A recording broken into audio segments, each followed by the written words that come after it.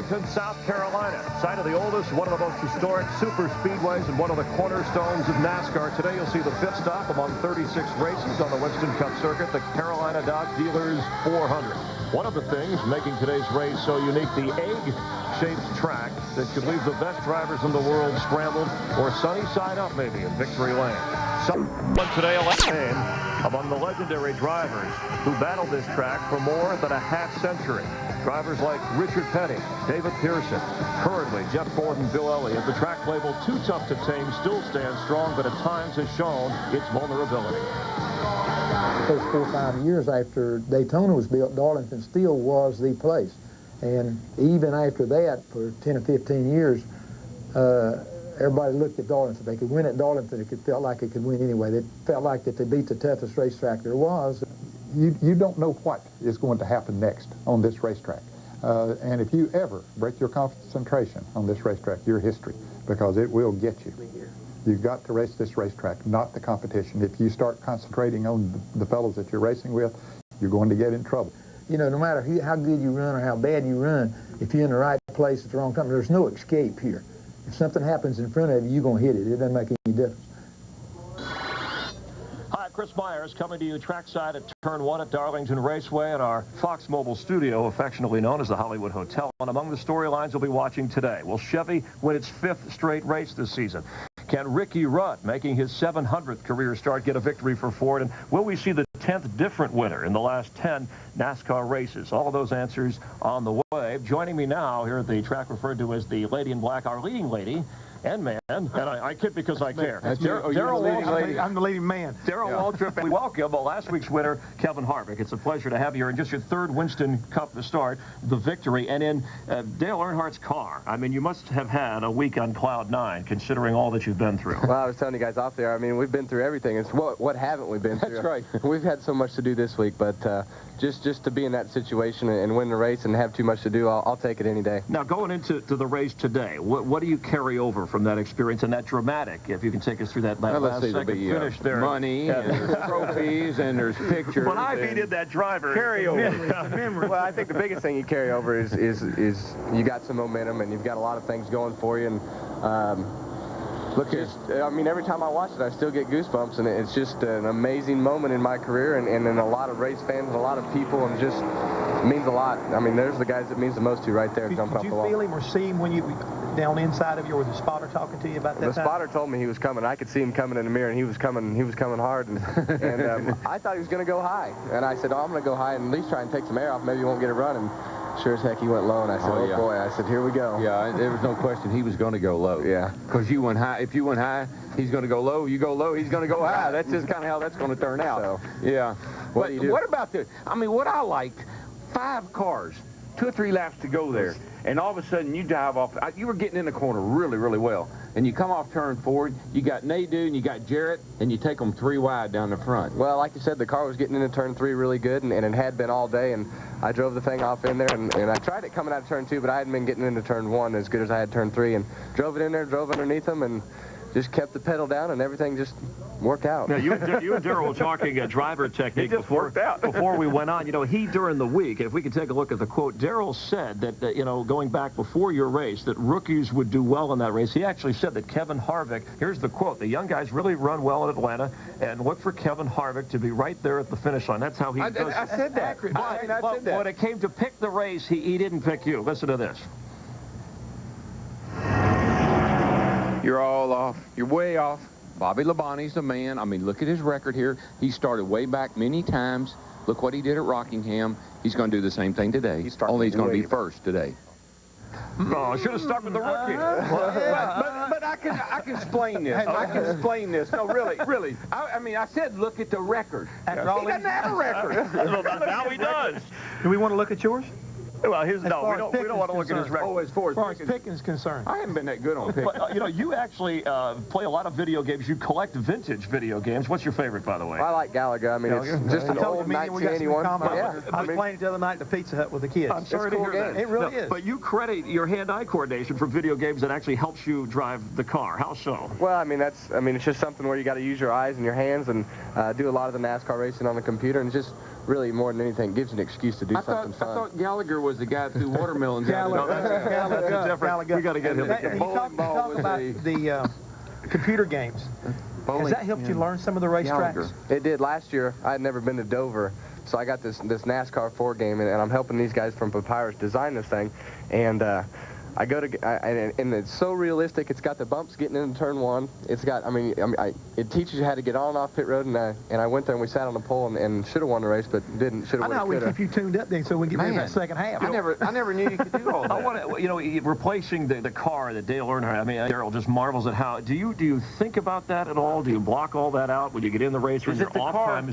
I always thought it was. Dale's a nice guy. He's a good. But he gets in that car and something. How about? Is it the car? Well, obviously we have an awesome crew and a great car and everything. And it takes a whole package. And obviously Dale Earnhardt carried a lot of things through a lot of situations. And last week we had a lot of notes and a lot of experience. We unloaded off the trailer and everything was awesome. So right now it's the crew. And the driver ain't bad either. How's it like? What's it like being married? That's married life's pretty cool. It actually hasn't changed any. So has that changed your? I just want to say I'm very proud of you. I sure am happy. Oh, I know. I think it's do what you're doing. And your new bride, Delana, you're going to race real quick late model cars with her, right? When you guys have some free time. She's raced late model stocks, and so she can go out there and. That's the incentive to win. Yeah. Get enough money to buy your own race car. And you'll be good luck today, by the way, too. All right, and we're enjoying watching Kevin Harvick with us in the 29 car. All right, Darrell, you got to go up to the broadcast booth. I'm going upstairs and make some more predictions. Yeah, sorry. We'll see how he does. Oh yeah, I'll get big bucks. All right, we're going to talk about some of the top drivers who are not at the top of the point standings when we come back. Right now, let's take a quick break as we continue from Darlington to the Hollywood Hotel. Ricky Rudd, we mentioned he's making that 700th career start. He's been consistent over the years.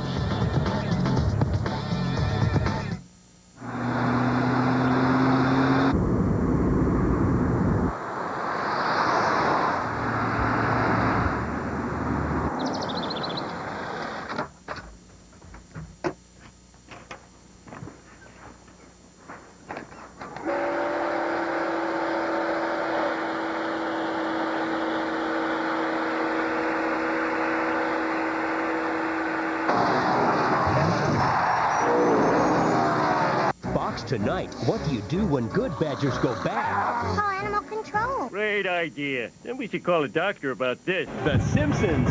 Then, how do you make Mom's birthday unforgettable? Send him the clowns. Hit him, Dad. Pull him. Oh, work the gun. Malcolm in the Middle. And their missions aren't impossible. They just make them seem that way. A special presentation of The Lone Gunman. It all starts with Futurama and King of the Hill at 7/6 Central tonight on Fox. We really couldn't survive as a terminal without the product we're getting from National Tractor Trailer School. Good money. Real good money. National Tractor Trailer School. It becomes part of you. Your whole body becomes part of that truck, and you're just a trucker. National Tractor Trailer School. I kind of like being my own boss. National Tractor Trailer School. I've seen sights that I've never seen before in my life, and I never will unless I'm driving the truck and I'm getting paid to do it. Call now. Learn how. The newest, most advanced program for training tomorrow's professional truck drivers today. Transportation Technology through NTTS. This 12-week fast-track program will certify you in an exciting new career. Drive locally or regionally, being independent with new challenges every day. Obtain financial assistance for your new career through many possible packages. Paid on-the-job training, income starting from 28 to 30K plus benefits. Start your professional driving career today. Be on the road in 12 weeks. Call now. Inside the live racing action with RaceCast. Any driver, every lap. Only at NASCAR.com. America Online keyword, NASCAR. The Petties have seen incredible triumphs and heart-wrenching tragedies. The Petties Beyond the Glory, tonight at 8 on Fox Sports Net. Welcome back to our home away from home in Darlington, South Carolina, our mobile studio. And this population of about 5,000 people today, we're going to see about 15 times that amount. 75,000 are going to come to the raceway to see the track. Jeff Gordon on the pole today. He's won at Darlington 5 times, more than any other active driver, along with Bill Elliott. Let's take a look at the Winston Cup point standings to the moment. Everybody represented there. Chevy, you got Ford, you got Pontiac, Dodge, and then another Chevy. And while Jeff Gordon and Dale Jarrett have been a model of consistency, last year's points champion, Bobby Labonte, and one of this year's favorites, Jeff Burton, along with Mark Martin, part of Roush Racing, stuck in neutral, off to a difficult start. But Jeff Hammond, I was talking to Jack Roush, and he said Chevy has a distinct advantage, but he and the Joe Gibbs racing teams and drivers can do a better job with what they have. Well, I'm sure they can, but one of the things you got to take in consideration is racing luck. Mark Martin has led a lot of races, led every race he's been in.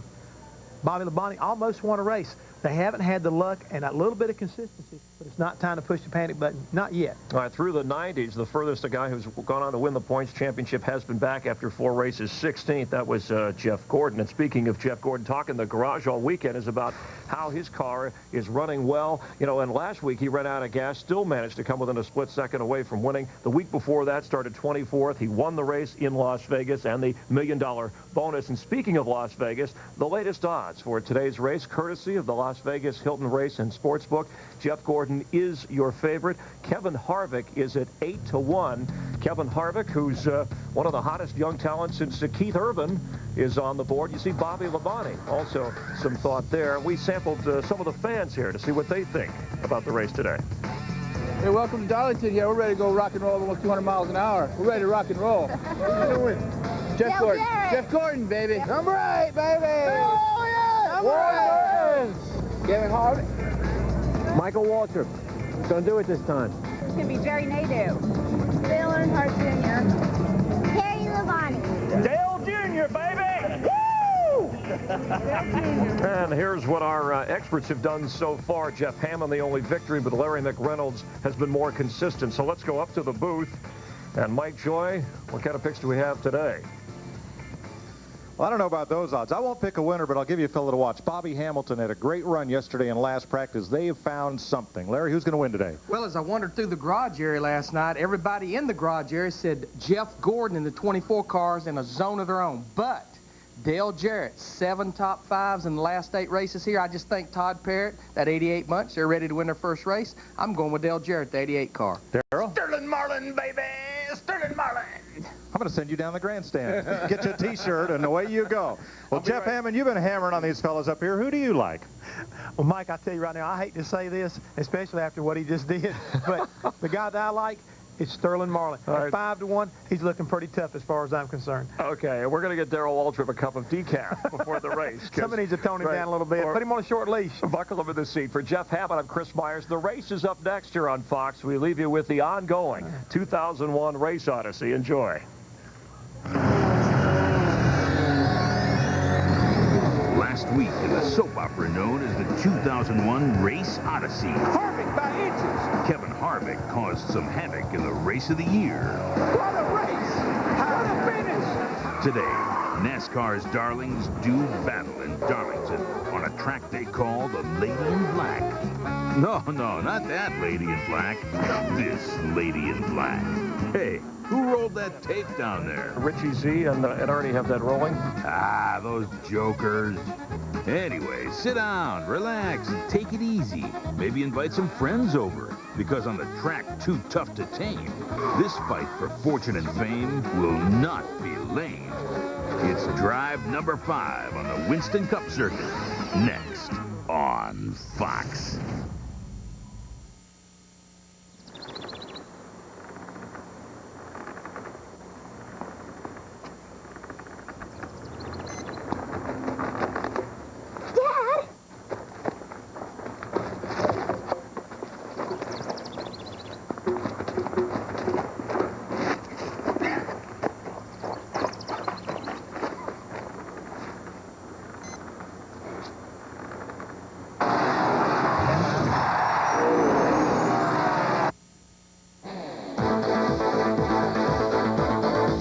Find out how your money is doing on Wall Street and the Puffy Combs verdict. Did he beat the rap, really? Find out what the Southern Tier thinks. Plus, Carnival Cruise Line just might have some money to float your way.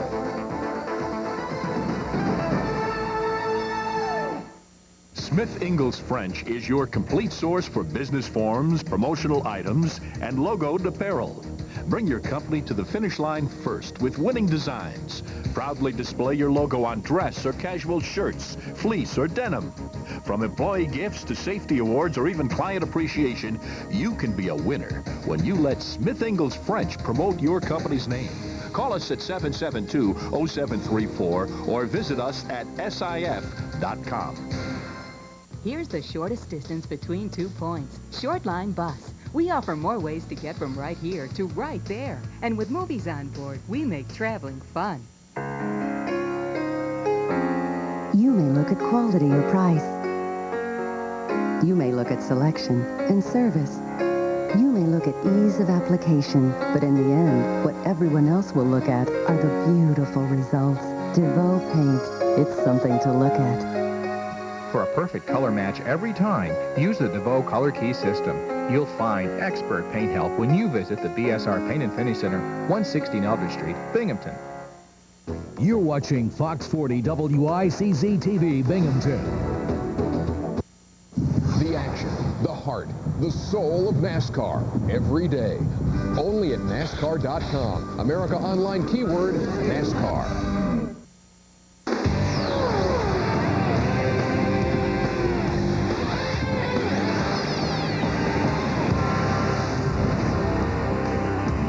Yesterday, this wall was white.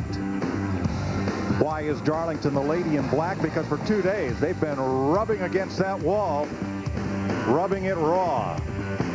This beautiful racetrack, set in the Carolinas, 50 years of history, and today the Carolina Dodge Dealers 400 rolls off at Darlington Raceway.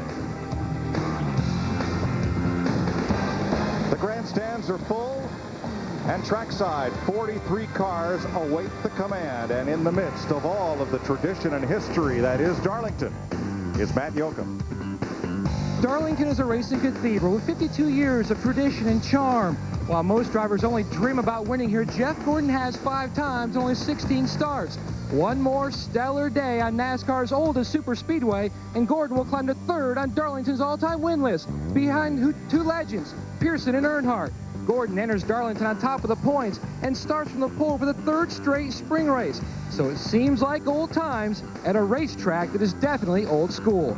To Jeannie Zelasco. Well, it is a school that Bill Elliott sure likes to attend, and can you blame him? He's grabbed 5 poles here. He's won 5 races, including that one in '85 when he grabbed $1 million. But his teammate, Casey Atwood, did not see that race. Now, in Casey's defense, he was only 5 years old. He wasn't watching a lot of NASCAR back then. But you better believe he will be watching the 9 car today. He had a little plan for a meet and greet with Bill Elliott as well, trying to figure out how to survive turns 1 and 2. Steve?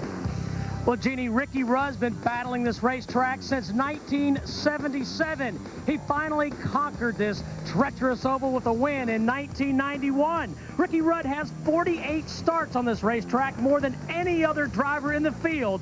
It is appropriate that today marks Winston Cup start number 700 for Ricky Rudd on this racetrack. To Speedway Illustrated's Dick Berggren.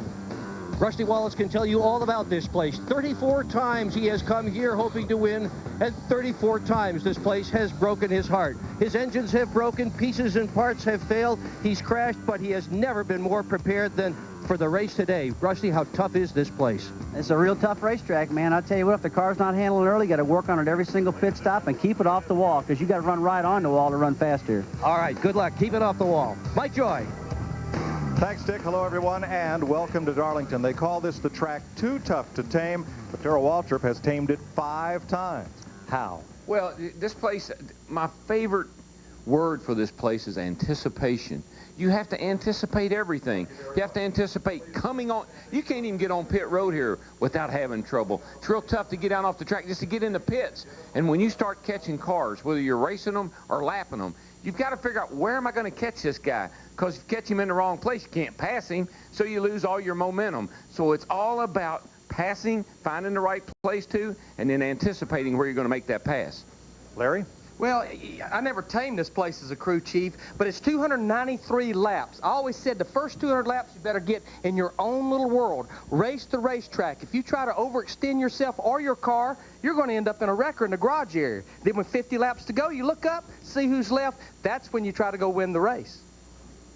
We thank you, Almighty God, for the We're set to go trackside for the command to get today's festivities underway. Watch all of the dedicated people and all of the drivers, and we invoke your blessings upon all of us this day. You're our God, and we are your people. Shalom and amen.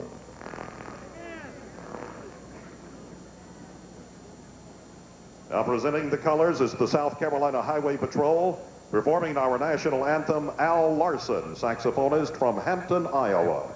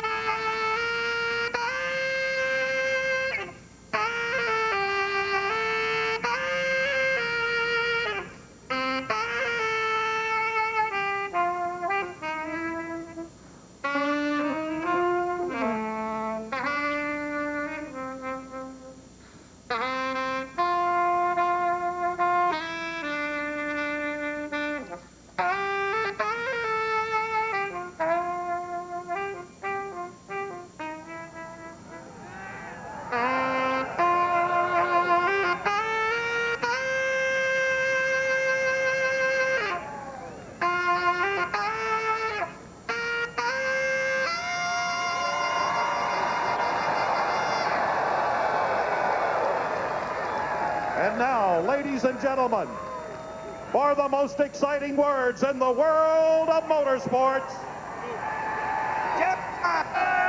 Start your engine!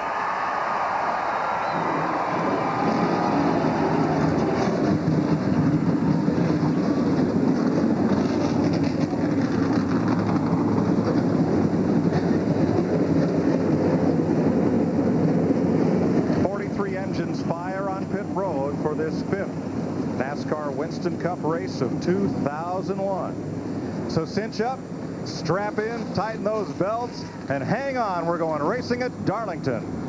Load them up and set them up. Let's go again. Boys, we got ourselves a real race on our hands right now. We've got some guys coming up through here that are going to be serious contenders. Speeding down the track.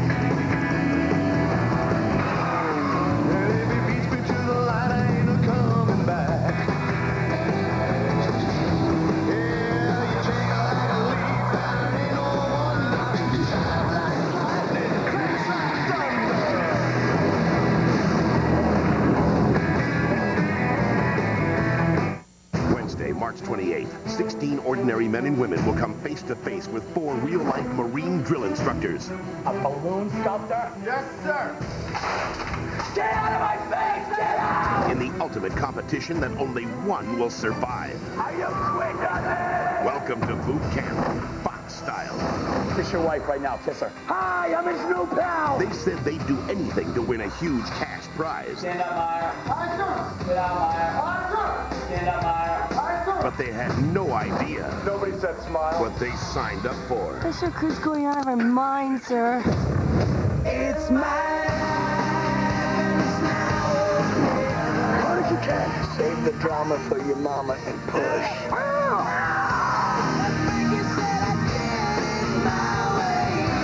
Boot Camp, a new reality series, premieres Wednesday, March 28th on Fox. My life.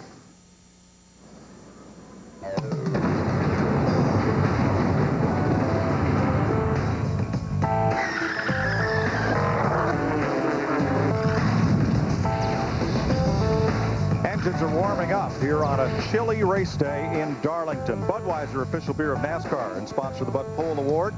Since yesterday's qualifying was canceled due to fog, starting positions were determined by car owner points, and as a result, Jeff Gordon starts on the pole position today.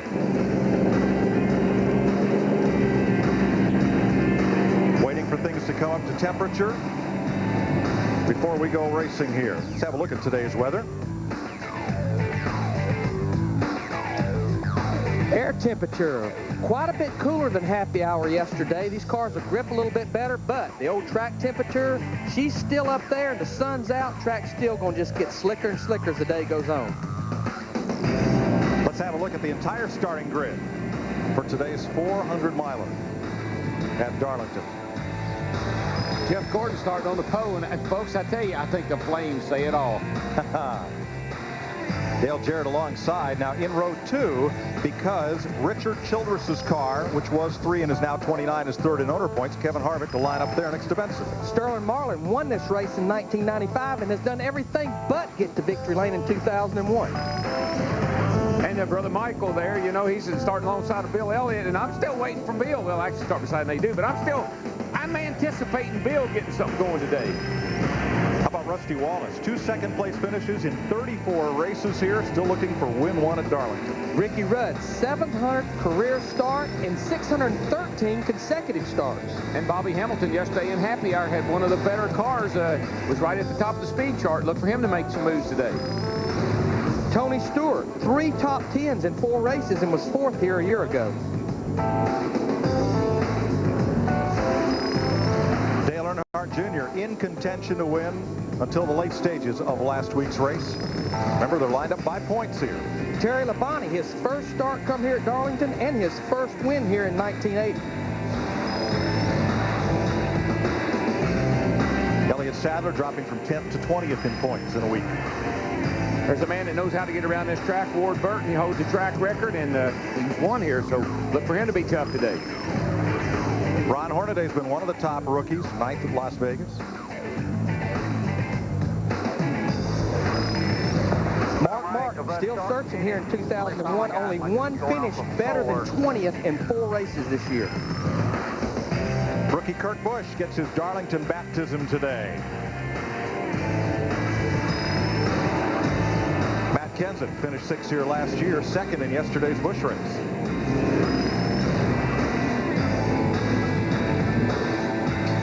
Casey Atwood back after a week off.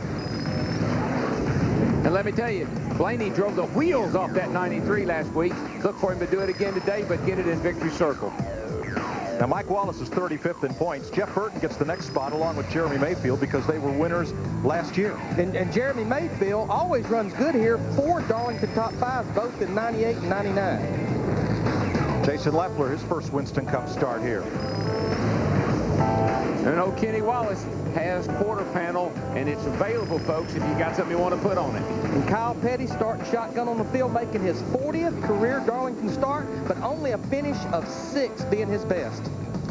Now, they lined up toward the back according to the number of Winston Cup attempts made and then ties broken by points. So Andy Houston's tried all 4 races, but was lowest in points, so he went home. Then Rick Mast and Dave Marcus, who'd made 2 qualifying attempts this year. You see, the banking is different and the radius is different at each end of this speedway.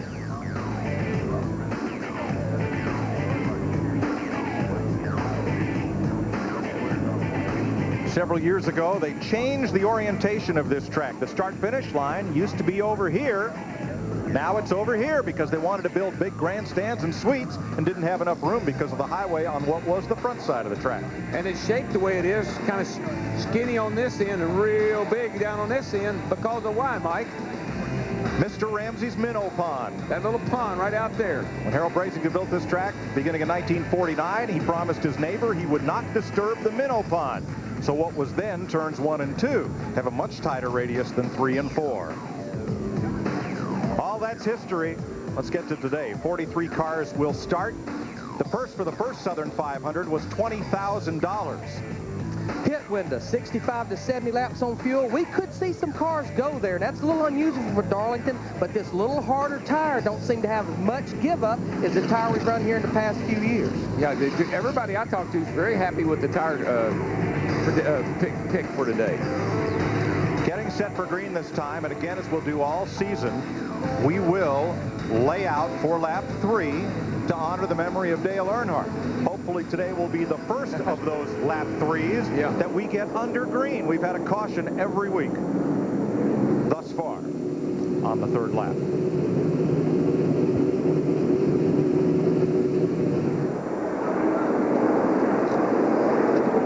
Teams getting probably as much practice as they've gotten all year getting ready to race. Actually got 3 hours total of practice, race practice yesterday. Teams trying a lot of things, so it's going to be interesting. Ricky Rudd, his 700th career start. Only 4 drivers in history have more.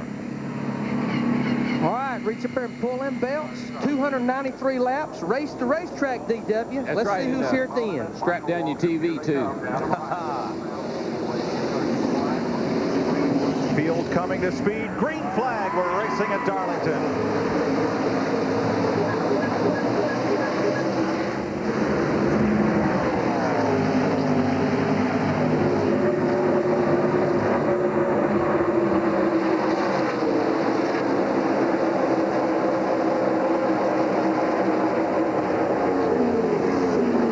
Jeff Gordon took off like he heard the dinner bell.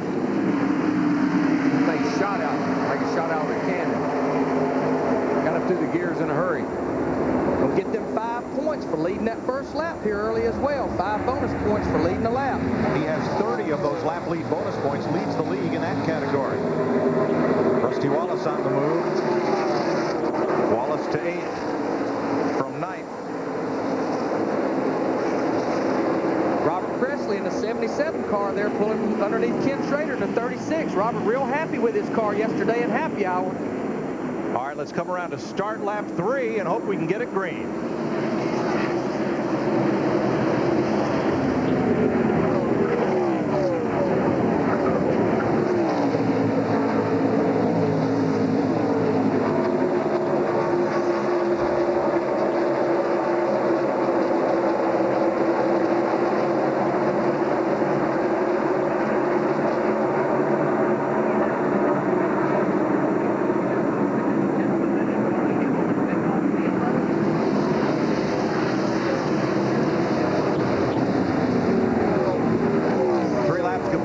Sets off on lap 4 and continues to build on his lead.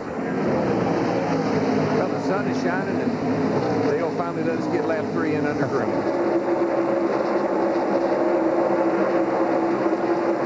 Bobby Hamilton and Ricky Rudd up to 11th and 12th.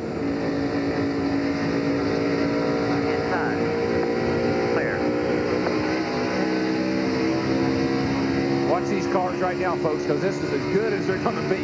The sheet metal's as good a shape as it's going to be in all day, and they're handling about as well as they're going to handle all day. The longer they run, the harder they get to handle around this old racetrack. Now Hamilton passed Rudd a lap ago. Ricky started 10th, running 12th. 30-40. Kurt Busch got... Yeah, 97 car coming off turn 2. Got up in that loose stuff, high off the 2 over there. Scraped her down into the right side up against the wall. Darlington gives Kurt Busch a rude welcome. It didn't, I don't think he just kind of got up there and rubbed against it. I don't think he hurt anything.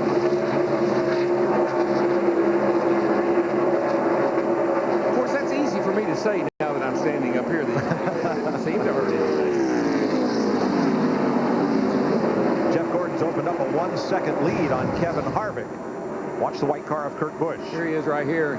He gets, well, it's on the outside right there. That's 2 white cars. See, he just kind of bobbled in there, just scrubbed her a little bit. We'll see that many times before the day's over. Gordon, Harvick, Jarrett, Marlin, Benson, Elliott, and Wallace.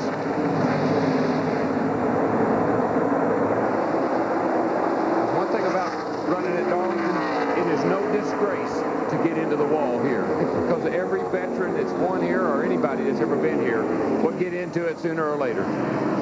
Michael Waltrip battling Tony Stewart for 9th place as you watch back from the Napa cam. Tony Stewart in the orange number 20 there. I talked to his crew chief this morning. He said the biggest thing they worked on yesterday was getting Tony to calm down in turn 1 and 2, the corners they just come off right there. He said he was wanting to get back in the gas so early, and when the tires get old, the car just wouldn't take it. It wouldn't bite into the racetrack. It's really slick off that corner, and then you can just carry so much speed, and you can only come off there so fast. You got to figure out what that is and then adjust to it. Let's pick up 2nd and 3rd place, Kevin Harvick and Dale Jarrett. Yeah, Harvick jumped right up there in second place. And, folks, I tell you, that young man's going to be tough again today. He's got a mighty good notebook to draw from, and he's a mighty talented young driver, got a great team. Wouldn't surprise me to see him right there again today. Watching from the UPS cam on board Dale Jarrett. Dick? Already, this early in the race, crew chiefs are talking with their drivers about the big picture. Right on, Jeff Gordon was told, remember, we came here to run all day. That's the point. Meanwhile, Dale Jarrett's crew has told their driver, tire management. This place eats tires, and the drivers who are careful with their tires early on in the run will be the drivers who are fast later on in that same run. All right, Darrell, how do you be careful with your tires? Well, you just don't jump back in the throttle. And when you feel the car breaking loose, when you feel the front end pushing, you squeeze up out of the throttle and let that thing take a set. See how those cars, see how the car came off there and just 0-1. That's a rookie, and that's two rookies we've seen get in trouble off that corner already, and they're learning the hard way about Darlington. That's Jason Leffler in that 0-1 car. Yeah, and this racetrack is so abrasive, it just eats the tires up. Ron Hornaday and Todd Bodine had a moment a lap ago there and managed to break free and keep on. That's Bodine's teammate Jimmy Spencer right behind him. Let's show you what happened. The green car, Hornaday. Bodine got down under him. You see the back end coming out. It actually didn't get together. I think he just pulled him around. You just can't run side by side right there at that part of the racetrack on the exit of the corner. No, and it's better to find out now than it is sometime later on today. Ricky Rudd is backing up as Dale Earnhardt Jr. and Steve Park move underneath him. Matt? Was one of 6 drivers who competed in the Busch Series race yesterday that's also running today's race. Park said the biggest thing he learned was what Dick talked about earlier. Manage those tires. You got to think about it a lot like an Oreo cookie. If you eat the center, you really have nothing good left of the cookie. So you want to keep that cookie or that tire around as long as you can. And tires will be a major deal today. By the way, Park has 13 sets in his pit. DW, I wouldn't want to pay that $21,000 tire bill. No, and he'll use every one of them, too. 13 laps in. Here at Darlington, Jeff Gordon has a 2-second lead on Kevin Harvick. You're watching NASCAR on Fox.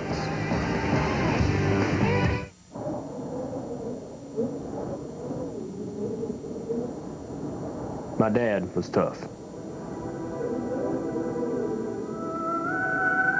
Nothing ever got in his way. He pushed everything to the limit. I know he'd want us to push on.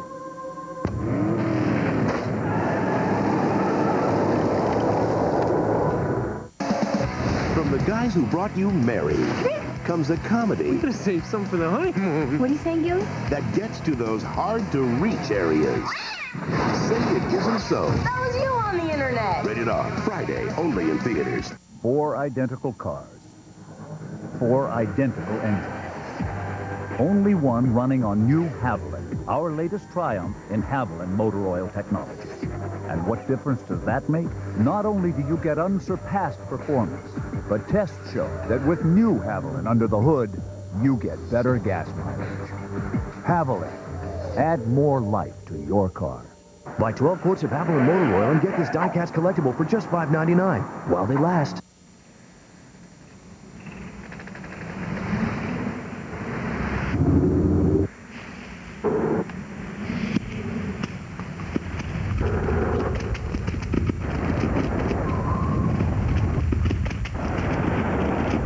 The new crop of vehicles from Dodge includes one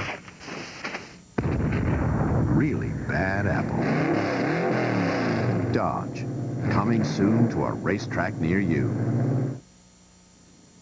The Carolina Dodge Dealers 400 on Fox is brought to you by Dodge and nearly 3,000 dealers who invite you to come see what's different. By McDonald's, we love to see you smile. By Coca-Cola, enjoy. And by new Haviland motor oil technology, formulated for improved gas mileage. Add more life to your car. Welcome back to Darlington, where Jeff Gordon has a lead of 2.6 seconds because they've been battling for second place behind him. Dale Jarrett's now the second place car. Kevin Harvick As Sterling Marlin filling up his mirror. And this battle, look at the marks on the side of Tony Stewart. There's corresponding marks on the left side of Michael Waltrip. Well, Tony's been faster than Michael. He gets up beside him, but he can't make the pass, and they've got together 2 or 3 times, and you don't normally get away with that very many times until somebody's going to be biting the dust. Robbie Gordon in the 4 car just made an unscheduled pit stop here on lap 17. There's Park on the inside, the yellow car. Bobby Hamilton is right behind Stewart. We run 20 laps, and the cars right now, the tires have got to build up in them now, and Buddy, if they're going to start handling ill, this is when it starts right about now. Ricky Rudd dives back under Hamilton, trying to regain one of the spots he lost earlier, and does. It's really one of your best passing moves is as you go into turn 1, let the guy in front of you go up, and as he goes up, you throttle, get wide open, and drive back under him. Take his line away off of turn 2 over there. A lot of cars jumping sideways off of turn 2. Seen several cars come off there with the back ends hanging out, clipping the walls. They come off turn 2. And that's what cost Dale Earnhardt Jr. 2 spots while we were in break. He got way loose coming out of turn number 2. Let Steve Park past. And Rudd and Hamilton went with him. Darrell, when you get up here around 20 laps, which is only about a third of a stop, what you got to do, you got to drive that race car with that steering wheel, but you got to drive it with that throttle pedal. They're saying like there's an egg under that gas pedal coming off the corner. Never buzz those rear tires. When the tires are good, you can just man it. You drive in the corner, you turn the steering wheel, and you man it. And then what happens, all of a sudden, the thing will take off with you. Then you got to start figuring out how far down you can push it and keep the car in you. You can hear Dale Jr. right there backpedaling there on the exit of turn 2, that throttle pedal. Oh, yeah. You wish you had 4 door springs on that throttle after a while so it don't go down so easy. The Boo Birds in the grandstand were really on Jeff Gordon during driver introductions, and here's the reason why. He's 3 seconds out in front of this field right now. And that car is awesome. I mean, that thing is sunk down to the earth. Jarrett looks like he might be closing down on him just a teeny bit, but boy, I tell you, Gordon's just cruising. It's Sunday drive. We got a battle for third right here, though. Sterling Marlin in the 40 car all over the rear bumper. Kevin Harvick pulls down the bottom side here, turn 4. Harvick gets that run off turn 4 on the high side, though. Sterling has to fall back in behind him. And he saw the back end of the Harvick's car step out just a little bit as he comes off the corner. That's usually a sign the car's a little tight, believe it or not. Got the wheels turned, and as you exit the corner, it got so much angle in the front tires, the back end jumps out. Here's our Valvoline on board with Johnny Benson right behind that group. He's in 5th place. Steve Burns. It's amazing, Mike. Johnny Benson and crew chief James Ince on that number 10 team have already been discussing strategy, as Dick Berggren said earlier, on about lap 6. They said, all right, we're a little bit tight. Do we want to adjust air pressure, go on the track bar? What do we want to do? James Ince said this time the first stop will probably just adjust air pressure just a little bit tight on the number 10 car of Johnny Benson. And this place will drive you crazy adjusting that race car. You'll be a little bit tighter. The front end not turning off turn 2. You'll be a little loose off turn 4. You'll fix turn 2, and it's like, I can't stand that. I'm too loose off turn 4 now. Oh, yeah, you wear your crew chief out talking to him about how the car's going through changes, and it'll change every lap, seems like. Darrell, is Sterling Marlin, is he sizing up the rookie ahead of him, or is he setting him up? Oh, I think he's in no hurry right now. You got to remember something about Harvick. You really don't know what he can do or what he's capable of doing. We certainly saw him win last week, and that was a big surprise to everybody. But you don't want to put him in a place that'll get you in trouble. They're in 3rd and 4th place. Again, Mike, it is all about anticipating where can I catch this cat and make a clean pass so it doesn't hurt either one of us. Because right behind him is Johnny Benson, who's closing up on him real fast. Here comes Jimmy Spencer passing Robert Presley for 17th. And right behind him, Ken Schrader. Jeff Gordon has opened it up to 3.1 seconds. Here's Dick Berggren. Yeah, but believe it or not, that race car could be better. He, a few laps ago, called in and said that he was loose coming off both of the corners, and he just now called in and said he is really loose. Meanwhile, Robbie Loomis has said it's just half a fuel run. So, car looks good, but it can be better. That's bad news for everybody behind him. Well, Dick, Rusty Wallace likes the way that number 2 car is handling. His crew chief, Robin Pemberton, radioed to him and said, you're good on times. The leaders are starting to come back to you. Dick Berger talked about how to win. He's never won here in 34 attempts. We got Gordon and Jarrett running pretty close to the same speed, and then right down, Rusty Wallace is in 6th place, and he's running the same as the leader. So those cars are all running about the same speed right at this point. Steve Park underneath Michael Waltrip. They are teammates. Waltrip lets the pass go without incident or argument. And we'll watch the one car. Tony Stewart by yet, I'm sorry. No. We'll watch the one car pretty close, I think, all day, because as I walk through the garage and this guy says the 24 car is in his own little time zone, Steve Park is pretty good, too, on long runs.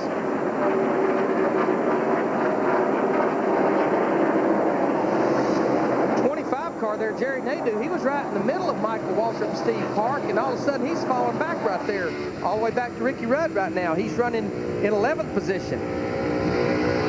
Boy, Rudd got down on the apron going into 1 right there, and boy, I don't know what's going on there. Looks like they're trying to find some new racetrack. Maybe those two cats got together. The cars act about the same. Yeah, Nadeau's lap time dropped off almost a second that last lap. But he seems to be holding his own right now. 30 laps are complete. At Darlington, Jeff Gordon leads Dale Jarrett and Kevin Harvick. You're watching NASCAR on Fox. Sweetie, you can't stay on the phone all day. Honey, it's not normal to talk on the phone that long. Come out of the room. We miss you so much. The Coca-Cola Racing family's on the phone, and we're picking up the charges. Each time you pick up specially marked Coke, you could win free fan scan in-car audio and could hear drivers and crews talk strategy live on your own phone. Pumpkin, please get off the phone. If you can't stop here, stop here for 25% off the regular price of Midas VSD brake pads and shoes. They've got a lifetime guarantee, and they're the best we've ever offered. They're quieter, they stop faster, and last longer. And if they wear out, we'll provide you with new ones at no charge for as long as you own your car. So for 25% off VSD brakes, go Midas.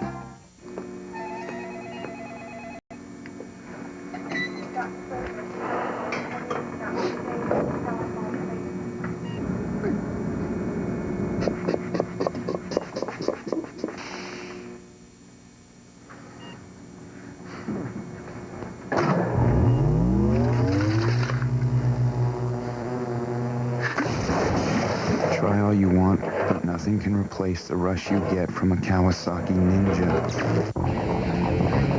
You ready, guys? This could be the ride of your life. You gotta get past the myths and the excuses. Erectile difficulty is a common problem. Effective treatment is available. Talk to your doctor. You might be surprised how easily you can get through it.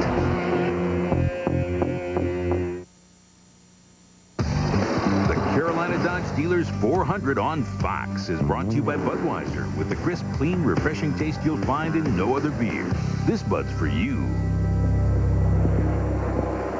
Jeff Gordon's lead has been halved. It's down to 1.4 seconds. Kevin Harvick continues to hold off Sterling Marlin for third. And this is so classic Darlington. He had a huge lead.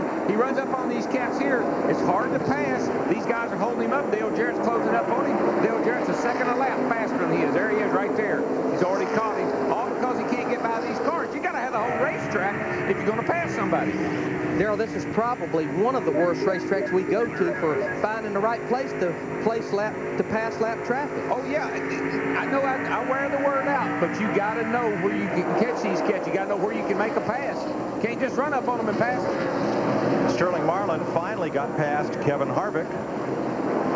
And meanwhile, Johnny Benson in the 10 car, he's going underneath Kevin Harvick. This is about the fourth. Kevin just lets him go on by there, takes the position. And see, that's a great pass because the 29 car goes up high, rolls up out of the throttle, gives the 10 car room to go right under him on the inside without no harm, no foul.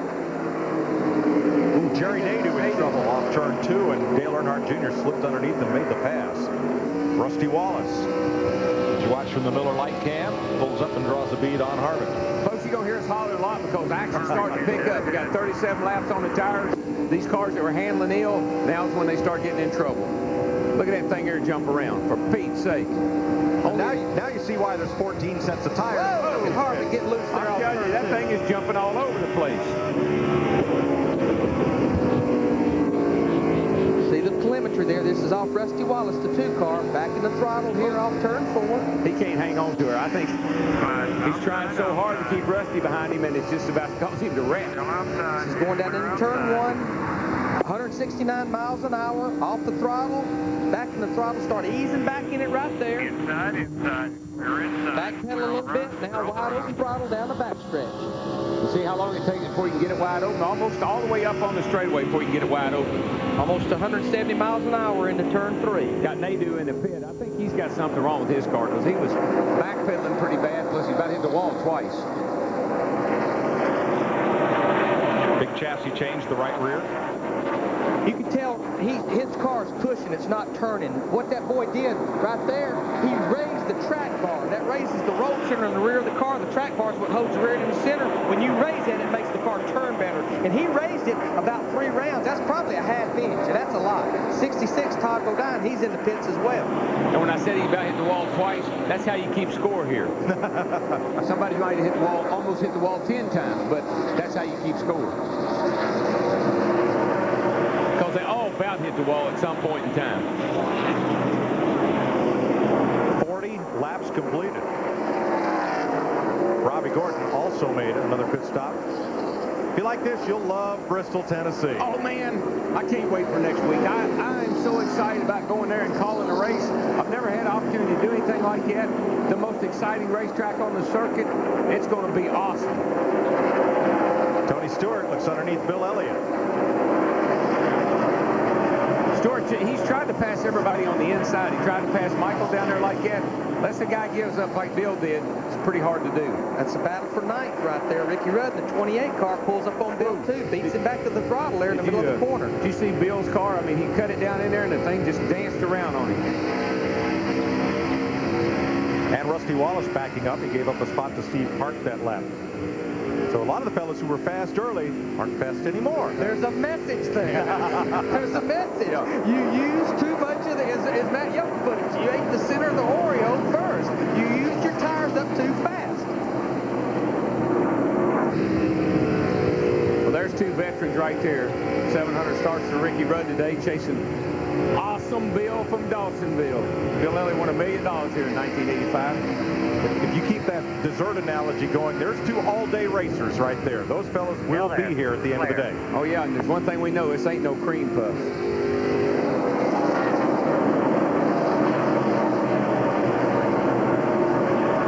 All that work has finally gotten Rudd back up where he started, 10th place. These 2 guys, they definitely know how to conserve their tires and take care of it. Buckshot Jones in the 44 car had went a lap down, decided I better get in the pits, make some adjustments, get me 4 tires. Jeff Gordon has led every lap. He's now led 12 of the last 13 Winston Cup races in Darlington. The Carolina Dodge Dealers 400 rolls on. This is NASCAR on Fox. Get inside the official gear of NASCAR. Apparel, collectibles, and more. Only at NASCAR.com. America Online keyword NASCAR. The excitement of March Madness is here, so check out this slam dunk from Olam's. It's our March Madness Big Screen TV clearance, featuring an all-star lineup of big screen TVs. All the best-known brands, every screen size, every feature, and wait till you see Olam's guaranteed low, low prices. Ask about 12-month free financing on selected models and a chance to win a fantastic trip for 2 to the NCAA Men's East Regional Basketball Tournament. No purchase necessary. Where do you get more for your money? Only at Olam's, Binghamton and Vestal. At the Window Broker, we do windows, plus a whole lot more. From top-quality wood or vinyl replacement windows to premium vinyl siding, roofing, vinyl decking, and doors, the Window Broker does it all. Visit the area's largest, most elegant showroom and see why the Window Broker has earned the reputation of being the #1 home improvement specialist in the Southern Tier. Affordable products coupled with the longest warranties in the market set the Window Broker above all others. Call now and let the Window Broker show you what a difference they can make in your home. If you've had a serious injury due to someone's negligence, call David Crowley, an experienced injury attorney. You may be entitled to compensation for pain and suffering. Call 1-800-424-1030. The call is free, and there's no fee unless we recover money damages for you. Call David Crowley for a free claim evaluation. 1-800-424-1030. Don't settle for less. You need an injury attorney. Call David Crowley. 1-800-424-1030. Pocono. This is the track known for its awesome restarts, incredible high speeds, long straightaways with 3 demanding turns, and a fan favorite pit paddock pass that puts you near all the action. The stars of NASCAR invade Pocono Raceway twice this year. June 17th, it's the Pocono 500 with a post-race concert by Billy Ray Cyrus. And July 29th, it's the Pennsylvania 500 with a post-race concert by Travis Tritt. So call now, 1-800-RACEWAY. That's 1-800-RACEWAY. Operators standing by. You're watching Fox 40 WICZ-TV Binghamton. We're under caution at lap 45. Dale Earnhardt Jr. hit the wall in turn 4. We'll show you that later. First, pit stops. Under caution, first time today. Steve Burns. Johnny Benson, they're going to make an adjustment. They're going to take air out of 3 different tires, 3 quarters of that race car, and a wedge adjustment. Rusty Wallace will take a pound out of the left rear. Benson getting left side tires going on right now. Let's go to Dick Berggren. Jeff Gordon guesses that because they ran on a green racetrack and ran so hard, they just wore the tires off it. Meanwhile, first guy out is Dale Jarrett by a bunch. Gordon is going to go out fifth.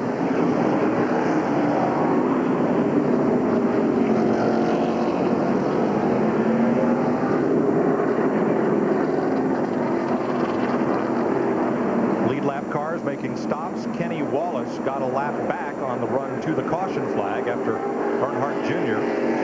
scraped the wall in turn 4. And there's a look at the damage on his car. Here's the race down pit road Dick Berggren talked about. Right here, Jeff Gordon in the first pit there is having a lot of trouble on the left side. There you see he comes out fifth. You know, it wouldn't surprise me if they wasn't making some kind of an adjustment there, taking the spring rubber out or something to that effect. There's Dale Jr. up against the wall. It didn't hit it hard. Let's take a look from inside his car and see what he sees here. He goes in, goes in, goes in. Oh, man, he got that loose stuff. But that's just sheet metal. Don't hurt a thing. I'd say he what, Mike? Pancaked it, Carol. Thank you. Donuts, pancakes, Oreos. Got a regular smorgasbord going on up here. Smorgasbord we're having today. 48 laps complete. We'll be right back. This is NASCAR on Fox. You know what they say about oysters. The same is true about tires. Enhance your performance at Pep Boys, where 35,000-mile tires are just $4 for $99, or 70,000-mile Futuras $4 for $179. Fall in love with your car again at Pep Boys. Sweaty palms? Dry mouth? Yep, you love that car. Log on to PepBoys.com to enter the love of your life in the first ever virtual car show. Come to Pep Boys for your official entry today. Fall in love with your car again at Pep Boys.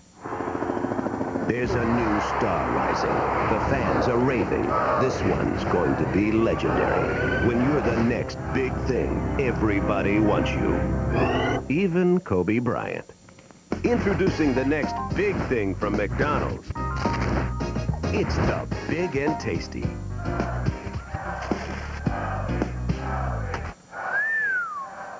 Nice shot.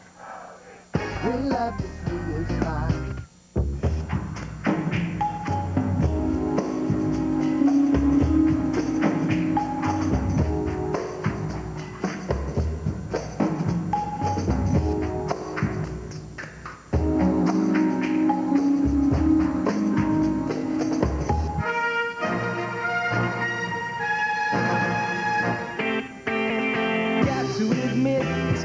Philips digital widescreen.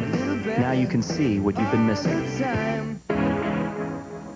You kids don't know how easy you have it.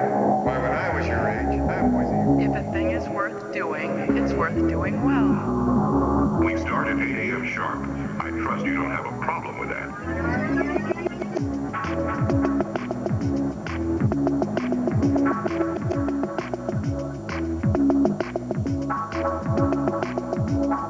Now get $1,000 cash allowance or low 0.9 financing on Dodge Stratus.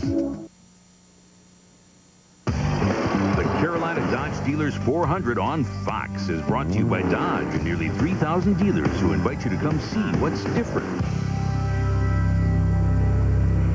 We're getting set to go back to green. Dale Jarrett returned to pit road for a second stop. Had a loose lug nut, and Dick Berggren, that was the problem, right?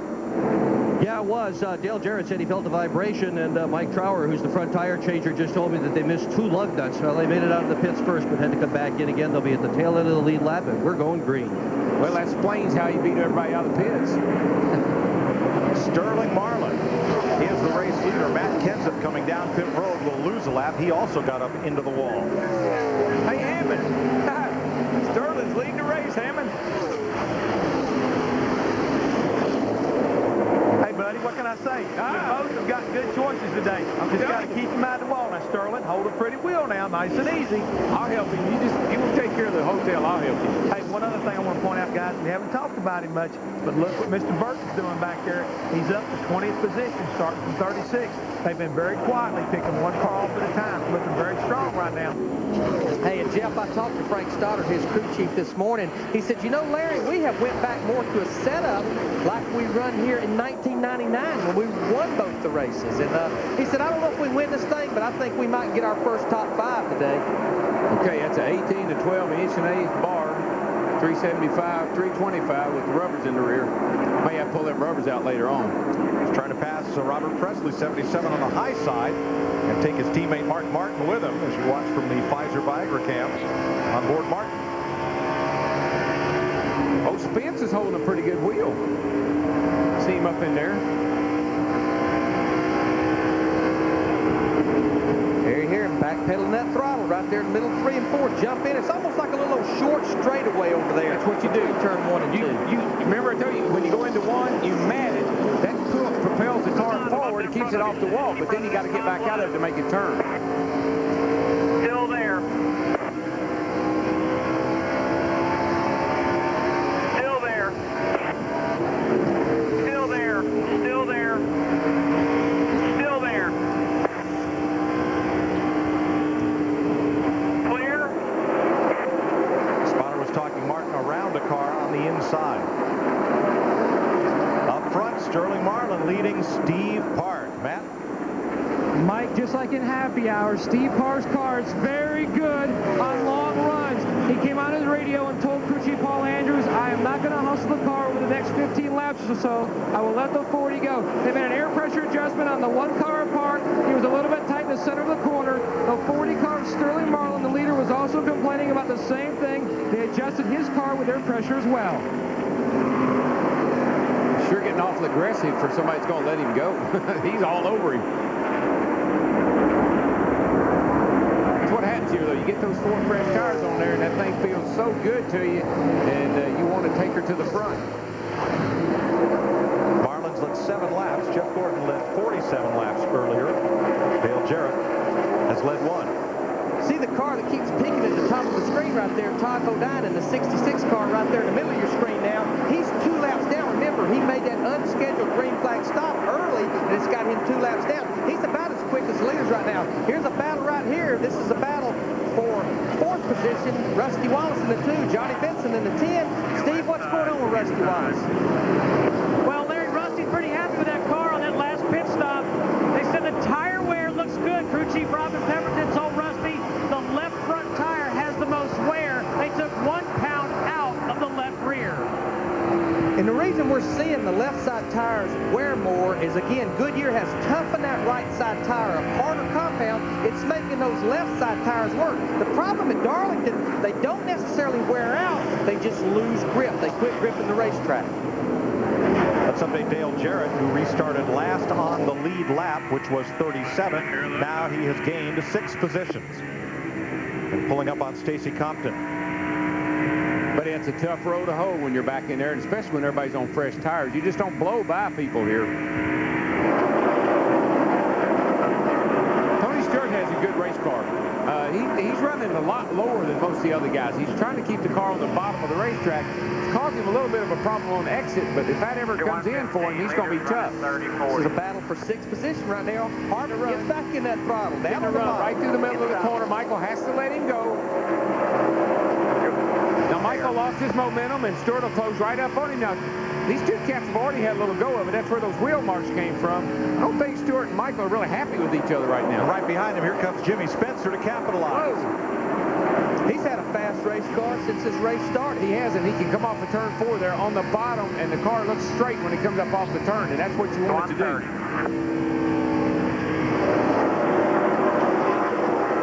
Jimmy Spencer started this race in 23rd position right now. He's already moved up to 9th. Hey, and Ricky Craven is 10th right there in that tide car, too. Bobby Labonte working in a pack of traffic. The defending Winston Cup champ off to a bit of a slow start this year. Jeannie? Well, Bobby Labonte in his 18 car came down pit road. He was complaining that the car was tight all the way around. They put a round of wedge in the right rear 4 tires, took a rubber out of the left rear. They hope they have his handling issue controlled now. A problem, though, for the 8 car. We saw him make some contact.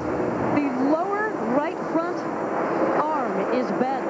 The A-frame arm there is bent, so they're concerned about that. You can see him kind of tagging along at the end. They're hoping that it can work its way out and that it's not too serious. We'll keep you posted. Now, he's got himself in a situation where they're just trying to make laps now. That thing's going to be a handful to drive. That lower control arm being bent, it throws all the front-end suspension and geometry off. It's going to be tough to drive the rest of the day. Boy, Park's getting a heck of a run off the turn, too. And, of course, Sterling had to let him go. He got the inside on him going into 3 and made the pass. How about it, man? What's happening, buddy? That is a deal, Darrell. Stevie Reeves, the spotter for Steve Park, went down the aisle to Tim McKitchen, Sterling Marlin spotter. And as we would like to lead a lap to get 5 bonus points, if you let us by, we will let you by. So it was a prearranged deal. So Steve Park becomes the 4th different leader of this race. Park's crew chief Paul Andrews looking over the scoring monitor. And we'll be back with more from the Carolina Dodge Dealers 400 after this.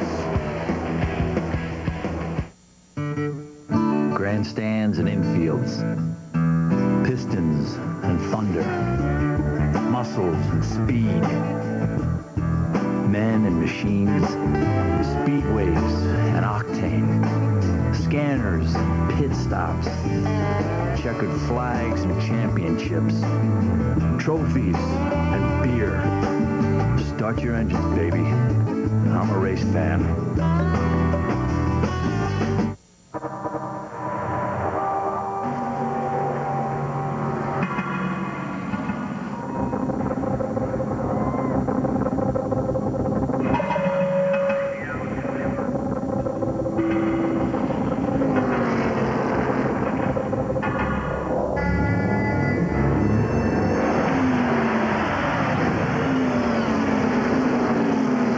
Conseco, NASCAR's official financial services provider. Step up. She just doesn't understand me. What's to understand? I mean, what is that, Michael? Is that what you think I sound like? Yes. Mr. Doyle, do you use a cellular phone? What's come between you two is static. Here, Sprint PCS built the only all-digital, all-PCS nationwide network, so your calls are clear. Thank you. Sprint PCS, 1,200 minutes, all with nationwide long distance.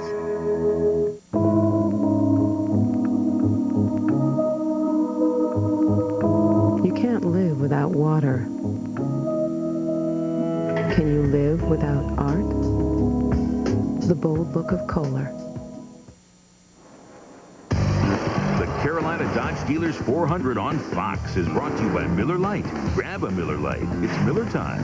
By Napa Auto Parts. Napa, we keep America running. By Kellogg's, the official breakfast food of NASCAR. And by Sprint PCS, the clear alternative to cellular. You're getting a good look at NASCAR's oldest super speedway, 1,000 feet above Darlington Raceway today, is the Budweiser.com airship with nice weather conditions, and so far an interesting race. Steve Park and Sterling Marlin with the lead, and we just heard on the report that Steve Park spotter talked to Sterling Marlin spotter and said, hey, let's make a deal. Let us lead for a lap so we get those bonus points. We'll let you get back in front. Now, how often does this go on, and why would Sterling Marlin allow that? Well, for one thing right now, maybe his car is starting to go away just a little bit, Chris, so therefore they've worked this deal out where we'll know when we're going to make a pass. That way we don't hold each other up, because if they go to racing each other, that's that's going to hurt both of them. That's going to allow the rest of the cars to gain back up. It'll wear both of them's tires out. So it's really kind of smart racing. They know sooner or later Steve Park is going to lead a lap, so it's better to kind of like let him go down to save some tires. How often does that happen? Once a race, twice a race? Well, it happens quite often, but here at Darlington, that's what you call just racing the racetrack and not forcing the issue with your competition. Only 3 drivers have led every race this year coming into this race. Jeff Gordon, Mark Martin, and Sterling Marlin. Sterling Marlin has now led in all 4 races. Trouble out of turn 2. Stacy Compton was trying to cut underneath another car, lost control and spun it. Caution is out. Second caution of the day, and it comes at lap 69. So many cars are having trouble out of turn 2. They just get that little back, and then back end hops out on them, and he got down underneath the guy, and that's what happened to him. And you're just carrying so much speed over there at that part of the racetrack. Oh, and you can beat people off that corner so badly if you can just stay in the throttle, and that's what you concentrate on. I think he was battling Jason Leffler, Darrell. We'll see here. And Leffler's already been into the wall once. Oh, he just tried to turn down. There's that magic spot over there. He hits this wall pretty hard, too. Bam. Does a lot of damage. That's a hard lick. Just hops out from under him. You got the wheels turned hard left. You're in the gas. The car in front of you takes a little air off the front end. The car starts to push. You crank into it, and the back end jumps around. It didn't look like there was any contact from Matt Kenseth behind him. No, I don't think so. I think he just, see there, he just gets really slick off that corner. You're trying to stay in the throttle so you can make that pass. Front end starts to push a little more. The more do you turn into it, then she hops around on you.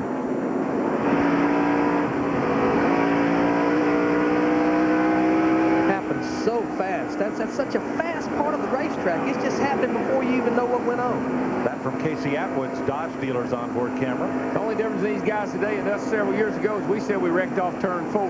They're all saying they wrecked off turn 2. And pit road is a busy place again. Lead lap cars are in. Good break for Jared. He was really, really having a hard time working through all that traffic, so this will help him a lot. Park your leader, then Gordon and Wallace are on the left of your screen, Matt. Steve Park, the top car on the top of the screen, the 1 car, a 4-tire change. No changes for the number 1 car. They were very happy. Remember, they adjusted this car in the previous run with the pressure, and he's down and away to Dick Berggren. Jeff Gordon is already taking right sides. He's going to try to beat Park out. Park's got him. Gordon will come out in second. Gordon beats Sterling Marlin off pit road. Well, that's a big improvement for Gordon because, he'd fallen back to 3rd place, and actually Park and Marlin were a couple of tenths quicker than he was on the racetrack. Steve? Rusty Wallace came in. They took 4 tires, Mike, putting 22 gallons of gas. They also added 1 pound of air to the right rear. Otherwise, no other adjustments for Rusty Wallace in the 2 car. And 1 pound air in the right rear will just make that thing turn a little bit better. Just like adding a little bit more spring to the right rear of that car. Make it cut through the corner better. Adds about 10 pounds to that right rear. This time around, cars a lap or more down will come to pit road, and we'll take a pit stop, too. You're watching Carolina Dodge Dealers 400 on Fox. Look, we only want what's best for you. Once you make a plan, stick to it. You're not going out dressed like that, are you?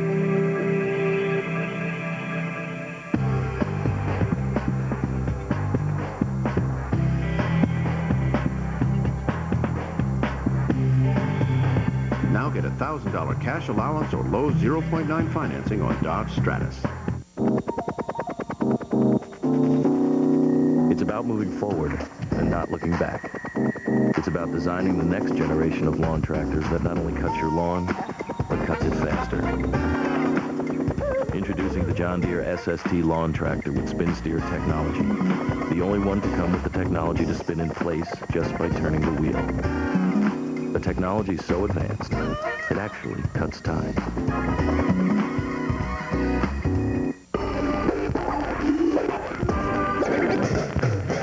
Get inside the non-stop action on race weekend. Get inside the news and highlights.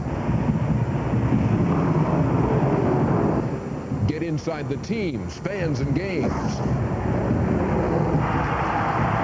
Only at the official site of NASCAR. NASCAR.com. America Online keyword NASCAR. The world's fastest half mile. The most treacherous turns on the circuit. Bristol Motor Speedway. Wallace. Gordon. NASCAR on Fox. Coverage begins Saturday with the Busch Series on FX. Then next Sunday, Winston Cup racing on Fox. Earthquakes, mudslides, fish and cage? Shake it up, brother. As if LA didn't have enough to worry about. Oh, my. The men of Ally McBeal are going to California. Look at these girls. They remind you of Boston? Yeah, I had 15 pounds of the mustache. I think I was home. An all-new Ally at 9/8 Central tomorrow on Fox. If you like this, you'll love Bristol, Tennessee. On Friday, we'll have NASCAR Winston Cup qualifying for you on Fox Sports Net. Then on Saturday, the NASCAR Cheez-It 250 for the Busch Series on FX and Winston Cup final practice on Sunday. NASCAR this morning. The NASCAR Winston Cup race at 12:30 p.m. Eastern Time and NASCAR Victory Lane at 9 p.m. to wrap it all up Sunday night from Bristol, Tennessee. Heard Richard Childers, crew chief on the 29 car. Big gainers on this pit stop, Darrell. Dale Jarrett went in 28th, came out 18th, and Jeff Burton came in 17th, gained 3 spots. Yeah, and if you think we've had some great races so far, you just wait till next week.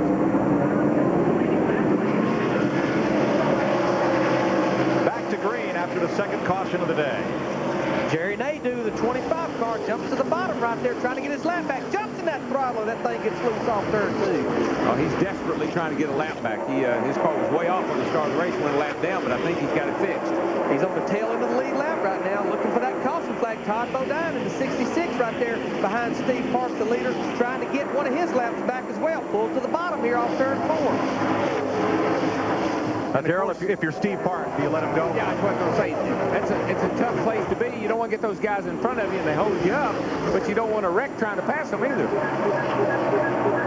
There is Jeff Burton, who gained a few spots on pit road, and you see that everybody accordion. He had to get out of the throttle. Kenny Schrader took advantage and took the spot. Yeah, it's one lane off turn 2 over. If you get out in the loose stuff, you wreck. You let out the gas, somebody hits you in the back end, you wreck. So, a lot of wrecking. I reckon. Robbie Gordon way up there against the wall. This is a battle for about 14th to about 28th right here. All in one pack. From the Napa cam, looking back at Kenny Schrader, there he goes underneath Michael Waltrip. And here comes Jeff Burton, 99. Cars just bounce across those bumps right there at that crossover gate coming off turn 2. Settle down about halfway down the backstretch.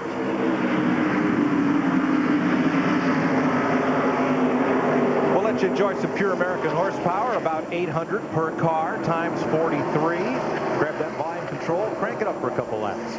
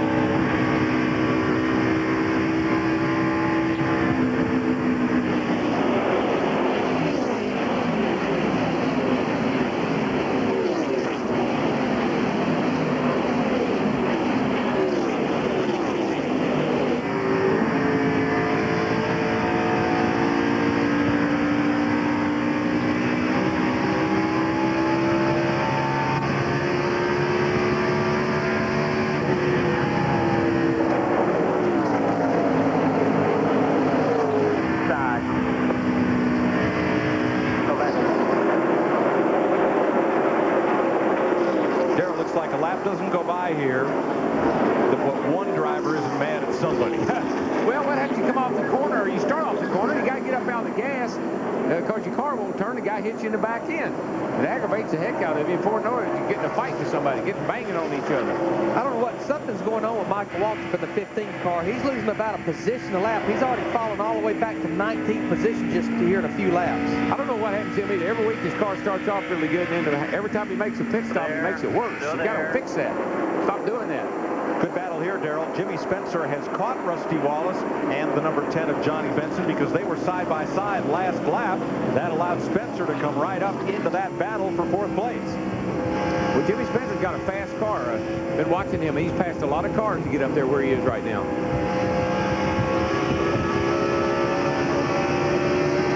It's kind of a Jimmy Spencer kind of racetrack, you know.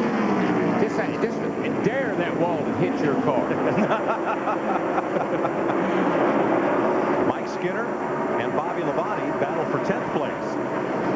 How about Ricky Craven there in the 32 car? Started in 20th position. Darrell, you went and talked to him last night in the motor coach lot. Said, man, you need to work on that race car. That thing don't look right. And here he's sitting here running in 12th position right now. I'd be curious to see if he did all the things I told. I told him what was wrong with the car, and he said, you're right. That's what we're going to do to it.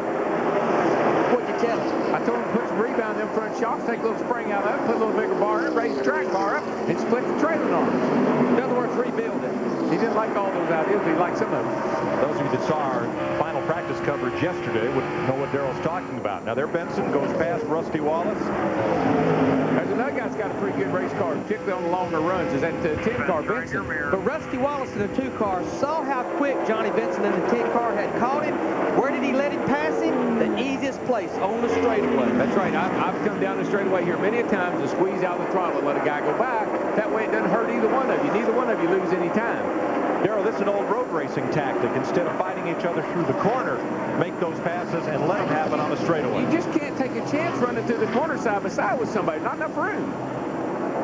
There's our Fox tracks in to show you the instantaneous speed of these cars we're following. You see how those cars speed up a little bit in the middle of 1 and 2. Then they'll slow down as they exit the corner. Then they'll carry the mail down these straightaways.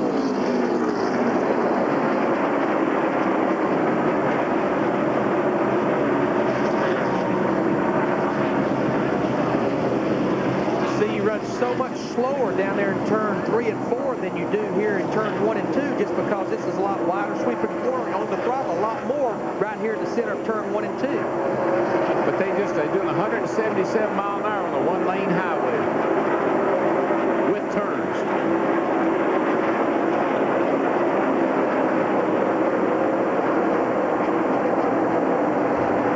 Stacy Compton is our first car out of the race. Jeannie is there. Well, all day long we've been talking about what does it mean to be this track too tough to tame, and I think Stacey Compton, you can answer that for me right now. Take me through what happened. Well, it's a shame for the Kodiak Melantar Dodge. We got a good car and just got to racing out there early and got up inside of a car and we touched a little bit. It's just a bad place to be inside of a car and got turned around. Just racing at Darlington, I guess, but we'll get it back out, make some more laps, get some points, and go on to Bristol next week. Compton came in here 28 in the point standings. Here's what happened to him at lap 69. And just like he was saying, he was racing somebody. Probably shouldn't have been racing right now. Probably should have been riding a little bit. Got a little aggressive. Got it up. Got it back in a little too hard off turn 2 and hit that inside retaining wall. Steve Park has a 1.2-second lead. Jeff Gordon now the second-place car. Sterling Marlin third. Johnny Benson continues to battle Jimmy Spencer and Rusty Wallace for the 4th spot. The Carolina Dodge Dealers 400 continues after this. You're watching NASCAR on Fox. Starting this March, Survivor is for sissies. Fall in for boot camp. A new reality series coming soon to Fox. Get ready for a wild weekend. A really incredible Olam's Wild Weekend. This is the real thing. Olam's original, really incredible wild weekend sale. St. Patrick's weekend only at Olam's. Your chance to cash in on wild once-a-year prices and up to 12 months free financing to qualified buyers. You don't need the luck of the Irish to save money this weekend. Just hurry, because Monday, that's right, Monday is the final day. Only at Olam's, Binghamton and Vestal. Pocono. This is the track known for its awesome restarts, incredible high speeds, long straightaways with 3 demanding turns, and a fan favorite pit paddock pass that puts you near all the action. The stars of NASCAR invade Pocono Raceway twice this year. June 17th, it's the Pocono 500 with a post-race concert by Billy Ray Cyrus. And July 29th, it's the Pennsylvania 500 with a post-race concert by Travis Tritt. So call now, 1-800-RACEWAY. That's 1-800-RACEWAY. Operators standing by. At Warner's Gas Service, everything we do is for you and your family. Every day our delivery trucks are dispatched to keep your home warm during the cold winter months. We keep the fuel flowing to prepare your daily meals. Our technicians are on call 24 hours a day, 7 days a week to handle any emergency your family may have with your heating system. Warner's Gas Service keeps your family happy year-round with our Duquesne gas grills and a huge selection of replacement parts for all other brands. At Warner's Gas Service, we understand the value of family. We are a family just like you. The King is back, and so is all the fun at your local Video King Superstore. Now Video King introduces new ways to rent your favorite movie or game. The choice is yours. Looking for a little fun for a few days? Choose the King's 5-day rental plan. Interested in just a single night? Ask for Video King's new one-night rental plan. You get to choose your favorite titles and the best plan for you. 5-day or one night. The choice is yours. Come to the celebration. Visit your nearest Video King Superstore. You're watching Fox 40 WICZ-TV Binghamton. Welcome back to Darlington, where Steve Park leads Jeff Gordon by 2.6 seconds. Sterling Marlin is third, and Chevy, Dodge, Pontiac. Now, since we're at Darlington, it's appropriate to ask today's Pep Boys trivia question, which is, what's the farthest back a race winner has started in NASCAR Winston Cup history? 34th. And I don't think I know where he started, but I think I know the car. Was it the 99 car? Nope. I don't think so. It was Johnny Mans. In 1950, in the first Southern 500, they started 76 cars. Mans started 43rd, and he was the first of 56 cars running at the finish. Well, I know I didn't know. I was -9 years old. Oh, sure. So what are you trying to say? That you should have known because you were here. Yeah. For more on Steve Park's lead car, Dick Berggren. Some drivers will tell you it doesn't matter what car they run, but they ought to take a look at the top 3 cars right now. They might change their mind. The number 1 car leading the race, driven by Steve Park, is the same car that he used to win Rockingham. Right behind him is Jeff Gordon in the 24. That car led more laps than anybody else at Rockingham and finished 3rd.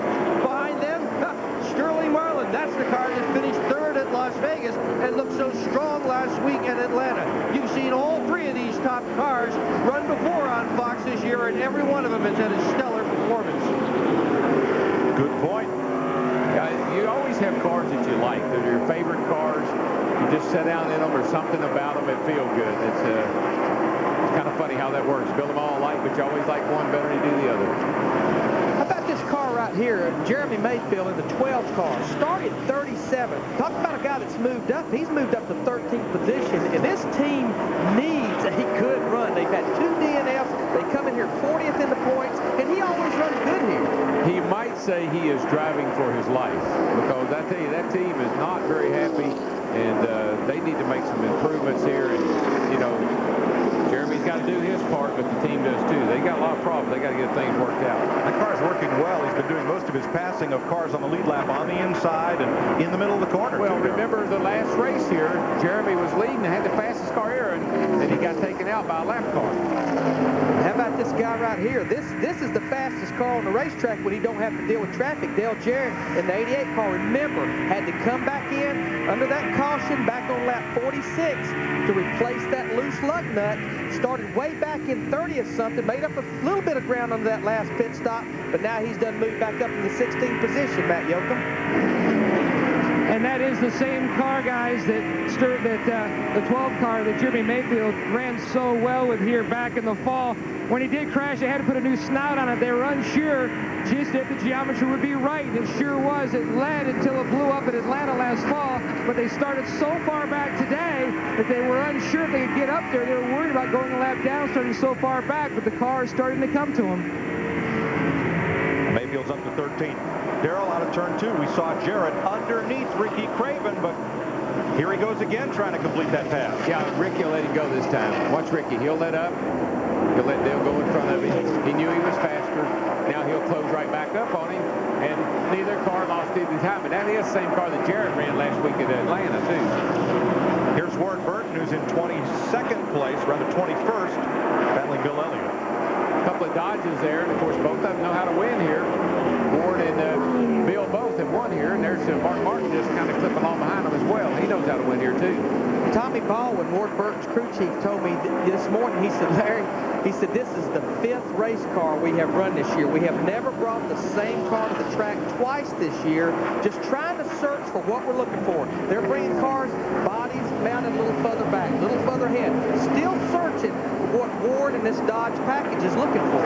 Yeah, well, they certainly haven't had the performance I know they expected to have so far this year. They were great at Daytona, but they've struggled everywhere else. Bristol, Tennessee, next weekend, a whole different place than Darlington. Can you hold your breath for 3.5 hours? I was going to say, you never take a breath there. It's constant action. I mean, there's something happening off of every corner, down every straightaway, in the pits, in the infield, in the grandstand. It's the action track. This track is so exciting that 30,000 people are on the waiting list for tickets. I don't doubt that one bit. I mean, it's the most incredible view. They got 140,000 seats. It's like going to a great big It's like going and watching the gladiators fight. You know, the crowd at Bristol, they just keep building seats. The crowd at Bristol will be bigger than the Daytona 500 crowd of 5 or 6 years ago. Oh, yeah. Talk about crowd pleasers. Dale Jarrett in this 88 car, he's picking them off 2 a lap. He's already moved up into the 13th position and headed further to the front.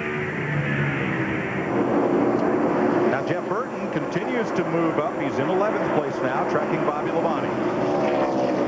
Pulls to the inside, Bobby Labonte down this front stretch, side by side. Bobby moves over, lets him have the position. Just squeezes it out, lets him go. Now watch, he'll close right back over, and he'll follow him a while. The one thing that's going to hurt Burton today is because he started so far back, his pit position is way back up at turn 4, and that's generally not advantageous. No, but you know, just to see him run as well as he is right now is a big improvement over what that team's been doing the first 4 races of the year.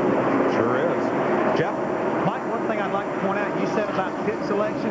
If you remember, it wasn't, I think, last year that having that pit back there helped the guy win a race because he got in and actually got stopped early. Well, I thought he was kind of nose to tail down through pit road. And when he come off the jacks, he was able to beat guys out the other end. So here, being at the far end is not necessarily a negative if you got a good pit crew.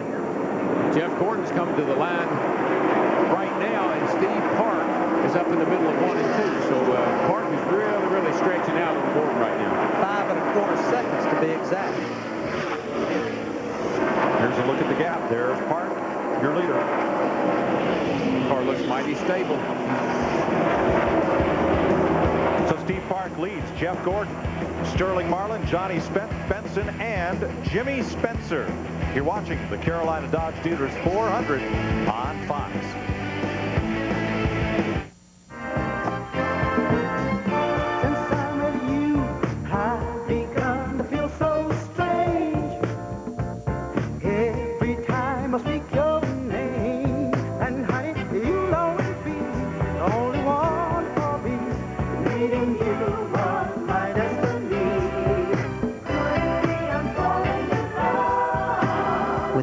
From just $1 a day, falling in love with a Yamaha V-Star has never been easier.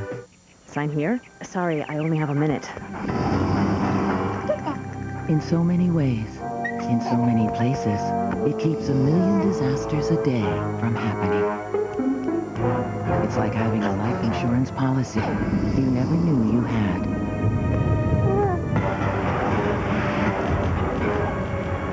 Gotta go. It's plastics. There's my good girl. Plastics make it possible. As we're making our way up the hill, I can hear gunshots echoing in the distance. Let's go, soldiers. You will not have a whole lot of time. Spurs, once you have that magazine. Lock it. Contender 4 to 3. I'm a little bit nervous because I've never done this before. Left side is ready. Right side is ready. The middle is ready. It's all about precision and confidence. Log on. Watch Michelle hit the mark. Only at GoArmy.com. So, what do you say? Make a lot of downforce? Yeah. Looks like it'd be a lot of drag. Tons. What kind of RPM? 7. 5. I think it's 7.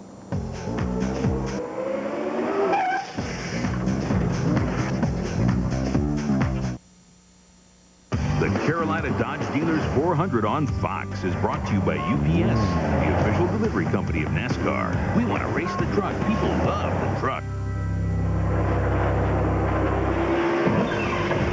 Coming up later tonight on Fox Sports Net, John Robertson, NASCAR Victory Lane catches you up on everything that's happened this weekend in Darlington. You'll see it tonight at 9 p.m. your local time.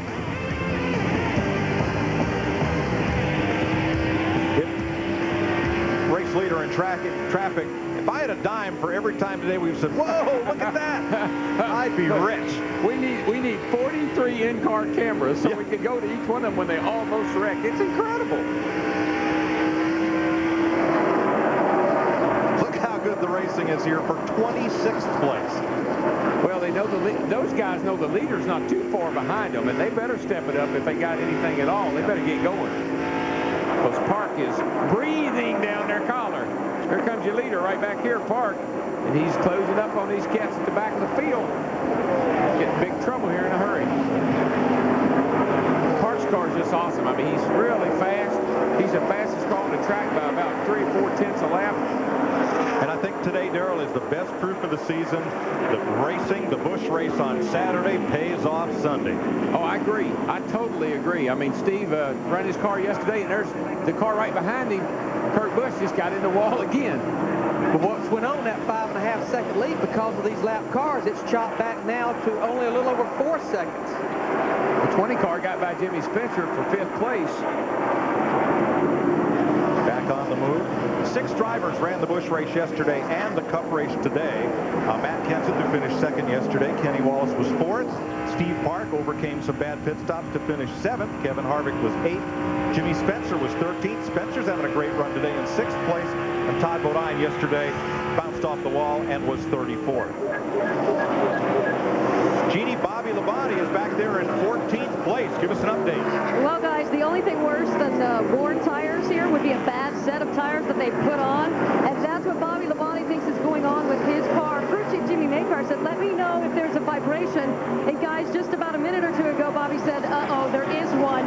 The 18 crew made a visit to teammate 20 crew to see what was going on, so he should be pitting soon. Ron Hornaday is in the wall in turn 3. He was in a big pack of traffic right in front of Steve Park, and Hornaday will limp around as the caution flag comes out for the 3rd time today. Good for Bodine twice now. There were about 4 cars there right in front of Steve Park, and Hornaday was one of them. I think what happened to Hornaday, I think he locks the brakes up. He's racing down in the corner here. He and Brett Bodine, they get together a little bit right there. Yeah, that left front, he's locking the brake up. He's going in that corner way too fast, and he can't make it. Coming down the back here, he's got to move. He needs to get a little better angle into the corner. He knows the leader's right behind him. Ooh, he squeezes Brett up into the wall. He just got in there a little hot trying to beat Brett down in there to stay ahead of the leader. From the Conseco onboard camera.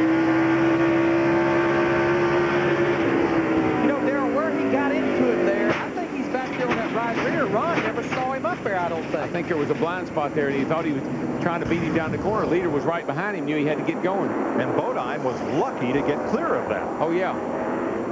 Lots of damage to that car.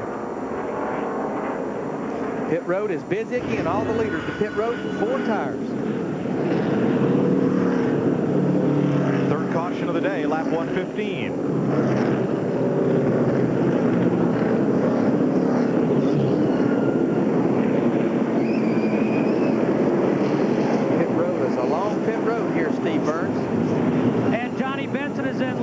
He's complaining about being a little bit loose coming off the corners. Kyle Petty changing the front tires. Ryan Pepe on the rear tires. 4 tires. Air pressure only for Johnny Benson. He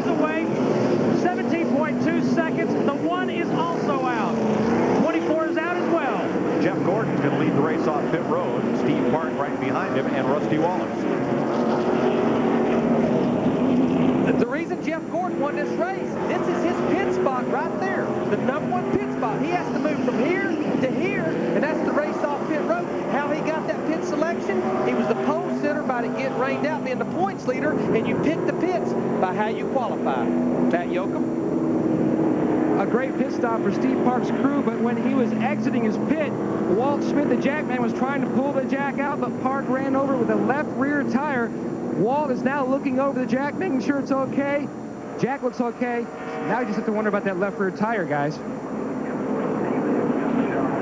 Dick Berggren.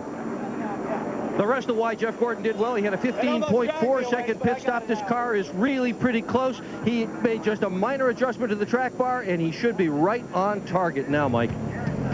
So at 117 laps, we are under caution for the third time today. Mark Martin stayed on the speedway, and I believe he'll pick up 5 points for leading a lap. As they hook up to Ron Hornaday's car, we'll take a break. This is NASCAR on Fox.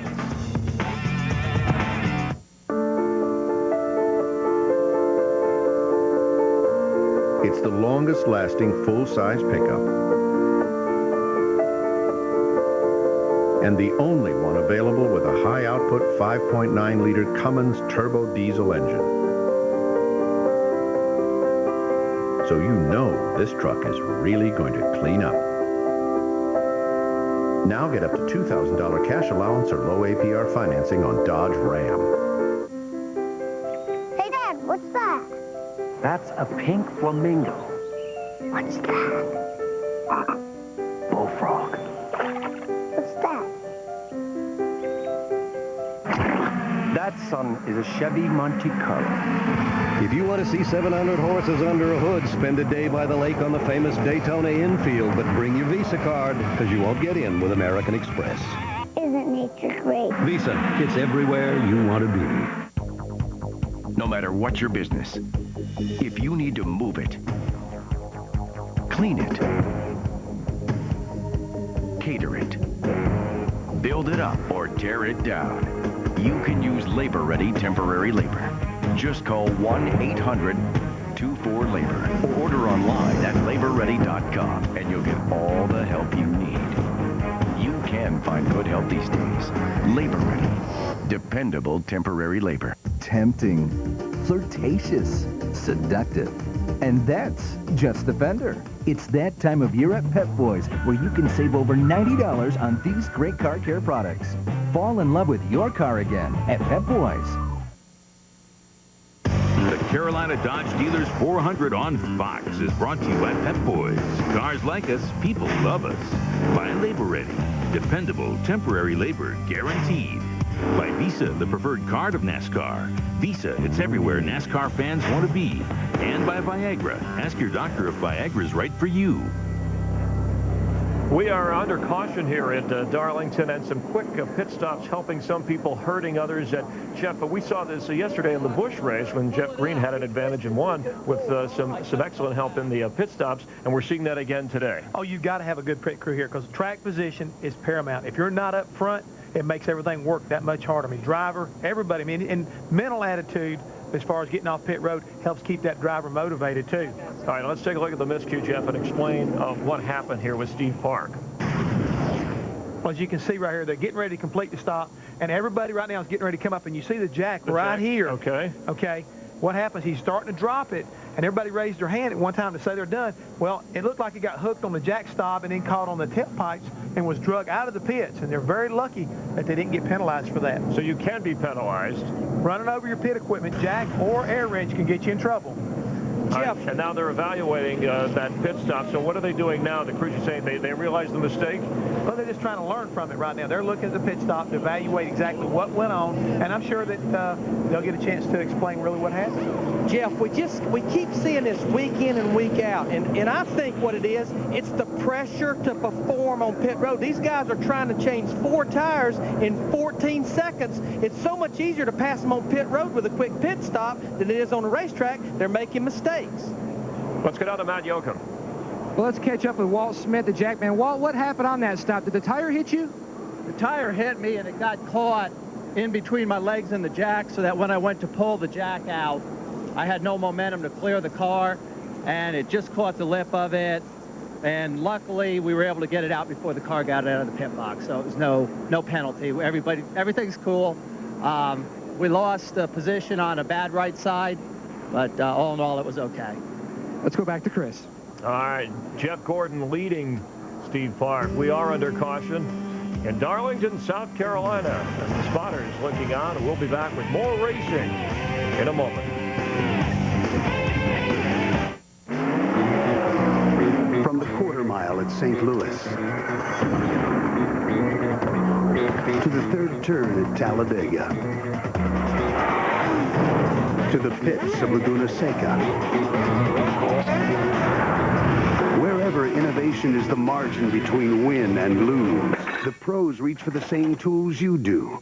Craftsman, the official tools of CART, NHRA, and NASCAR. 4 identical cars. 4 identical engines. Only one running on new Haviland, our latest triumph in Haviland motor oil technology. And what difference does that make? Not only do you get unsurpassed performance, but tests show that with new Haviland under the hood, you get better gas mileage. Haviland. Add more life to your car. Buy 12 quarts of Haviland motor oil and get this die-cast collectible for just $5.99 while they last. If you didn't visit Talladega Superspeedway last season, you missed 49 breathtaking lead changes among 21 drivers. Andretti by Skinner to the lead. They're banging fenders for the lead into turn 1, 4 deep for the top spot. You missed the 26-car freight train dicing for the win on the final lap. The fans just beside themselves here at Talladega. Don't miss Track Attack Weekend, April 19th through the 22nd. Call 256-362-RACE or purchase online at TalladegaSuperspeedway.com. This March, Jennifer Moretti, full-time mom, will face 4 real-life Marine drill instructors. I'm just going to try to stay out of the drill instructor's way, and maybe I just won't be noticed. In the ultimate competition, boot camp, box style. No, ma'am. Do I look like a man? She said she'd do anything to win a huge cash prize, but she had no idea what she signed up for. I can see your eyeballs over here. Will she survive? Boot Camp, a new reality series, Wednesday, March 28th on Fox. Ma'am? Ma'am. Sir. A terrible tragedy. A naked cover-up. James Caan. This goes way beyond his loyalty. A Glimpse of Hell premieres tonight on FX. Somewhere up there, I think they'll smile. You got it, Mikey. You got it, man. You got it. Come on, man. You got it. You got it. You got it. You got it, Mikey. My daddy would be so happy. The second straight win for Earnhardt Incorporated. And here comes Jeff Gordon for his 53rd career Winston Cup win. Gordon got loose. It's Harvick. Harvick by inches. Believe in storybook endings, folks. This is one for the books. Got a big old lump in my throat. What could be more fitting? What could be more special? This season has run the gamut of human emotion. Tragedy, triumphs, emotion, excitement. And we're only 5 races in. Been rainy days, sunny days, cold days, foggy days. So chocolate last week. I know it had to be really special for those guys to pull off another win.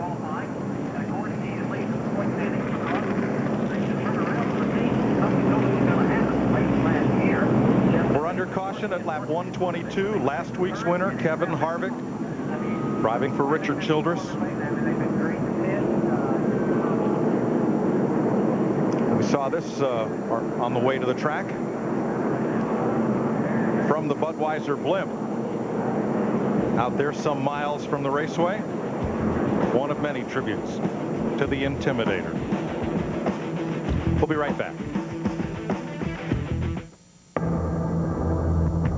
Dodge Ram has inspired considerable change in pickups. And it's been the inspiration for change among pickup owners as well. In just 4 years, more than 1 million households have switched to Dodge trucks. It seems when the owners of those other trucks get a good look at Ram, they begin to see things differently. Now get up to $2,000 cash allowance or low APR financing on Dodge Ram.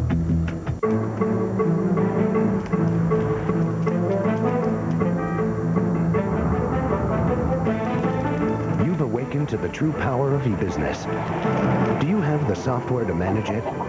If not, consider this your wake-up call. Our software manages more e-business than anyone else on Earth. Hello, tomorrow. We are Computer Associates, the software that manages e-business. I'll tell you what, on race day, you better get it right. You want a hands-on boss. Yeah. Terry Labonte. Terry Labonte. Check the transmission and the drive shaft. He's involved in every detail. Right, absolutely. Hey, if that makes me a perfectionist, 1 more pound. so what? There's a fingerprint on the windshield. Got it. Hey, I'm here to win. Blue. The nose needs to be bluer. Blue's good. Blue's great. Very good.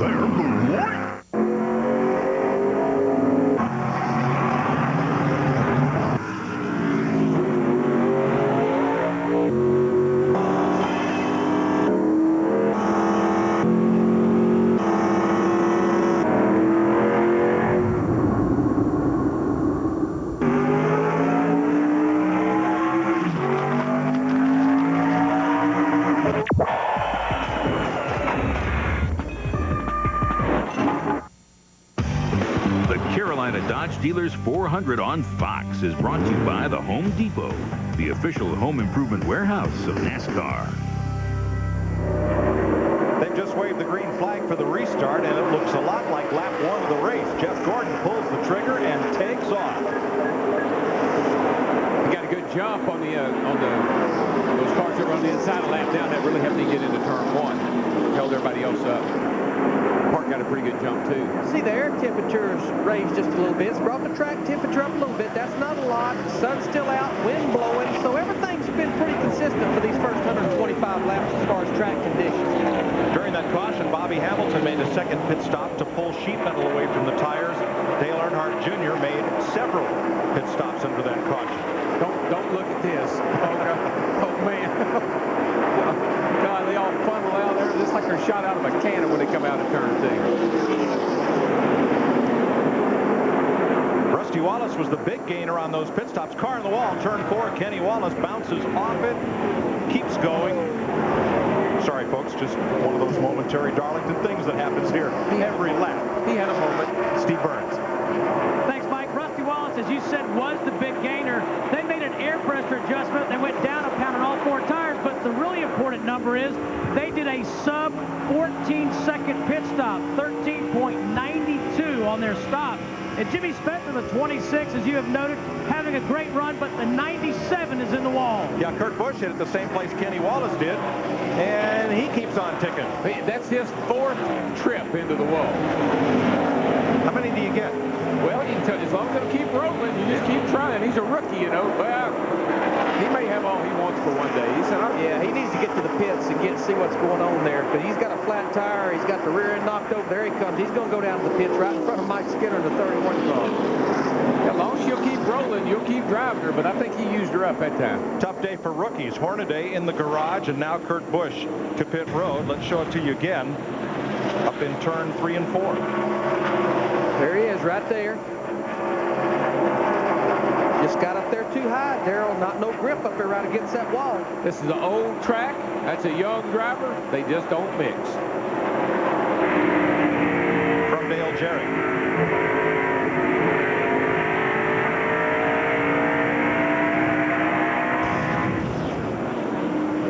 That's a whole Darlington suit, not just the stripe. Jeannie?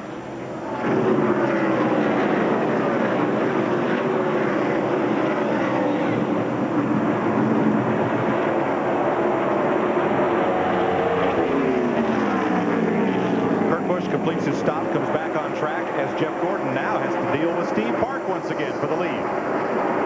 Last time by, Steve Park was 0.2 of a second faster than Jeff Gordon on that last lap. He just keeps haunting that rear bumper of that 24 car of Jeff Gordon. What Jeff Gordon's hoping is Park's car is faster than his. He knows it is, but he just hopes that something will happen to Park, that he'll get real aggressive and slide that thing in the wall like some of these other guys have done.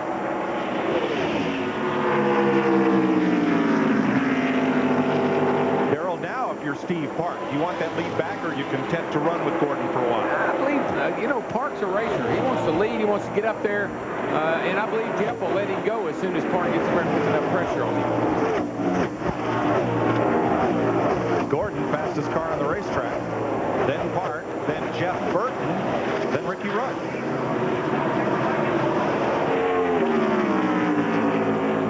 Jeff will let him go here pretty quick. He's not going to let him push in the wall again. Turn 2. Bounces off. Keeps going. I think he holds the record today. And trouble on Joe Nemechek. He's running the back of someone. Yeah, he's run up under the back end of somebody and bowed the hood all up on that thing. They'll run out to come in here pretty quick. The biggest problem I see with that is not the hood buckled, but the top grill opening right there is blocked. So Michael just got up in the wall. Here we go. Pass for the lead. Steve Park back to the front. He can put the crossover move on him right there, but he really doesn't want to right now. He just wants to get Park out behind him. He'll follow Park now. Park's faster than he is. He'll race him when it counts. He wouldn't let him do that if there were 10 to go. You know, we see a lot of cars getting into the wall, and I know we say they're getting up in there where there's no grip. I'm just wondering if there might be something on the racetrack. We've got about 3 cars. The caution is out. There ain't nothing on the racetrack. That's the problem. There ain't nothing on the racetrack. There's no grip. There's no nothing.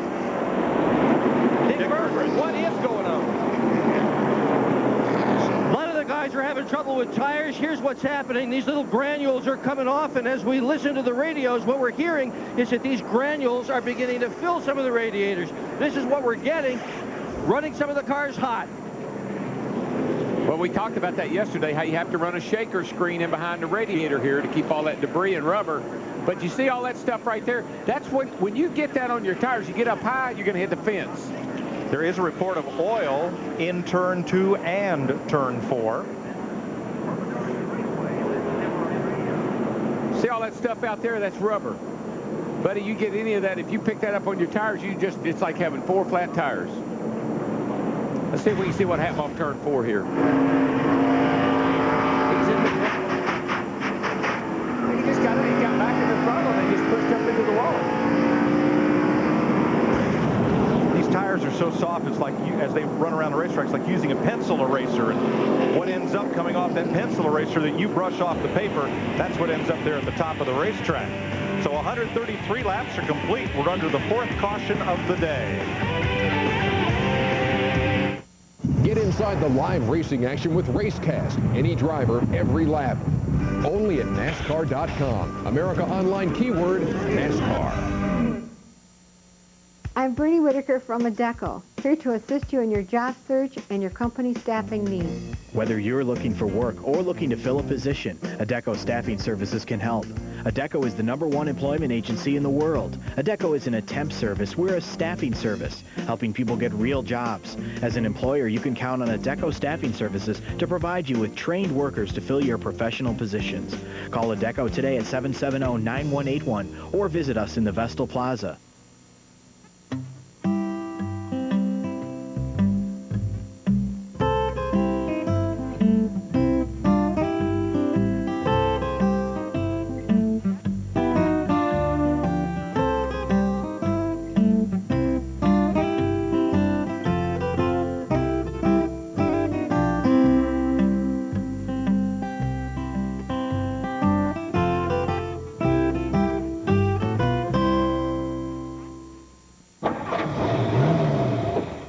Ever feel like it's time for a change? A vehicle from Graham Hall Auto Sales is a great place to start. From cars, trucks, and vans to SUVs, we have them all in styles and price ranges to fit anyone's budget.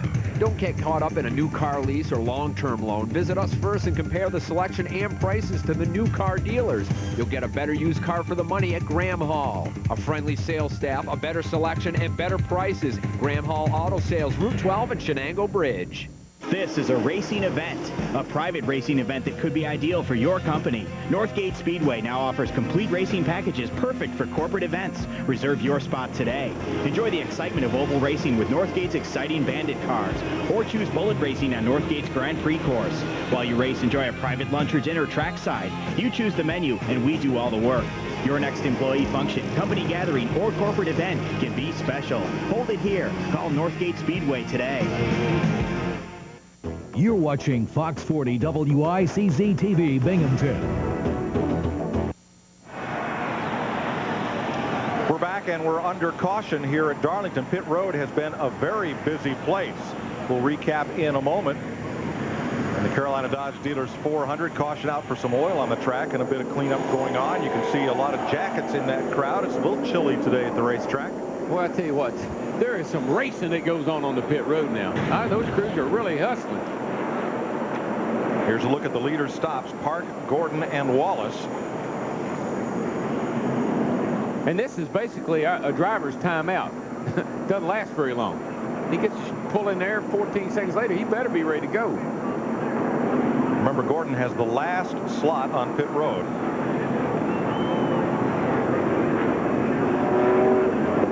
Laps, 4 tires. Steve Park in that same grouping. They're in their box.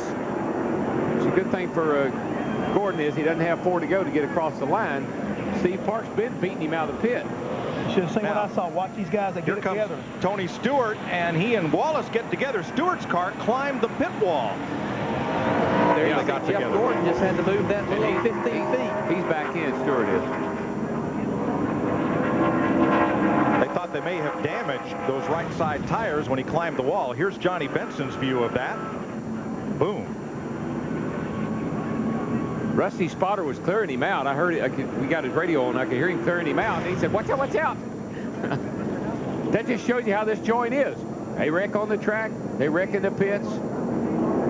Hardly any place here you can't wreck. And Stewart was somewhat in Wallace's blind spot as he came out of his pit stall there. That's where is that crew chief standing on that box. You got to talk to that driver. He's in there. He's got headrest on both sides. You got to tell him what's going on, what's coming down pit road. Stay in close. Get out wide. Here comes 3 cars. You got to be his eyes for him on pit road. And next weekend, we're going to go to the steepest banked track in all of NASCAR. 36 degrees at Bristol. Friday, Winston Cup qualifying on Fox Sports Net. A busy day on Saturday at Bristol, Tennessee. The Cheez-It 250 on FX, followed by Winston Cup final practice. And our usual Sunday lineup with coverage of the Winston Cup race beginning at 12:30 p.m. on Fox. That's Eastern Time. We'll be right back. You ready, guys? This could be the ride of your life.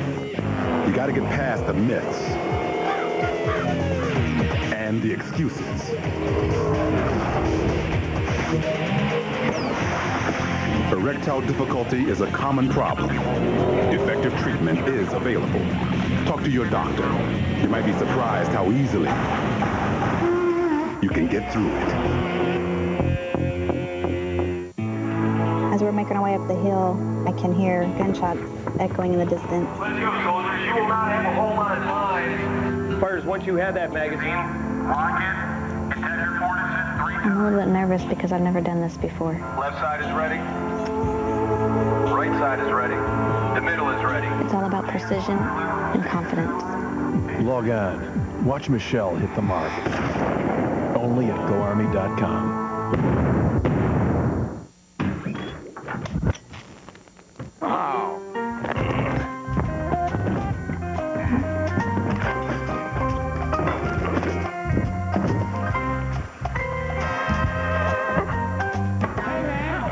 Check this out. I got a bulb, but this will last you 2 years.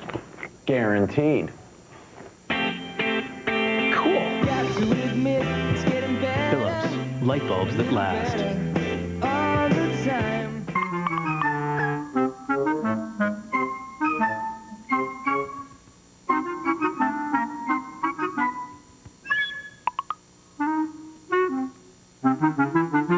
Guess what the interior of the all-new Dodge Caravan is as quiet as?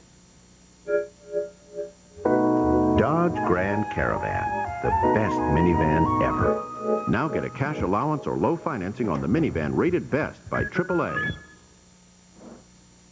The Carolina Dodge Dealers 400 on Fox is brought to you by Dodge and nearly 3,000 dealers who invite you to come see what's different. There are many reasons why they call this track the Lady in Black. Here is one of them. That paint was fresh. You could read Darlington. It was white between all those letters when we started this race, if you remember at the top of our show. No more. Pit road can get you just as easy as the racetrack. Watch right here. When Rusty Wallace comes out of his pit, Tony Stewart is there, and you're going to see Stewart climb the wall. When they get together, the nose of Stewart's Pontiac gets up over the wall. Not over alongside the wall, but higher than the wall. Tried to jump the wall. And Tony was as far out against the wall as he could go. Rusty just went way out on the pit road as he left his pits. Stewart's made a couple of stops. He was in 4th place before the caution. And now he'll line up 26th. Plus, I mean, that's not much damage to the body, but he knocked the right front wheel into the wall. And he came back in, checked the toe. We talk about aerodynamics and how critical they are and aero push. And this race, though, with today, they won't have any fenders left on them. Let's get an update from pit road on those stops. First to Dick. Gil Jarrett's crew is making up for the bad pit stop they had at the beginning. The number 88 car came into this pit in 8th position. He went out in 4th spot. They picked him up 4th spot, and that's what's happening every time he comes in here. Steve Burns. Well, when Rusty Wallace and Tony Stewart had that incident, it happened right in front of the number 10 pits. So crew chief Robin Pemberton from the 2 car went down and talked to crew chief James Ince to ask him if he saw any bad damage to the 2. They then radioed Rusty and said, "We think you're going to be okay." Let's go to Matt Yoakum. Steve Park came in the leader. No changes for the 1 car. He had a 14.5-second pit stop, but it's location. Jeff Gordon had the last stall and beat the 1 car off pit road. To Jeannie. 3 trips for the 97 to pit road this caution after picking up more than a Darlington stripe, guys. They've been working on that right front tire rod, the right front fender, just trying to bang it back into shape. Kurt Busch has been told, look, if you can't drive it, come back in. But his crew chief, Matt Chambers, also saying, look, it is not our day. Let's look at the big picture. Kevin Harvick gained 3 positions on pit road during that yellow flag sequence for oil. We're set to go back to green, lap 141. Several guys have been hanging around in the top 5 or 6 there. Sterling Marlin and Harvick. Haven't talked about them a lot, but they're just hanging around there. They're in good shape at this point in the race. Jimmy Spencer well up there, and Jeff Burton coming into the picture. He's up to 9th. Todd Bodine in the 66 car there trying to get one of his 2 laps back. Remember, had that early green flag stop way back at the beginning of the race. He's on the tail end of 1 lap down right now. Yeah, and this is the best opportunity he got, because this one everybody's racing real hard. Somebody slides in the wall, get a quick caution. This time, the first 15 or so cars get single file. Not a double file racing behind them, though. There's that second pack, led by Bobby Labonte.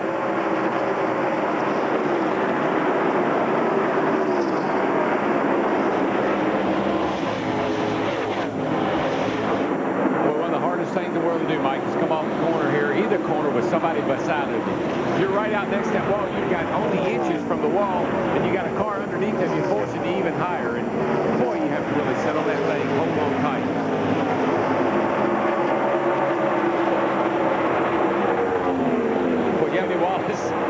Burton inside of Kevin Harvick, who had a difficult exit off turn 2.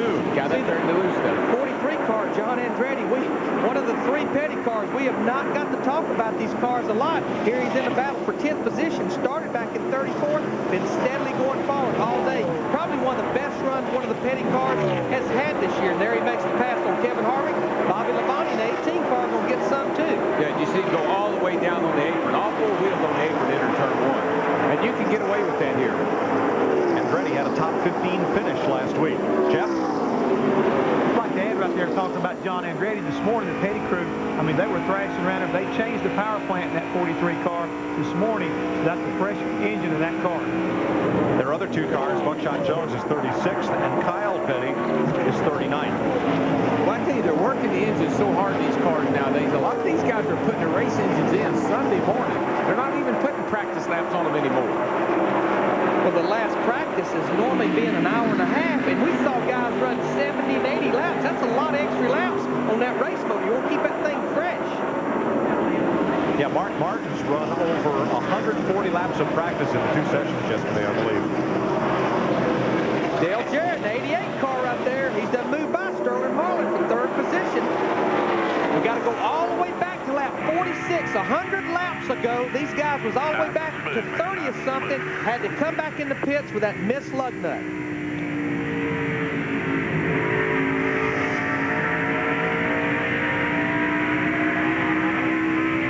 Halfway this time, halfway. Take care of those Eagles.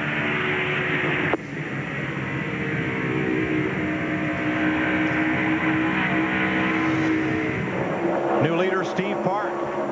Heard the spotter tell Dale Jarrett, lap 147, halfway, take care of them Eagles. That's them 4 Goodyear Eagles, 4 tires on that car. Oh, boy.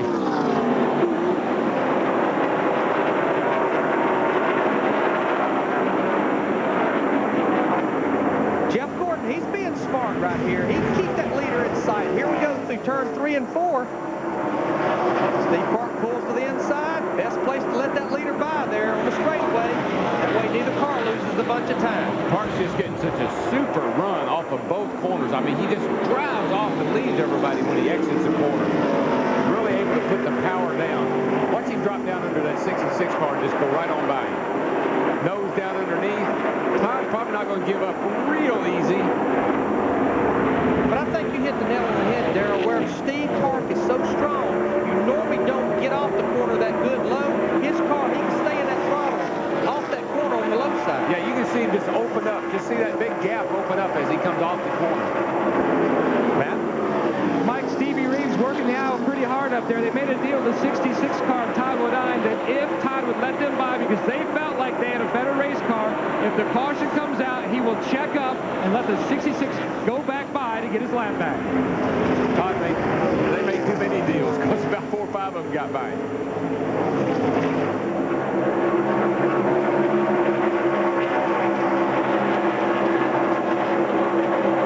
Comes to Jimmy Stewart. Jimmy Stewart. Does Jimmy Stewart drive? No, Jimmy Spencer. Spencer up to 6th. You see the serial score. He's been as high as 5th place. After starting 23rd, he's one of those 6 drivers that also raced yesterday. Of all the people to call Jimmy Stewart, I mean, we know Jimmy Spencer ain't no Jimmy Stewart. Jeremy Mayfield up to 8th. Remember, he started back in 37th position.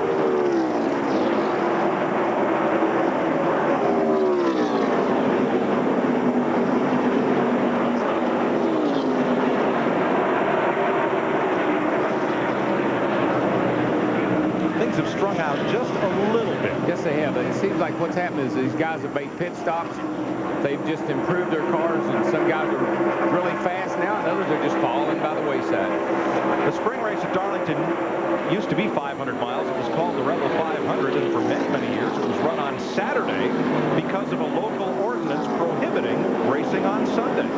Look at the 93 car here, Dave Blaney. He's got a good, fast race car. He's kept tempo right with Jeff Gordon here, but he's running in 27th position because he's a lap down. And we got to go back to last week. What a hard break for this guy. Led so many laps in Atlanta, had the drive plate lug nut problem, and looked like he was going to do nothing but win that race and slipped away from these guys. Blaney was a contender. Let's explain what happened to his car last week, Larry. Well, what happened on the pit stop, they had some lug nuts that was left loose on the left rear. The thing vibrated. They made about a 40-lap run. You've got a drive plate that actually bolts onto the hub. And that hub, what happens is the axle comes out of the rear end and goes into that drive plate. That's what turns the left rear wheel. Right here's where they left the lug nuts loose. He left the pits, and Doug Randolph, his crew chief, told me they left him out there so long and it vibrated. Here you see the left rear tire run off, that it vibrated those bolts out that holds the drive plate to the hub. That's the reason the left rear tire run off. Tough break last week for Blaney, and this week he is 1 lap down to the race leader in 27th place. Jimmy Spencer there in 6th place. Steve has more. Well, Darrell, earlier you said that Jimmy Spencer had the right type of personality to run this racetrack. Well, he's radioed in and told his crew, hey, I like this. The longer we run, the greasier it gets, the freer it gets, and the longer I run, the longer I like it. No surprise there, is there? No, this is a typical Jimmy Spencer kind of day. This is a battle for 7th now. Rusty Wallace in the 2 car. Jeremy Mayfield, his teammate in the 12 car, makes the pass going off into turn 1. Hey, Mr. Mayfield got his car hooked up pretty well, and there's Mr. Burton right there with him, too.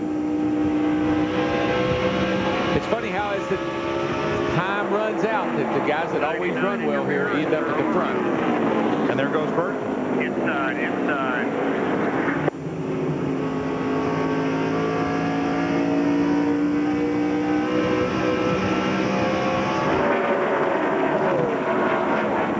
Now you have to wonder if Rusty Wallace's car was damaged when he and Tony Stewart got together on pit road. Yeah, I don't think it was, but of course we don't know that for sure. He sure is struggling right now, looks to me like. John Andretti working him over for what is now 9th place.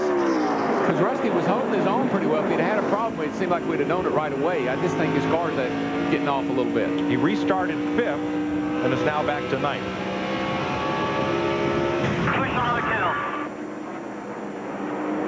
A couple laps ago, watch Rusty Wallace for a hand signal to Jeff Burton. Oh, yeah. Come on by, buddy. Come on by. Inside. Come on. Take it. I'm going to back off early. I'm going to let you down in there. Go. That's 2 smart race car drivers here, and he loses another position. This is, again, the battle for 9th, so Rusty continuing to backslide here in the 2 car. Now, Darrell, I know you remember who has done you wrong on the racetrack, but do you remember favors like that? Oh, sure. Now, we were talking about earlier, making deals. Let me lead a lap. I'll let you lead a lap. That goes on all day in just different places on the racetrack. Let me in front of you and let me lead a while. See if we're not faster that way. Steve Park in front now by 1.3 seconds to Jeff Gordon. It's another second back to Dale Jarrett. Then Sterling Marlin, Johnny Benson, and Jimmy Spencer. You're watching the Carolina Dodge Dealers 400 on Fox. 4 identical cars. 4 identical engines. Only one running on new Haviland, our latest triumph in Haviland motor oil technology. And what difference does that make? Not only do you get unsurpassed performance, but tests show that with new Haviland under the hood, you get better gas mileage. Haviland. Add more life to your car. Buy 12 quarts of Haviland motor oil and get this die-cast collectible for just $5.99 while they last. Check this out. Bob here needs a car.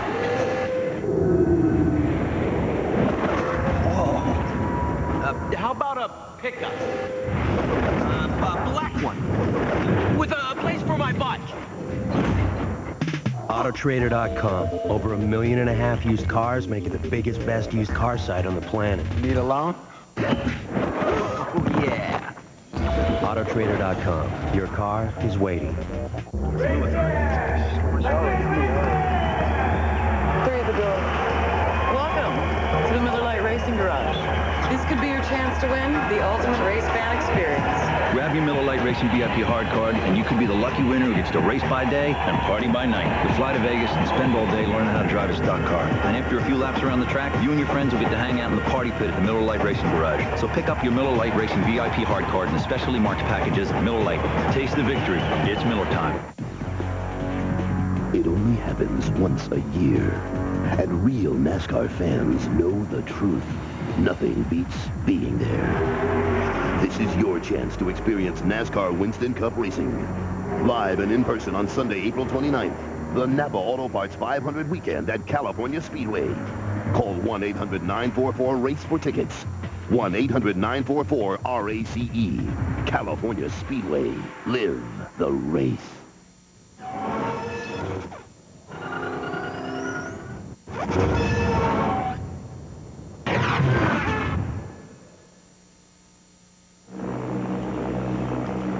There's the gap, first to second. Steve Park, the yellow car, and Jeff Gordon behind him, watching from the Budweiser.com airship. Reminding all race fans, Budweiser's NASCAR's official beer. 165 of 293 laps complete here at Darlington. There's the lead battle, and Steve Park first in this race and first among our Koch family of drivers. 4 of those drivers in the top 10 at this point in the race. I believe Gordon, I really believe he's just sitting there watching the car. He's not going to let him get too far away. So, you know, still a long way to go in this race. Don't want to make any mistakes. Don't want to beat yourself. It's kind of what he's thinking right now.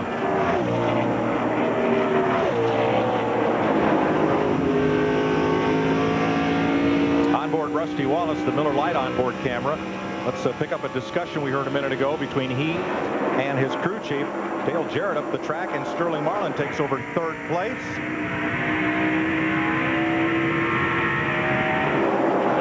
Sterling is making Darrell's prediction look pretty good right now. Yeah. Who else is? He just tagged along. He just jumped on the wagon with you, didn't he? He just wanted to get in there with me.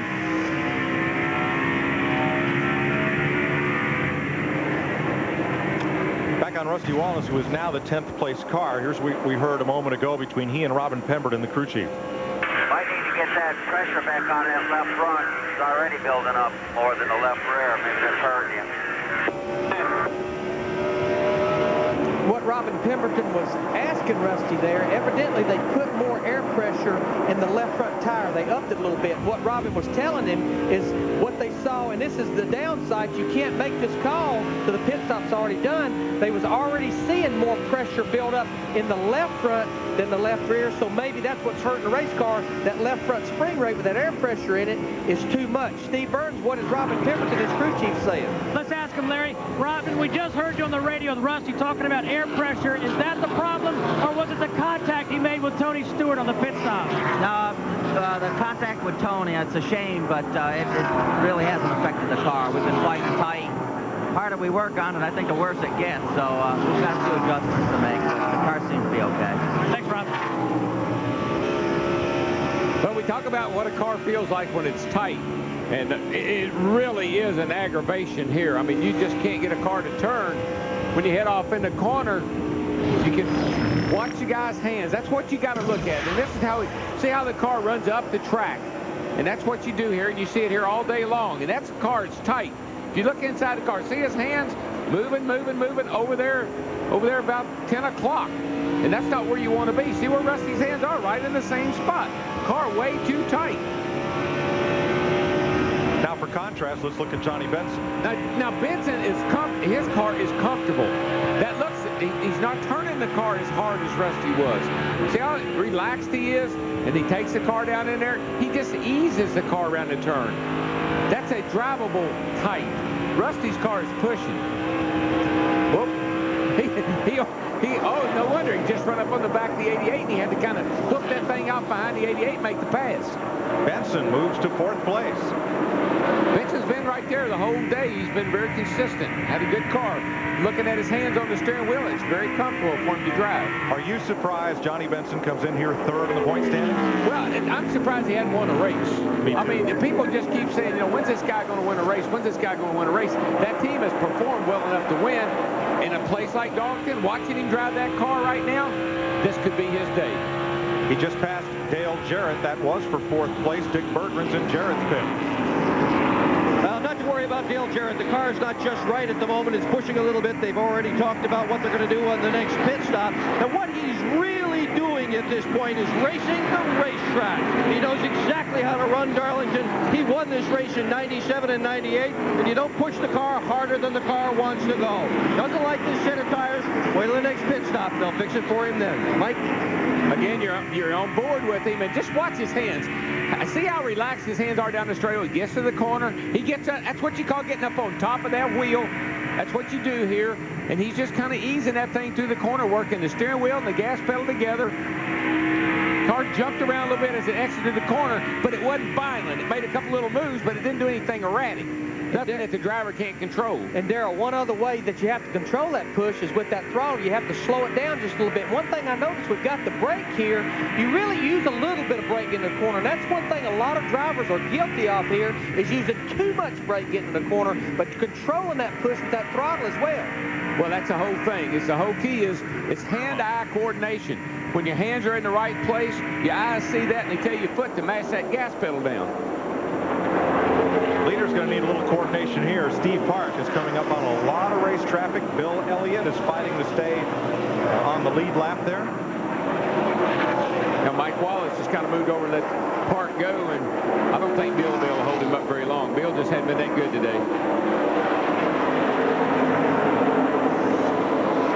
Now, Jeff Gordon was 3.5 seconds behind Park when Park caught this traffic. There's Gordon, second place car. You have to catch the same traffic. Right now, he's in clear racetrack. Right. And quite honestly, Park's car is so good off the corner that he gets the position and people are letting him go. They're not holding him up one bit. Now, I bet you Gordon can't get through there like that. Of course, the guys they know that they've already gone a lap down, so they may let Gordon through, but Park's car is just really, really awesome off the corner. Sterling Marlin was the fastest car on the racetrack that last lap. Watch his car. Right down underneath. It got a little loose as he jumped back into gas, but it accelerates so well from right there on. Lots of gear. You put a lot of gear here. Really gives you the good forward acceleration if you can put the power down. There you see, Jeff Gordon chopped about another 5 or 6 tenths off that lead. It's not because he's faster. It's because Steve Park is in. Lord, see Mike Wallace in the 7 car get loose there right in front of Jeff Gordon. But Jeff Gordon, now he's caught the same pack of cars that Steve Park had to work. Oh, yeah. Watch see what the lap speeds are this time. Look at that gaggle of cars right there. And Gordon, he's got to work right through them. Mike Wallace is going to move down, let him go, but he's still got 2 or 3 up here in front of him. Back up to 2 seconds. He lost 3/10 of a second because now he's caught that group of cars. The 2 fellas that are coming are Johnny Benson and Jimmy Spencer. Spencer's been one of the quickest cars here, and Jeremy Mayfield is the fastest on that lap. And they'll be able to catch up to Gordon, but Park's already cleared the heavy traffic. He's back in clear sailing now, so they may be able to catch up with Gordon, but they'll never catch Park. Spencer now 5th. He passed Dale Jarrett a lap and a half ago. This is what happens at this racetrack. People probably wonder, now wait a minute, Dale Jarrett had drove to the front, now he's losing the position about every 5 laps. This racetrack, it gets more of that rubber laid on it, and normally the car will turn worse and worse as that rubber gets on the racetrack and slickens up. I think Dale Jarrett is content to be where he is right now. He's back in contention. They got back up in the top 5 or 10 here. He doesn't have to worry about passing a lot of cars. I believe he's happy with where he is right now. He's not going to race anybody at this point. And there's still 41 cars on the racetrack. The only 2 cars in the garage, Stacy Compton and Ron Hornaday, who caused the caution at lap 115. Jeannie is with Ron. And Ron is a driver who wants to get back on the track. I'm watching you work on the car yourself. What happened? I don't know. You know, Steve Park was leading the race. He was coming up, and I got a good run off the corner underneath the 11 car. And usually a lot of guys lift up there, and I didn't know Brett was there. And when you go into turn 3 there, you get kind of crowded. I must have crowded him or something, but we shouldn't have been back there in the first place. Just had some bad pit stops with us back there in that position. So the car wasn't bad. It's just a matter of riding along trying to figure the tires out. And it's a real tough place to pass until the tires get wore out. And we were just biding our time. We just didn't wait long enough. Bodies all over the car. I mentioned you even had a drill. You going to get back out there? So, yeah, they're going to try. I mean, the biggest thing we got is to broke the motor plate in the front. So once you get the motor shifted back over and welded in, I think it'll be all right. The rest of the stuff's done. I'll let you get back to work. Hornaday built race cars at his Palmdale, California shop before coming to race on the NASCAR Truck Series and then moving up to Winston Cup in the Busch Series. Jeremy Mayfield, as you watch from the UPS cam on board Dale Jarrett, Mayfield's on the move. Yeah, and Mike, right now is when the driver, even if you're leading, if you're trying to catch somebody, whatever you're doing, you really got to be careful when you get laps on your tires. You jump back in that drop at the wrong time, wrong place, you're into the fence, and there goes your day. Jeff Gordon started this race from the pole because qualifying was fogged out. We went caution-free to lap 45, and Gordon led every one of those laps when Dale Earnhardt Jr. hit the wall. Lap 69, Stacy Compton spun in turn 2 to bring out the caution. Lap 115, Hornaday. Lap 132, Oil. Those were the 4 cautions. The leaders, Steve Park, Jeff Gordon, Sterling Marlin, Mark Martin, and Dale Jarrett have each led this race. And Mike, you won't believe this, but you can be your car be handling perfect. And you'll go into the first turn, and all of a sudden, Gordon's coming. Oh, it's time for, he's coming into pits. Jeff Gordon is going to be coming into the pit area. They were concerned even before this race began about the possibility of overheating. They seem to have that problem right now. This is certainly an unscheduled pit stop. He was complaining a little bit about the car not running well coming off the corner, but that was not enough to make this pit stop. The engine is definitely hot. Well, it's a long way down to his pit, but Larry, I was looking at his grill opening, and for a hot day, like it's not summertime hot, but it's pretty warm. And with the debris you pick up from the racetrack, that's not much of an opening. I bet they take some tape off that thing. Well, they'll definitely have to take tape off, and the reason they run as much tape as they can is that front downforce on that front end. Dick Bergeron, they're going to pull some tape off. Oh, yeah, they're taking tape off the nose of this race car. I talked to Randy Jordan about this problem early on this morning, and this was one of the things they were concerned about. This car does have a shaker screen, 16-15-4. It does have a shaker screen to try to keep that debris we showed you earlier out of the radiator. But obviously, apparently, it has not got enough job to solve the problem. Gordon running hot. It's 290 degrees. Casey Atwood also stopping. Jason Leffler completes a very long pit stop with the hood up. Kyle Petty, that is, and then Bill Elliott is in. This place is notorious for that sand and that rubber we've been seeing build up around the top. But when you run up so high, you keep it sprayed up against the wall all day, and it just ends up in the grill of these cars. And it's something you got to consider as you get ready to run here. Matt? The 9 car comes to a stop. Andy Thurman goes to work on the right front. He's talking about his car being a little tight. They are going to adjust with air pressure as Thurman comes around to the left side. Mike Ford jacks that car up. And now down and away. Jeff, I've been up here playing crew chief for about the last 15 laps. These guys was on pit road with roughly 150 laps to go. That would equal out to 3 50-lap runs should it go green the rest of the race. Now, they can run about 60 laps. Now, with Jeff Gordon getting on pit road about 10 laps even before my strategy, if they've got that car cooled down, he's got the advantage of those fresh tires, and he'll have to make one more stop like everybody else would. I'm not so sure that I would break this thing down into 50-lap runs. You're scaring me, partner, because I've been here with my pencil. I've been doing the same thing. I was thinking, well, if they go 70 and 70, that still leaves you 23 laps. So, you know, I'm sitting there thinking, man, you don't want to run 80 laps here at Darlington. So what these guys are doing right now may be a little bit early, but I think it's a good move on everybody's part. Split it up 3 times. But now Kevin Harvick, the 29 car's on pit road, and what happened, Jeff Gordon has set the precedence. Everybody else can't be far behind him, Dick Bergeron. Here comes Kevin Harvick into his pit stall. They're calling him in. Danny Myers, the gas man, waving at him, telling him where to go. Myers now, the engine stalled momentarily, but Harvick has got it restarted again. Up front, Jerry Haley carries the front tires from Mike Kluka. He's the front tire changer. Mike Moore is the big jack man carrying it around. Chocolate Myers, the world famous gas man, been with this team since '83. And there he goes, 17th lap. Mike Skinner is in. This is the longest stretch of green flag racing we've had today, 47 laps. Now, Johnny Benson, whose lap times have fallen off just a little bit there, at 3rd place, is on pit road. But see, this is kind of like a sucker deal, if you ask me. Because the 24 car came in, they don't know he's running hot, so they think he's on his normal routine. And so these other guys are coming in because the 24 came in. But let me tell you, if the caution falls right now, you guys are out to lunch. I don't disagree with you there, Darrell, but if it doesn't, you can't sit out there too long and take a chance. If you've got a car that's not leading the race like the one car is, if you sit there very long, losing time to these guys, when it all shakes out, you're going to be behind. Well, Gordon is back on track with fresh tires, and he's running about 0.4 of a second quicker than the race leader. Now, Steve Park may have scrubbed the wall. Right there. That's it. Oh, yeah. I don't know. He might have touched it, but he's been running right up next to that thing every lap. Just bumped it. He's got a little bit of a Darlington stride right there. A little stride. Blends in with his other strides. Jerry Nadeau's in, Bobby Hamilton, Bobby Labonte, Tony Stewart all making pit stops, and Elliott Sadler.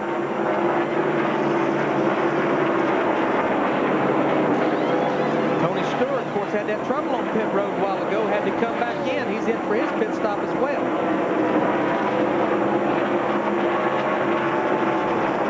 Back to Dick Bergeron. Jeff Gordon's problems continue. He has radioed his crew and told them that the water temperature will not go down. He is still overheating. Meanwhile, Dale Jarrett has talked on his radio with his crew, and they are going to pit together with Steve Park. Whenever Park comes in, Jarrett's coming in too. Mike? Kenny Schrader, Terry Labonte, Joe Nemechek, Mike Wallace, John Andretti, Buckshot Jones are all in pit road as green flag stops continue. Sterling Marlin running second, and he continues to close on Park. There's Jeff Gordon right behind Casey Atwood.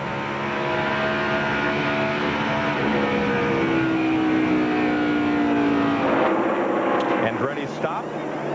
Fairly routine. Rusty's coming down. Mayfield's also in, and so is Ward Burton. Jeannie?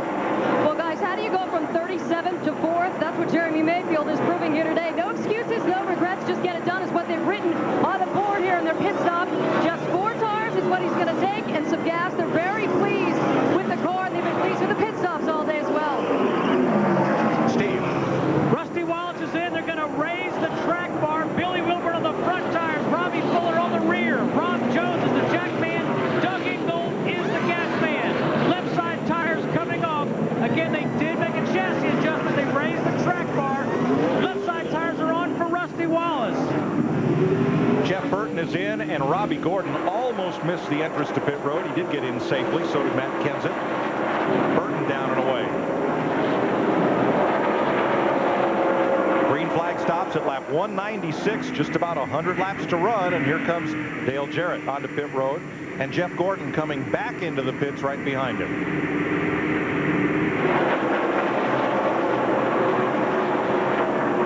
24 cars back in the pit. Jeff Gordon is going to have to repit again. They are continuing to have overheating problems. The water temperature right now, 250 degrees. That's marginal. They're going to pull it back in again. Meanwhile, Dale Jarrett is also going to come into the pits. They've all been watching these guys that have fresh tires, and fresh tires are worth about 1.5 seconds a lap. So they decided not to stay out after all. And here they are. Jarrett is in.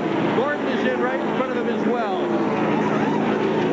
Ricky Rudd made his stop, and cars that are on fresh tires have been flying past Steve Park.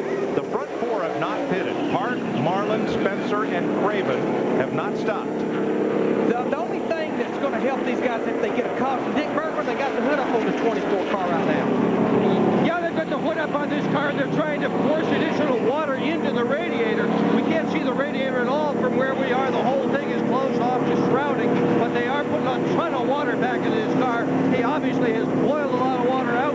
Maybe this will work, maybe it won't. Very often when this happens, something cracks. An engine block cracks, a cylinder head cracks, and too often, far too often, it's the end of the day. Dave Blaney is in, and a penalty stop for Jeff Burton. They had a tire get loose, so he gets a stop and go penalty. And our leader is finally on pit road. He had to get to pit road. Steve Park has finally come to pit road for his 4 tires. And I tell you, Marlon Williams made a ton of time up on him, Mike, getting to pit road. Park slowed down the back, had traffic, and the 40 car really gained on him. They're right in the pit together. Matt? 45 miles per hour, the pit road speed today, Mike, as the 1 and 40 cars make their way down pit road. A lot of conversation on the radio between crew chief Carl Andrews and Steve Park. The car was loose, but they're too concerned about maybe over-adjusting, so they're not going to make any adjustments on the 1 car. As far as Sterling Marlin's car goes, he is very happy. They've gone back and forth all day between loose and tight, so no adjustments. The 1 car is down and away. The 40 car follows. Jimmy Spencer led a lap, and now he pits, and Craven locks up the brakes, missing the entrance to pit road. Tough break for Ricky Craven. He missed the pit. Boy, that's a shame, because he was having a great run. And Darrell, to me, this has always been one of the treacherous pit roads to get on. It sneaks up on you. I know we remind our driver on the front stretch and the back stretch about how tight it is getting on pit road and how much it comes up on you. See, here's the problem. The pit wall's way, way back here. You come down off the racetrack, and before you know it, you're at the end of pit road. Pit road's all the way back in the middle of the corner over here. You can't get turned down in there quick enough. After you miss that thing, and round you go again.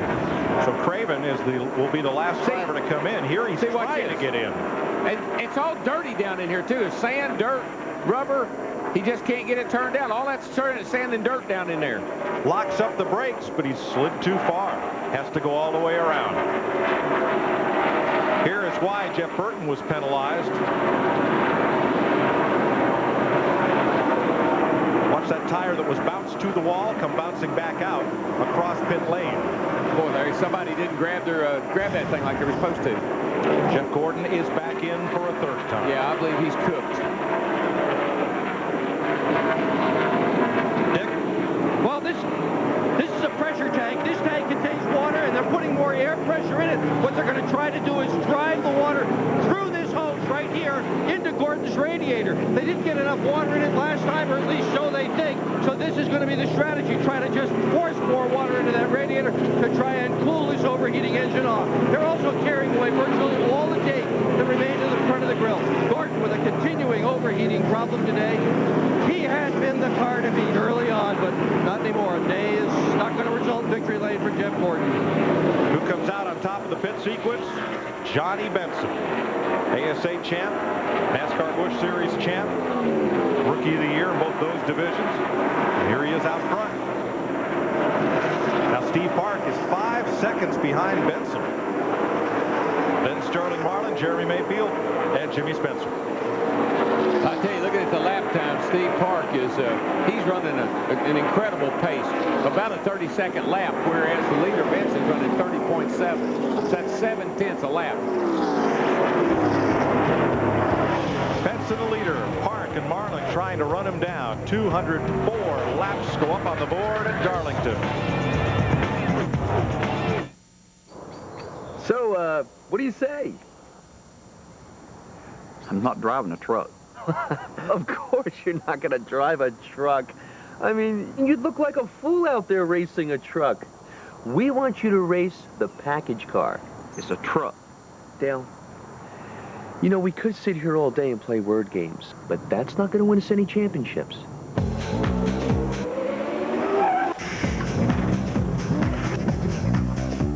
If you're happy and you know it, stomp your feet. If you're happy and you know it, stomp your feet. If you're happy and you know it, and you really want to show it. If you're happy and you know it, stomp your feet. If you're happy and you know it, if you're happy and you know it, if you're happy and you know it, really want to show it. If you're happy and you know it, go to sleep. Come on, everybody. From the guys who brought you Mary comes a comedy. We could have saved some for the honeymoon. What are you saying, Gilly? That gets to those hard-to-reach areas. Say it isn't so. That was you on the internet. Rated R. Friday, only in theaters. Remember your first kiss, your first slow dance, your first test drive? Get that feeling back at Pep Boys, where new 35,000-mile tires are just $4 for $99. Fall in love with your car again at Pep Boys. We promised to make boot camp a kind of gentle experience. Boot Camp premieres Wednesday, March 28th. Mulder's death was only the beginning. Can't truly believe I'm really standing here. Sunday, April 1st, The X-Files returns. They're here to save us. With 7 consecutive new episodes. And nothing you imagined can compare to what happens next. I think this is insanity. Found him, and you don't even know what you got. Tell me it's true. Tell me. The X-Files, all new, starting Sunday, April 1st on Fox. Welcome back. The Carolina Dodge Dealers 400. Don't forget weeknights. You'll be totally entertained with Steve Burns and Totally NASCAR on Fox Sports Net. Under 90 laps to go, and Johnny Benson, your leader, had never led at Darlington in 10 previous races here. But let's take a look as we are riding along with Johnny Benson, who is your current leader, with Jeff Hammond. Jeff, how about the pit strategy and how that benefited Benson to take the lead for him the first time ever here at Darlington? Exactly, Chris. What happened was James Ince told me this morning that if he had an opportunity, he would short pit a lot of these guys, and what he did, he came in about 9 laps sooner than the leader at that time, Steve Park, as well as Sterling Marlin in the 40 car, and because of that, he made up the ground, lost ground almost 9 seconds, and he came out being the leader. And you can see right now, he's in pretty good shape, and right now, pit strategy and getting on and off pit road is going to determine who wins this race. And a Pontiac threatening to end the streak of 4 straight Chevys to open this Winston Cup season. Johnny Benson looking for his first Winston Cup victory, trailing Steve Park and Sterling Marlin right behind him. If he gets it, he'd be the 4th driver in the last 6 races to be a first-time winner. And I like their strategy. They pitted with 103 laps to go. They know everybody's got to pit one more time. They'll run about 50 or 51 laps. He'll be back on pit road for 4 tires. And I like that strategy. The thing that would burn you is caustic. Like Jeff Gordon, you see fluid coming out the back of the car. That's out the overflow. I'm sure that's water. The overflow hose from the radiator goes out the right rear. scores and talk about temperature. Yeah, I'd say his day's about over with. Yeah, he's got a busted cylinder head, and they can put water in it all they want to, but it's not going to stay in it now. They got it too hot. Cracked the head and got water running down in the engine, so he can't last long. They could catch a caution, come in and put some silicone in it, and might get it sealed up, but that'd be the only way. He could lose 3 positions in the standings. Remember, he came in here the point leader. He's back on pit road again. They make a chemical called sodium silicate that if you could get a jar of that in the motor, it could seal up the crack if it's just a crack. 45 miles an hour while these guys are out there running 140, 150 miles an hour. Oh, he's just in it now for the, trying to get a finish and not lose any points, the least amount of points he can. Meanwhile, back in the parity positions, Pontiac, Chevrolet, Dodge in the first 3 spots. And they're all running practically the same speed as far as that goes. What I like about Benson right now is it puts pressure on someone like Park, who knows he has a fast car, who has dominated this race, but he knows he's got time. He doesn't have a lot of time. He's got to catch that 10 car, and he can't waste any time doing it. And to add to the parity, we got Jimmy Spencer in a Ford who's in 4th. So we got all 4 mates 1 through 4. Benson came into the pits 5 laps behind. After pit stops, was 4 seconds ahead. He pitted 9 laps before the leader, so he picked up a second a lap, and that got him the lead. Yeah, we're hearing in a 60-lap run, Goodyear's even saying, we give up about a second and a half in 60 laps. That's how much the tire gives up. And that's about half of what normally lose about 3 seconds here in a run. So they have definitely come with a much better, more durable tire. Jimmy Spencer, fastest on the racetrack right now, the 4th place car. And it bears repeating again, he and Steve Park both competed in yesterday's 200-mile Busch Series. Yeah, and he's closed the gap down some on Sterling Marlin. He's catching him. Dale Jarrett's hanging right behind Jimmy, as you can see there in the picture. And Sterling's not too far ahead, so they're putting the hammers down, boy. And if you think Jimmy Spencer's thrilling here, wait till we get to Bristol, Tennessee next week with Jimmy Spencer. There's nothing more exciting. He lets the rough side drag. Trouble for Buckshot Jones, reporting no oil pressure in his Petty Dodge as he coasts to pit road. Well, John Andretti, the other Petty car's having a pretty good go of it today. That's just a piece of tape. It's just a piece of tape off of a grill there. Brett Bodine and Todd Bodine also in the pits. That could be the end of the day for Buckshot.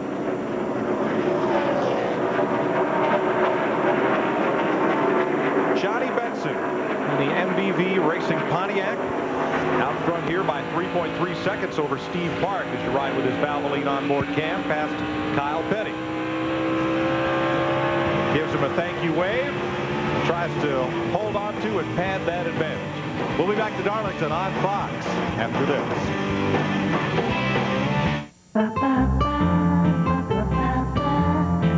If you buy one of those huge new SUVs, you might want to plan on a new garage, too. But with Dodge Durango's best-in-class available Magnum V8 power, plenty of room inside and just right size outside, you don't have to rearrange your life just to fit an SUV into it. Durango. Different. And just right. Now get a $2,000 cash allowance or low 0.9 financing on Durango. Okay, sweetie, on your toes. Swing through the ball, through it. Eye on the ball, hon. We're working on the forehand. Okay, let's try backhand. We'll work backhand. Okay, you just need to connect with the ball. Let's stay in the game, sweetheart.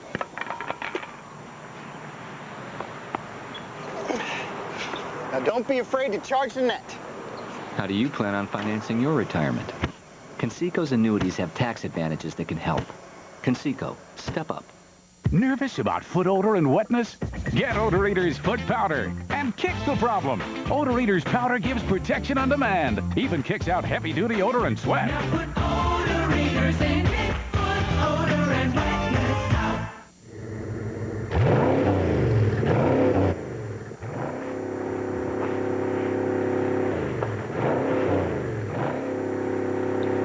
Honey, are you gonna get that?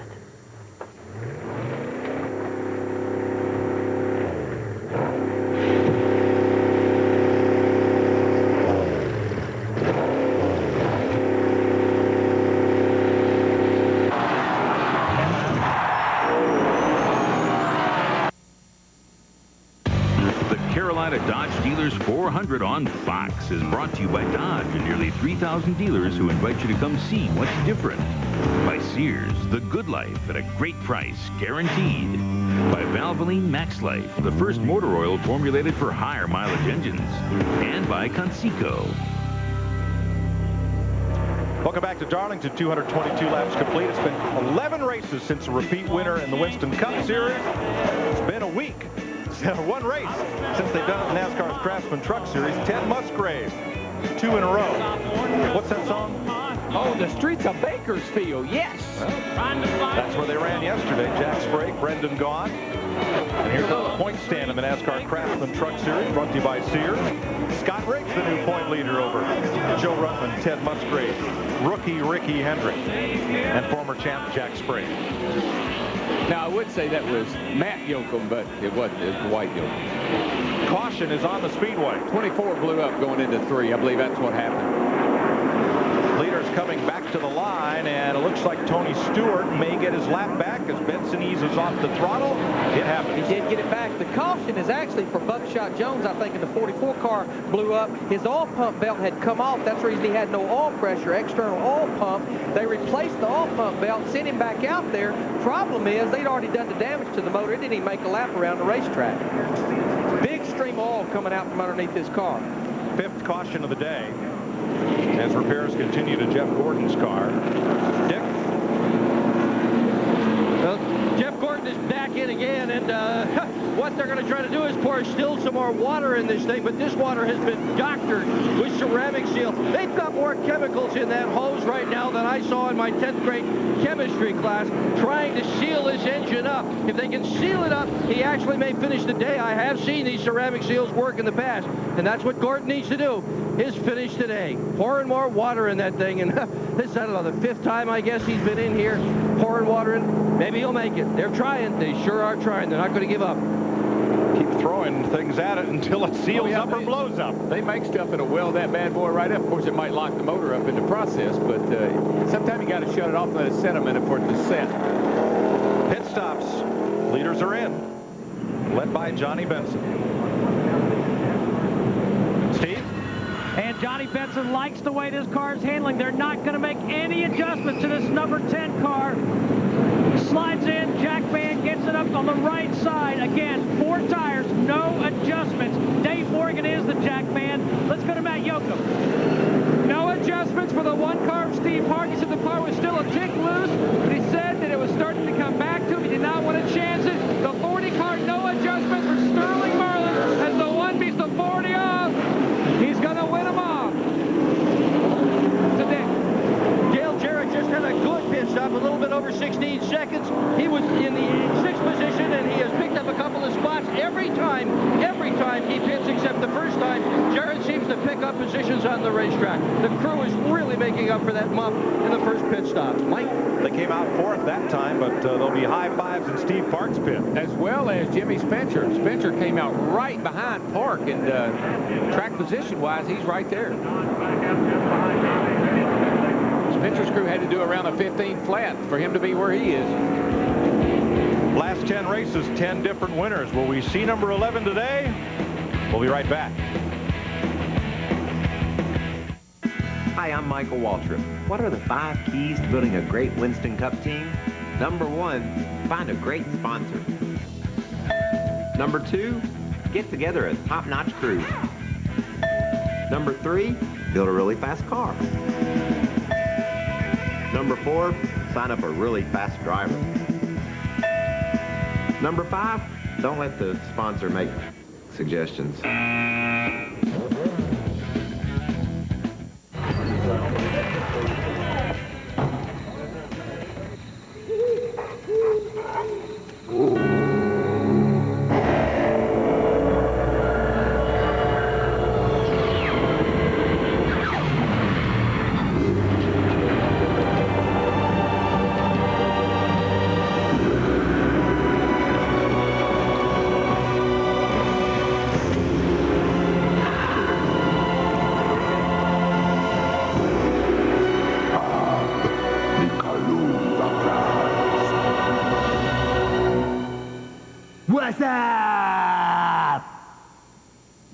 Salt?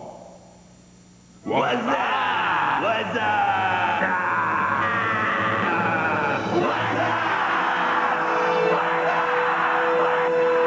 Oh man, we are not alone.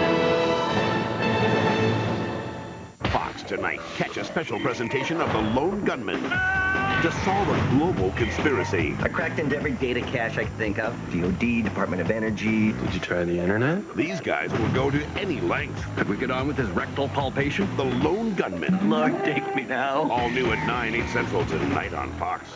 It's the Fox Night of 1,000 Laughs. That's crazy talk. Well, actually, it's more like 87 or so. Okay. One night, 4 comedies. Wait, there's more.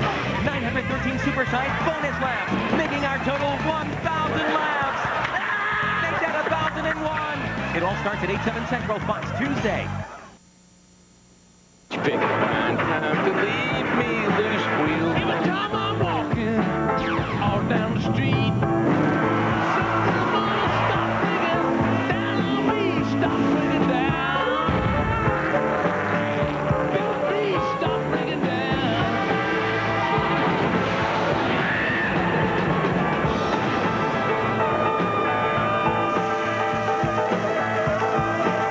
That sizzling sound might be Jeff Gordon's engine going up, or it might be the man with the hot hand right now, Jimmy Spencer. I smell T-R-O-U-B-L-E. Mercy, look what just walked in the door.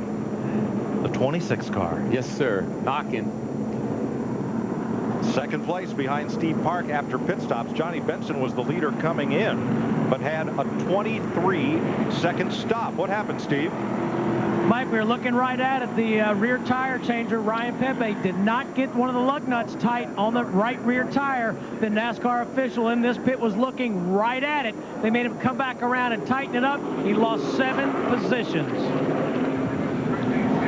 On pit road, it's a game of making the least mistakes. Yes, it is. Don't beat yourself. There's the stop. He was on the right rear. See the NASCAR official there. He's pointing to it right there. He never got it. He never got it on. He just stuck it up there and didn't get it on. And he knows he got to come back out. We guess. He corrected the problem in his pit box. No penalty. So here's what happened on pit road. Benson came in first, went out 8th, and that moved Steve Park up. Jimmy Spencer got a great stop from his crew, moved up to 2nd. And Benson was the one who was the big loser on that pit exchange. 228 laps complete. We'll be right back to the track Too Tough to Tame.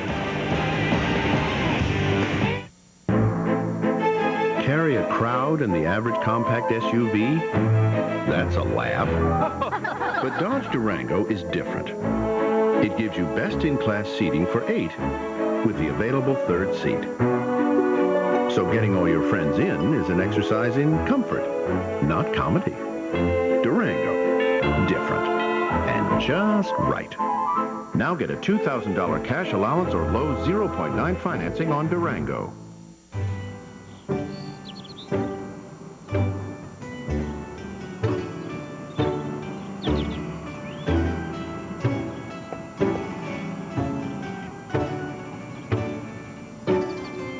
Hey, Dale, what's the 4-letter word for farm wagon?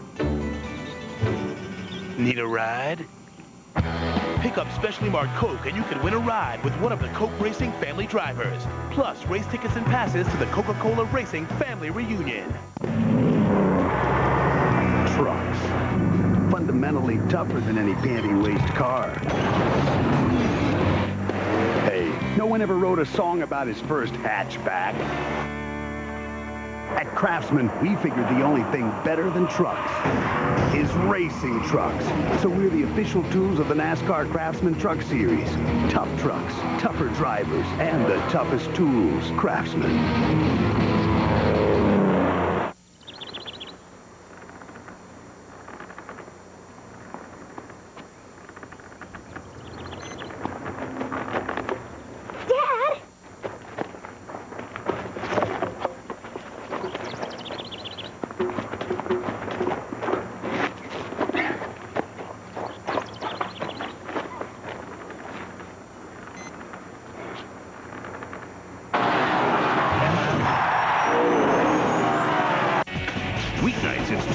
NASCAR, your exclusive all-access garage pass. A full 30 minutes of NASCAR news and highlights. Weeknights at 6 on Fox Sports Net. Green flag is just waved for lap 231 here in Darlington. Mike Joy with Larry McReynolds and Darrell Waltrip, as Steve Park has his nose in the wind once again. It's showtime. Oh, let's crank it up a little bit for you folks. Wrap them TVs down. Let's go.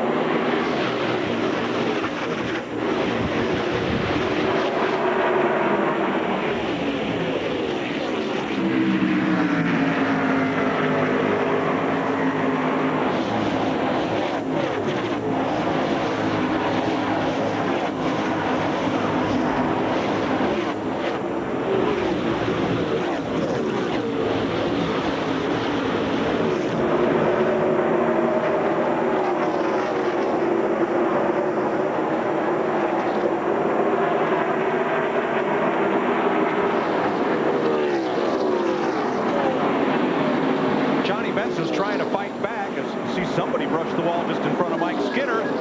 Benson was alongside Skinner but could not complete the pass. That was Ricky Craven in the 32 car right there, the orange car they're coming up on right there. He's the one that brushed the wall right in front of these guys. There you see Benson pulling beneath him there, Dave Blaney in the 93 car as well. There goes Ward Burton in the 22. Yeah, he did some damage to the 32 car when he got up in the fence down here. He's having to let everybody go by. But Benson's pit crew put him in a hole he may not be able to climb out of in the laps remaining. No, it'd be pretty difficult to. He's got some mighty good cars ahead of him and not a lot of time to work them over. Darrell, I like where Steve Park's at right now. I'm sure he does too. We got to restart with 63 laps to go. Everybody can go the distance on fuel. Now, caution would wipe all that out, but Steve Park has been so good on those long green runs. He has. His car slows down the least of anybody's. Jarrett and Spencer.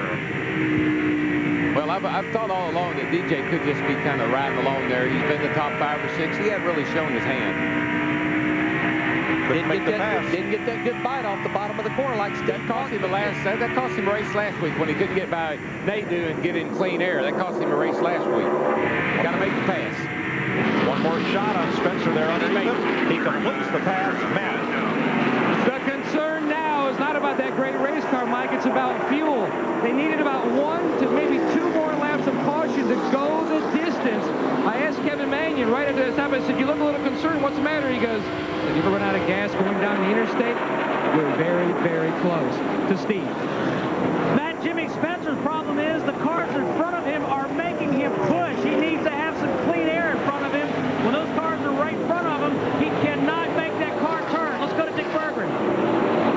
Just before the green flag came out, Dale Jarrett asked his crew chief, Todd Parrott, how are we on gas?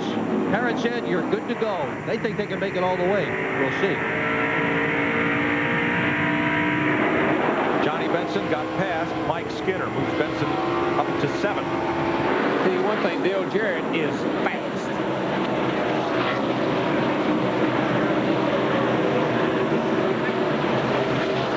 Right now, he's about a 1/2 of a tenth of a second faster than the leader, Steve Park. And Park's out front with no traffic, and Jarrett's had to get by a couple of cars. So I look for him to chase him down. Larry, it looks to me like he's got that thing in the wind. And joined us late, Jeff Gordon led 72 laps after starting from the pole, including the first 45. Gordon has just gone to the garage area. Overheating has put the point leader out of today's race. Steve Park fastest on this lap, Dale Jarrett and John Andretti. Well, we know that Steve Park can hold them off. We saw him do it at Rockingham. And guess what, folks? He's going to have to do it again today if he's going to win this race. He's going to have to hold off a couple of them. Dale Jarrett, for sure. These 2 cars right there, Mark Martin in the 6, Jeff Burton in the 99, both a lap down right now, running in the 3rd and 4th position on the racetrack, right behind Dale Jarrett. Look at that. He's a mile an hour faster than Steve Park. DJ is the fastest race car in that 88 car. John Andretti, 2nd fastest again. Great run for Andretti today. He's up to 6th place. And he has quietly worked his way into 6th place and just lingering behind 5th and 4th. 53 to go, 53. 53 to go, they're telling Dale Jarrett. Be smooth, take care of them Eagles. For more on John Andretti's great run today, here's Jeannie. Well, guys, John Andretti came into his last pit stop pleading with his crew chief, Greg Stedman, don't tighten me up too much. What they did was take a half-pound out of both rear tires, and leaving the stop, guys, he did 2 things. One, he asked about Jeff Gordon and his status, and we're about to find that out right now. And he also said, look, I can beat some of these guys, but I can't beat all of them. Soften them rear springs by letting that air pressure. Those rear wheels, they'll get a bite into the racetrack now. It's just like taking rear spring out, taking air pressure out of the rear tire. Well, that 12 car is right there, too, guys. I mean, he's in 5th place. Right on the back bumper of Sterling Marlin. He's got a pretty fast old hot rod, too. How many Fords are in the top 5 here, Larry? All of a sudden, they're up there, all of them. We got 3 out of the top 5. Jarrett, Spencer, and Jeremy Mayfield. Well, imagine that.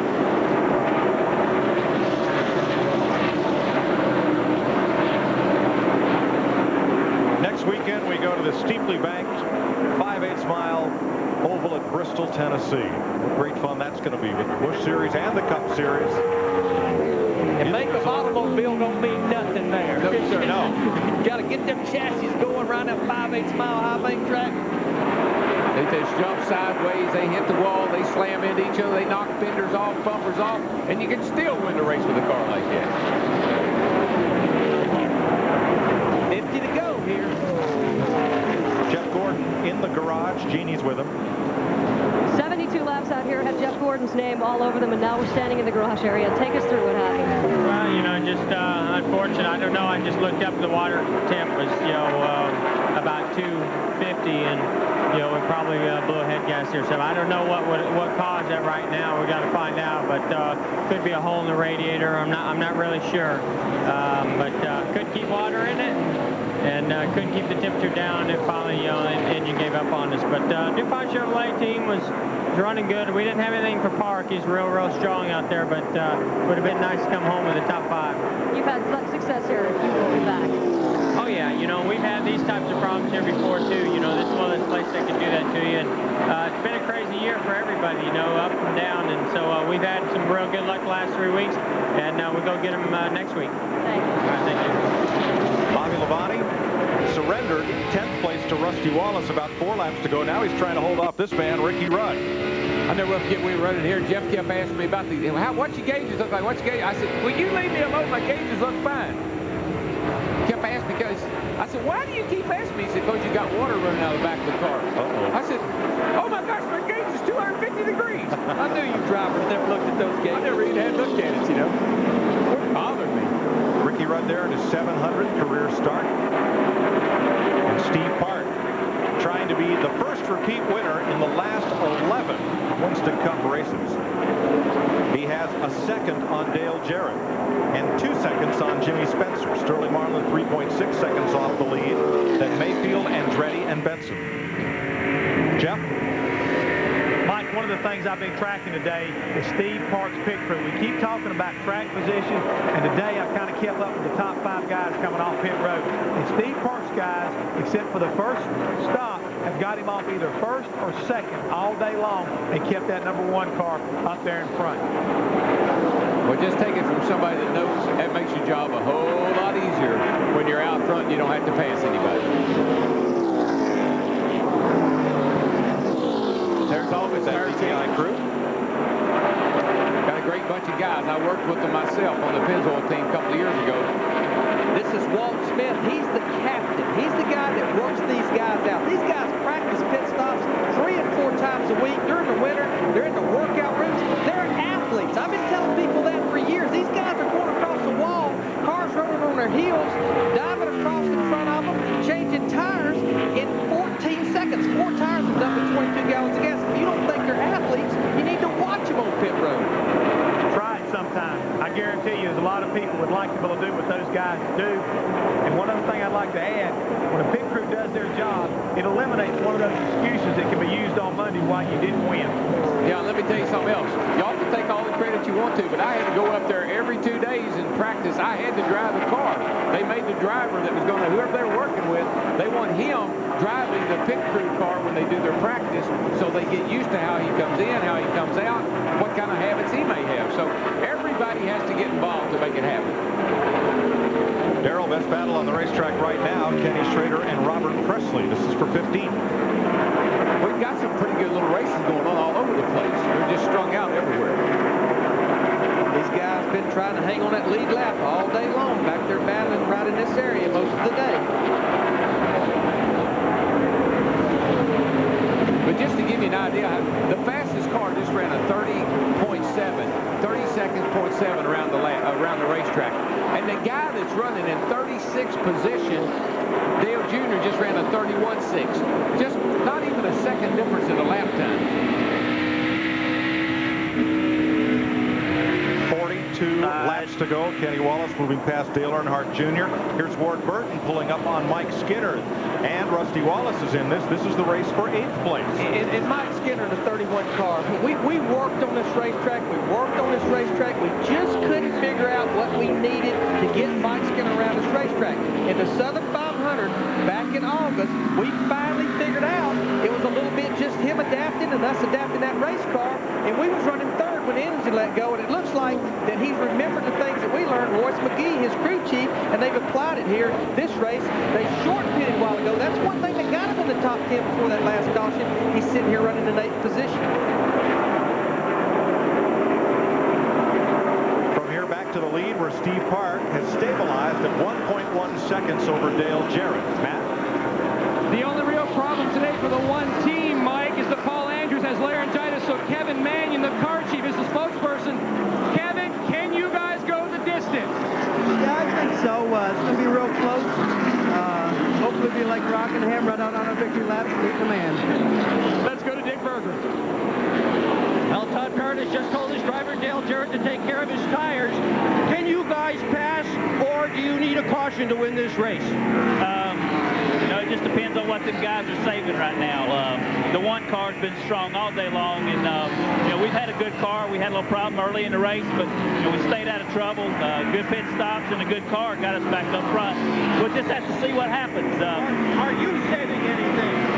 I'm not saving nothing. I hope he's been saving a little bit, but me myself, I haven't saved anything all weekend long. Okay, good luck, Steve. Dick, down here in the 26 pits, talk to some of the guys of the crew, Wayne, Jenks. They say they think they're okay. They can make it the rest of the way with the fuel they have in that number 26 car of Jimmy Spencer. So a few questions on fuel mileage. As Steve Park leads Dale Jarrett now by 1.3 seconds. Here's Mayfield in 5th place. Good run for him today, and desperately needed. Like to see him bring that thing home in the top 5. It'd be good for that team and for him, for Jeremy. Sterling Marlin in the 40 car there, running in 4th position right now. Been hanging out in the top 5 most of the day. Well, right now is when you got to be at your best.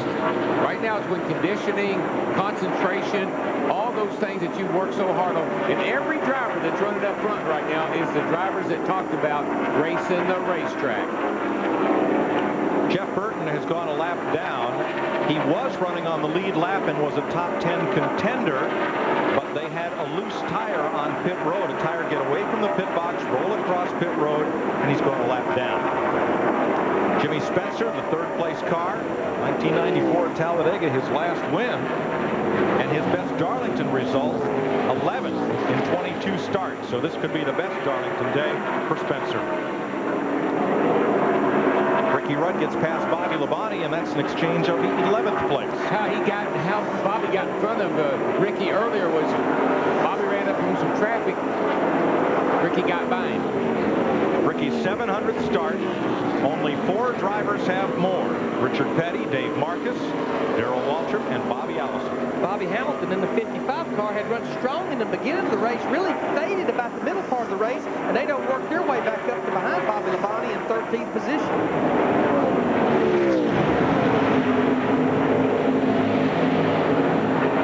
Boy, everybody's just riding right. I mean, this one I call rim riding. Right up on the outside, right up against that wall. Inches away. We're not feet away, we're inches away. 35 laps to go. Elliott Sadler has kept the Wood brothers in contention. 14th place on the lead lap.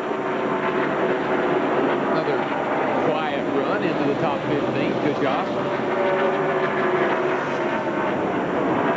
And there's Kenny Schrader trying to catch up, and Robert Presley 15th and 16th. Those are lead lap cars.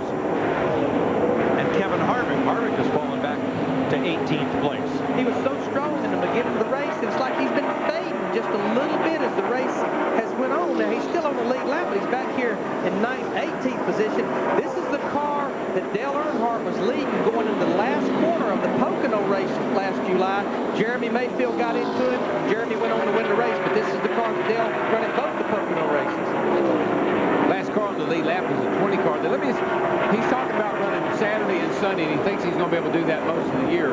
But when you get to tracks like this that are so mentally demanding, I believe you may not physically wear out, but I believe you mentally let down at the end of these races. And I think they're going to have to reconsider that strategy, running him and Busch and Winston Cup as the season goes on. Right now, Harvick has a pretty good stream of adrenaline going. Well, we got 32 laps to go, and he's running in 18th, still on the lead lap at Darlington. And that's his worst run of the year. That's not very bad. And he is the highest placed rookie in the race. Oh, he's doing a marvelous job, even today he is. But I tell you, when you've got to sit there and pay attention like you do in both series now to be up front, I think you hope brain gets tired. How about Steve Park, Darrell? He's led one lap at Darlington in 5 previous races. Today, he's led the most laps, 148 on the bottom. The car looks awfully good. It's bobbling around a little bit, but it's under control. Steve Park's lead is stabilized at 1.3 seconds as he tries to give Chevrolet their 6th straight Winston Cup victory. We'll be right back.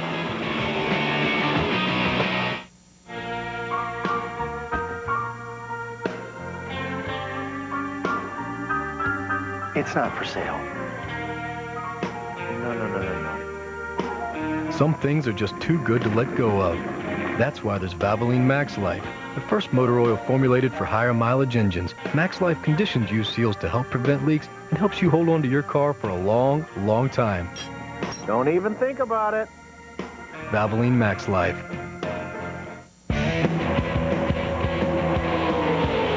You like it fast?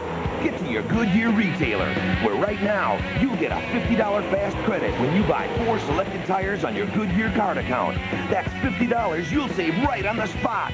Qualifying tires include selected Goodyear Eagles, Goodyear Wranglers, and the new AquaTread 3.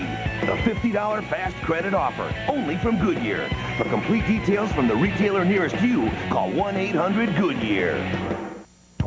If you've got a big job, Labor Ready is the nation's leader in temporary labor and the first to offer a 100% satisfaction guarantee. If you aren't completely satisfied with the work, call us within 2 hours and we'll take care of it, no questions. Just call 1-800-24-LABOR. You can find good help these days. Labor Ready, dependable temporary labor.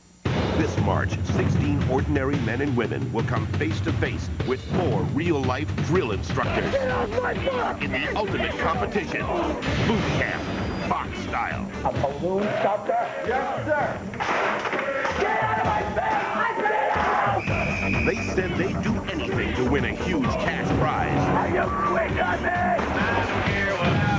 But they had no idea what they signed up for. Save the drama for your mama and push. Boot camp. Survive. This, a new reality series, premieres Wednesday, March 28th on Fox. I think we should make a break for freedom. Welcome back to the Carolina Dodge Dealers 400, the blimp.com Budweiser blimp, giving you a view from above with Steve Park leading, Dale Jarrett, Sterling Marlin in the 3rd spot. So far, Chevy has won all the races this year, but we've had a different driver win each of the races, and who will be next, either later today or down the road. Next week, it's Bristol. You'll see it on Fox, 12:30 Eastern, starting with the pre-race show. Dale Earnhardt Jr., his first Winston Cup win at the Texas Speedway. On April Fool's Day, we'll bring that to you. And the 15 car, Michael Waltrip, has just bounced off the wall. Also, Martinsville, Virginia, April 8th. The next 3 Winston Cup races here on Fox. Yep.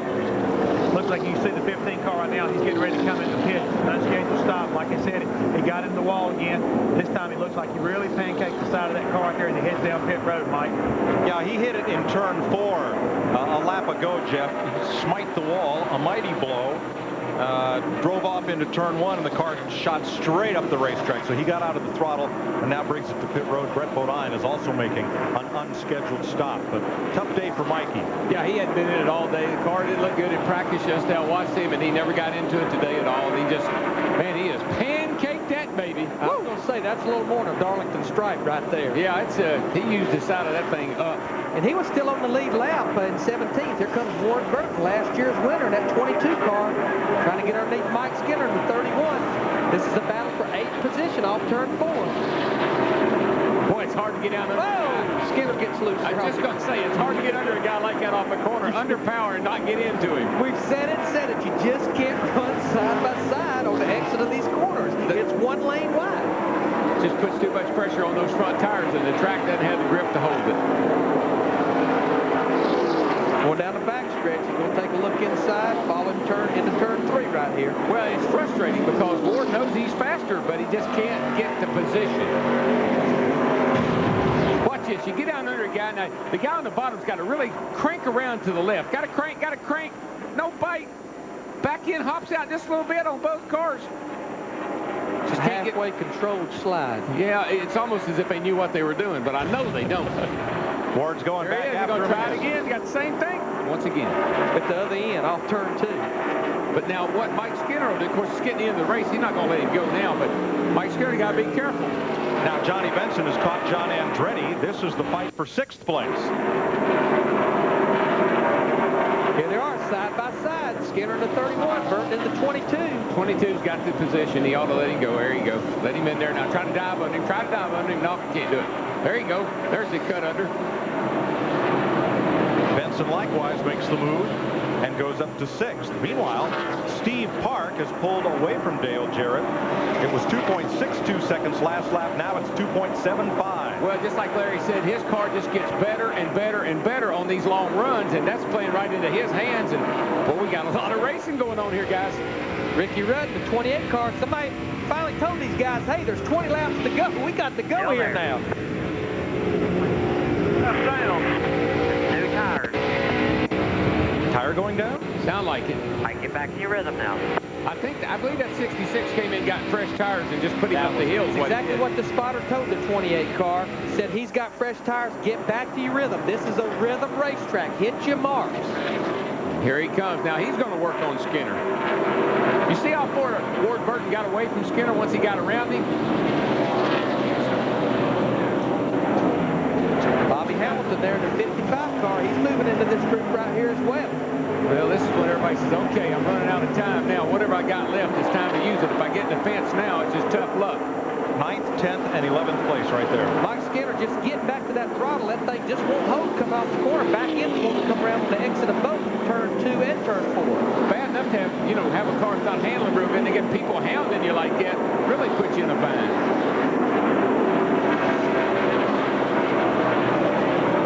18 laps to go. Let's show you the interval from Steve Park. Here's what 3.2 seconds looks like from Park back to Dale Jarrett. And that's what a car looks like that's hooked up. That baby is hooked up to the track. Dick Berggren, can he catch him? Well, Dale Jarrett has been absolutely silent on the radio. He's not talking about his race car at all, but his crew chief, Todd Parrott, is giving him some very good advice. He is simply telling him, race the racetrack. Run your own deal. Caution, and this is just what Dale Jarrett needed. Debris on the racetrack, and this will give him a chance to adjust his race car and give him a shot to win. To Steve Burns. Well, Dick, there's 4 guys off of Jeff Gordon's team who have come down here to help Johnny Benson's team's pit. Remember, Johnny Benson was leading the race. They had a lug nut problem on the right rear tire. Now there are 4 members of the Rainbow Warriors here to change tires on the number 10 car of Johnny Benson. Now, that team gets its engines from Hendrick Motorsports, hence the cooperation and assistance. I get cars and engines. Watch Benson here. Let's say he gets up. Oh! That's not a good thing. They might need more tires. I believe that was just one of those little Darlington kisses, though, Larry. I don't believe he did a lot of damage to that thing. Just got him a good little stripe over there. Okay, this is where All the right. pit crew guys can make the difference right here. All right, we got Jeff. 16 laps to go. Who's going to beat who off pit road? That's what it's going to come down to. We're going to follow Park, Dale Jarrett, and also Jimmy Spencer because he had the best stop last time they were in. Lead lap cars only will pit this time. They'll make as much time as they can up till they get to that marker that says 45 miles an hour. Starts here as they enter pit road. Here they come, boys. For the last time today, pit stops. Jeremy Mayfield there into his pits first. Pitted way down pit road. John Andretti pulling in his pit as well, the 43 car. Jimmy Spencer there. Coming to a halt. Dale Jarrett all over the rear bumper. Both of them trying to maintain 45 miles an hour. Matt with Steve Park. They are going to make an air pressure adjustment on the left rear of the one car, Steve Park. They were questioning whether to do it, but they couldn't take the chance. The car starts out a little bit tight, but then starts to go loose. The Dick. Dale Jarrett, a half a pound of air pressure as well in his tire. And Jarrett first out of the pits. He won the race out of the pit road. Steve.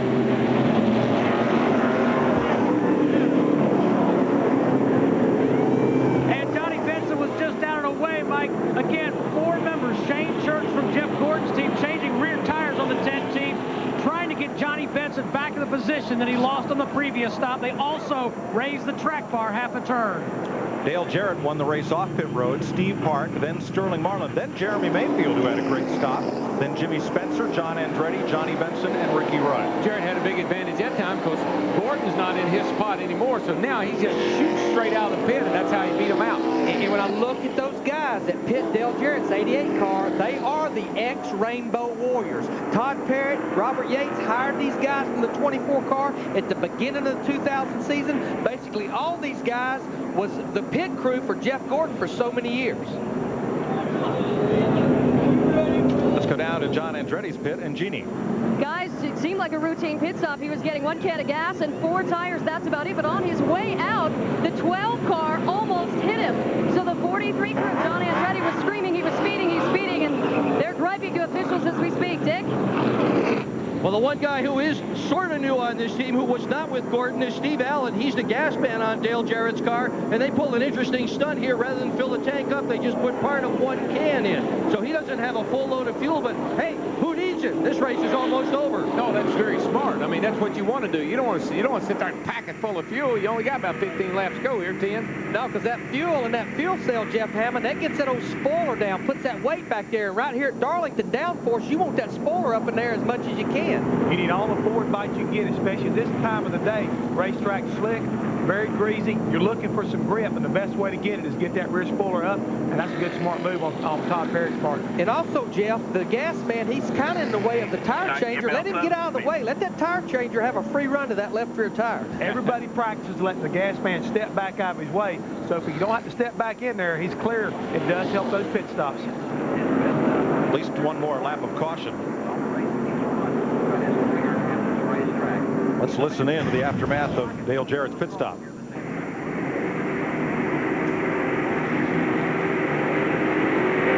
go, go, go, go. Go, man, go. Good job, boys. Way to go, guys.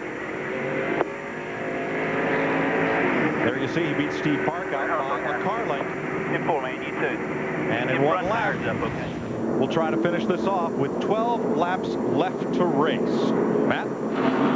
Lee McCall and Tony Glover discussed before Sterling Marlin pitted in the 40 car what to do. They increased the tire pressure 2 pounds on all 4 tires because they don't have a lot of time to build up the pressures with this short run. So they added 2 pounds to all 4 for the run to the finish.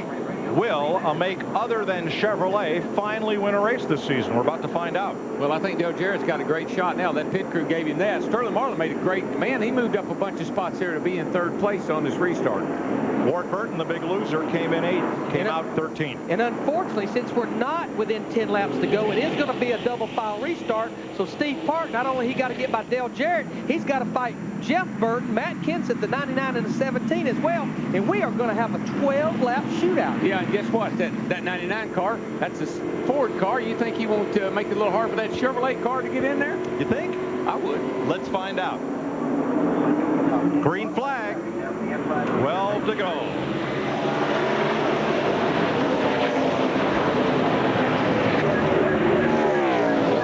Dale Jarrett gets a good jump off into turn 1 in that 88 car with Steve Park. He finally cleared the 99 at Yellow Earth. The 40 car had to check up for the 99. That gave Jeremy a great run on him.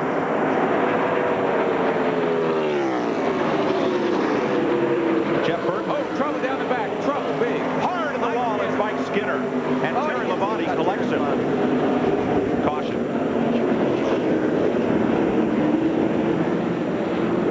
Mike Skinner took a wild ride. Oh, he's on fire. Remember, he's got a full load of fuel. They just had that pit stop. Come on, Mike. Get out of there, buddy. I can't see it. Don't fire bad. I can't see it moving. He hit the wall a ton after sliding down to the apron and then going right back up to the wall. There he comes. I see He's out. There he is.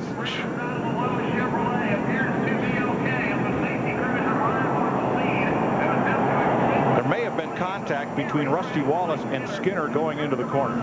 If we just keep a camera on Skinner, we might be able to find out who hit him or if he hit somebody. Best news is that he's okay and wearing the hands device, the head and neck support, that yoke around his shoulders that connects to the helmet.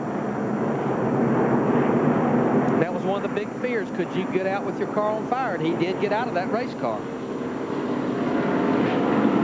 Took a pretty wild ride down that back, I tell you. That was a hard hit. That's his wife that crew member has his arm around, and she's sigh of relief seeing him out of the car. There he is. He looks fine. He's a tough young fella, and it's a good thing. Watch what happens here. Here he is, right in the back of these cars here. Same thing that happened earlier. Yeah. Right there on that blind spot. You know, these guys have got that headrest on the right side, and you just can't see in hard into the outside wall. Man, Kenny Schrader just barely squeezed through, and poor old Terry Labonte had nowhere to go. Trunk lid debris everywhere. The rest of the drivers thread their way by. And then flames. And again, that's a gas fire because he was full of fuel. They just had the pit stop.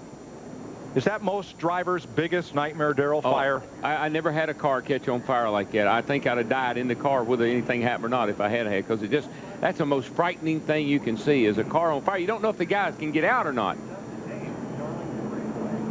You know, we've seen this happen twice, Darrell, right here. It's so hard to enter that corner there getting low. And Rusty, just like earlier, Brett Bodine or Ron Hornaday trying to get up the racetrack to get in that entrance. Well, you have an expectation. Rusty has an expectation that that car on the outside will give him room because you can't make the corner that way. And the race is being stopped. They're going to red flag this race with 10 laps to go. So hopefully we can have a green flag finish. Cars are being stopped on the back straightaway. When the car's up on the outside like that, like Skinner was, I mean, you can't enter turn 3 that high. And so you don't expect anybody to be there. And you need that little bit of room to get the angle down into the turn. So you just squeeze over ever so slightly. Let's watch on board Rusty Wallace from the Miller Lite cam.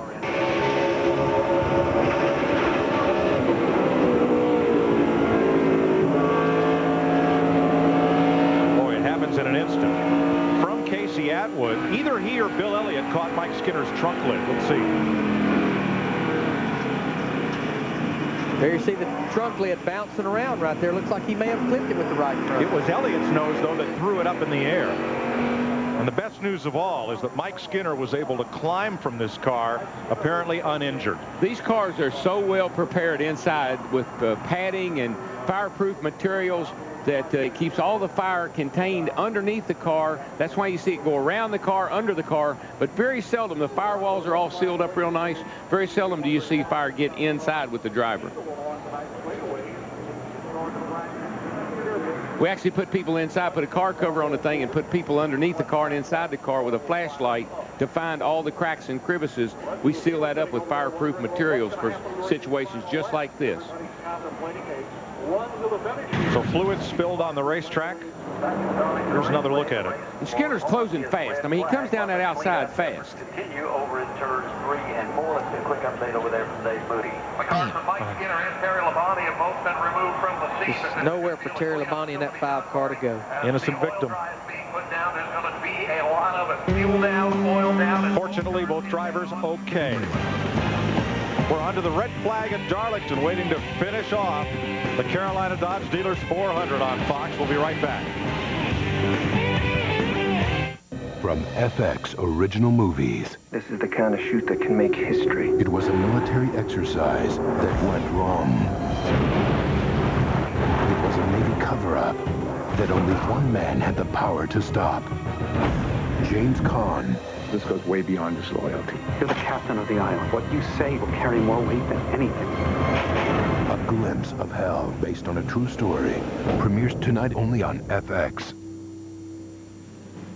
This March, Mark Meyer, graduate student, will come face-to-face with 4 real-life Marine drill instructors in the ultimate competition. I'm just going to try my best and see what happens. Boot camp, Fox style. Stand up, Meyer. Stand up, Meyer. Stand up, Meyer. He said he'd do anything to win a huge cash prize, but he had no idea what he signed up for. Will he survive? Save the drama for your mama and push. Boot Camp, a new reality series, Wednesday, March 28th on Fox. Okay, go ahead. This ain't make-believe. This is for real. Can they keep this up for 28 more laps? Oh, yeah. I guarantee.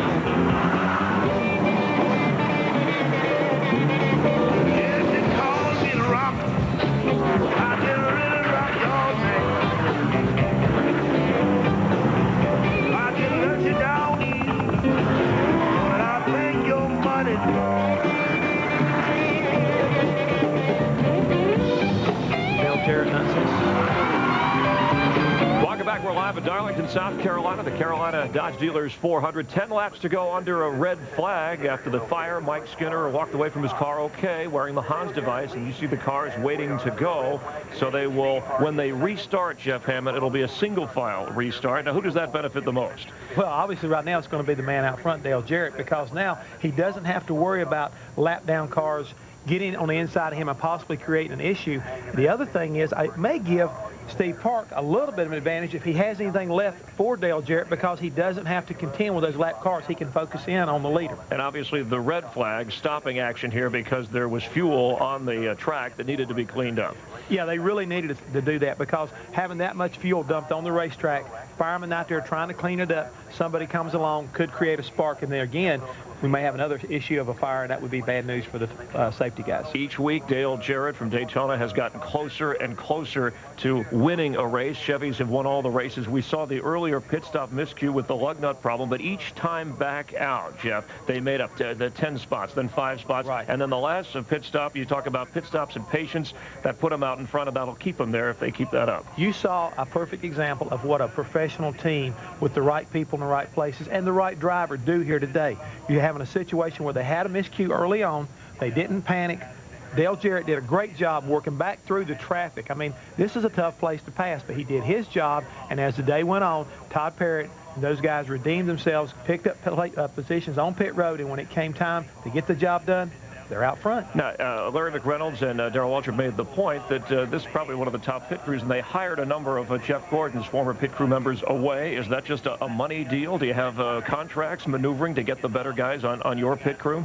What you're seeing right now is the reason why Robert did what he did. Robert Yates went after what he considered the best crew along with Todd Parrott, and they went and got them for one reason only, to win races. And if they win this race today, it's because of what they did. All right, and the pressure on the pit crew and the drivers with 10 laps remaining, and Dale Jarrett the leader. Mike Joy? Red flag is out, getting set to go back and start racing again for 10 laps. We saw Mike Skinner's car come in on the hook. And you remember the AMC Gremlin, Darrell? Yeah. Little compact car. Yeah. That's about the shape of what's left of Mike Skinner's car right there. No tail to it past the rear axle. Not a lot of nose. No, it just tells you that car was going wide open down the straightaway here, and that's about 170 miles an hour, as we saw earlier on some of our graphics.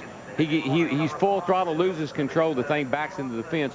There's no way we can do justice as to how hard that thing hit the wall. There's nothing at Lowe's that'll fix that. Nothing at all. Actually, I thought it was a Chevette, but you say it was a Gremlin.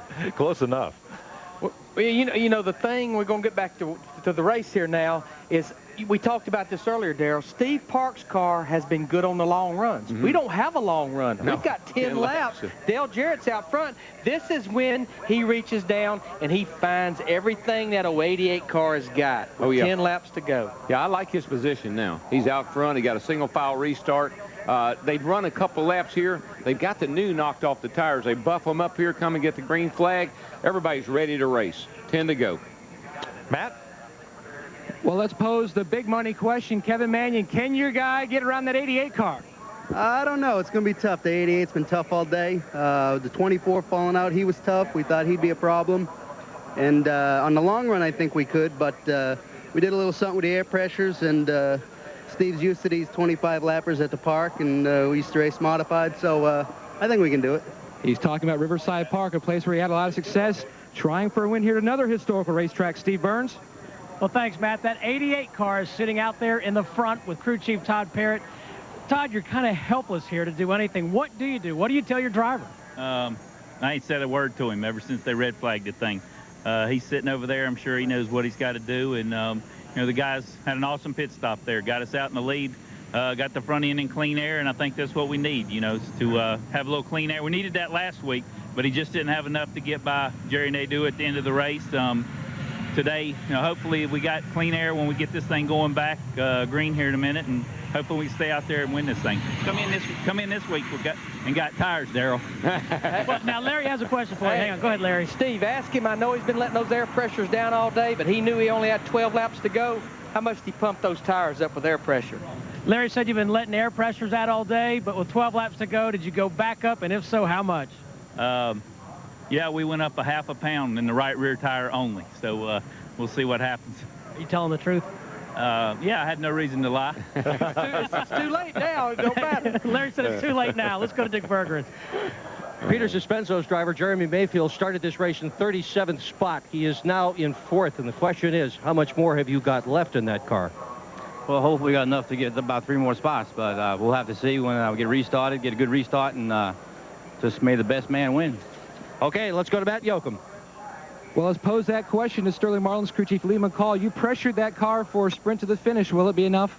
Yeah, we'll just wait and see. Hopefully those 2 cars in front of us get to battling, and we can stick our nose right in between them there. But, you know, we've had a good car all day, and I'd like to thank all the guys. Had great pit stops today, and thank all the guys back at the shop. And, you know, all in all, it's been a good day. But I'd like to say hello to a couple people, my wife and kids back home watching, and Christy Glover. I know she's not feeling well today, so hopefully she'll get feeling better.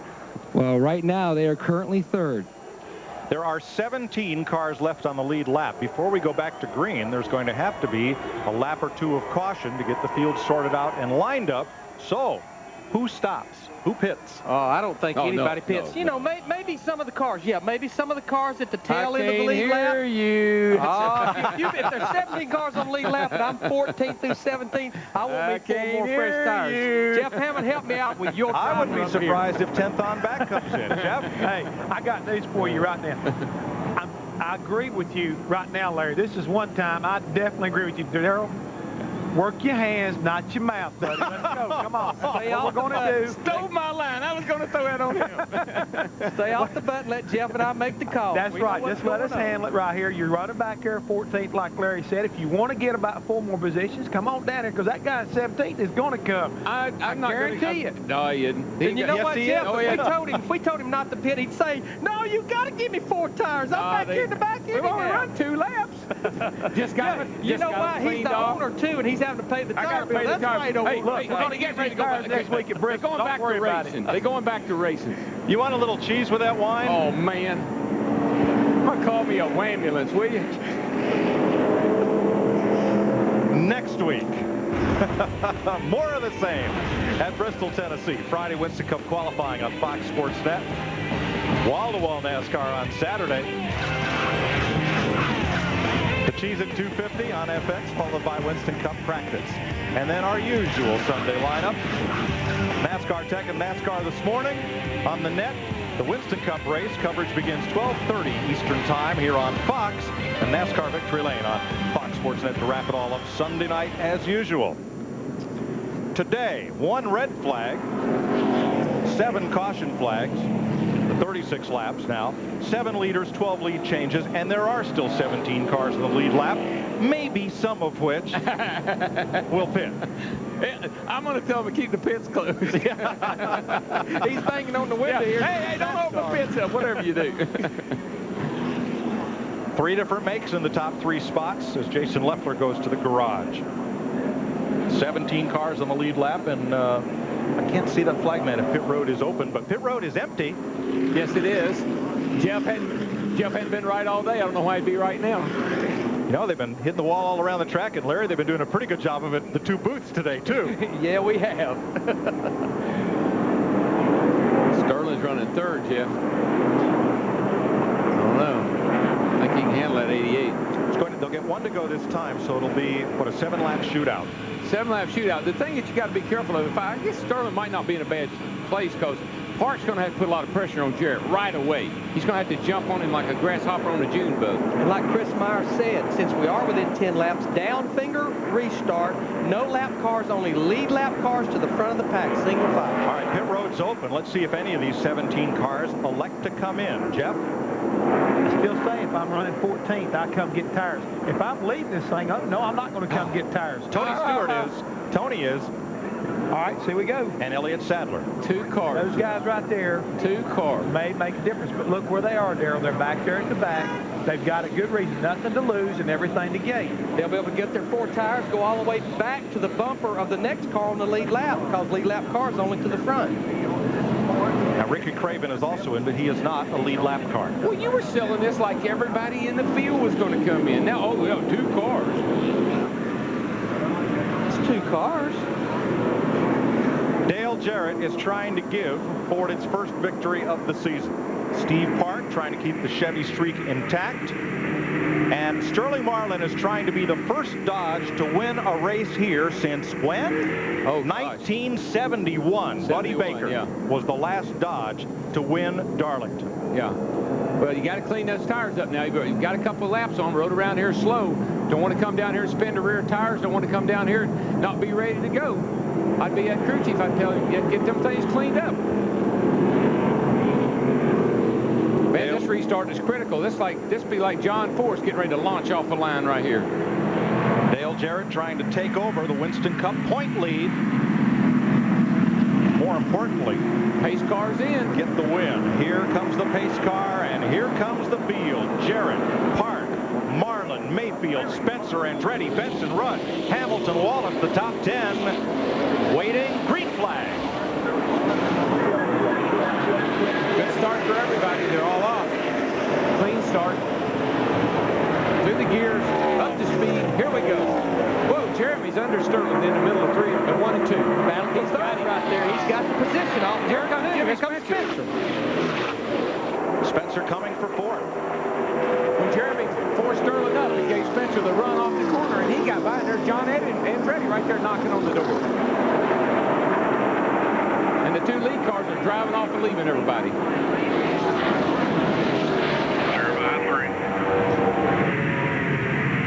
Looking back from the UPS cam, and Steve Park, who has led the most laps today, but wants to lead that last one.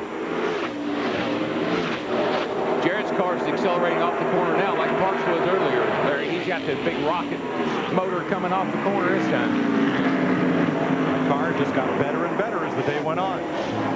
What I like, Jeff Hammond mentioned, these guys, when they had that problem in the pits early in the race, they didn't panic. They just kept working their way back to the front. And I tell you, it takes a lot from the crew chief to keep the driver confident that he can get back up there. The crew chief has a lot to do with the driver's attitude. There's Todd Parrott, Dale Jarrett's crew chief, been with him since they started this race team back in 1996.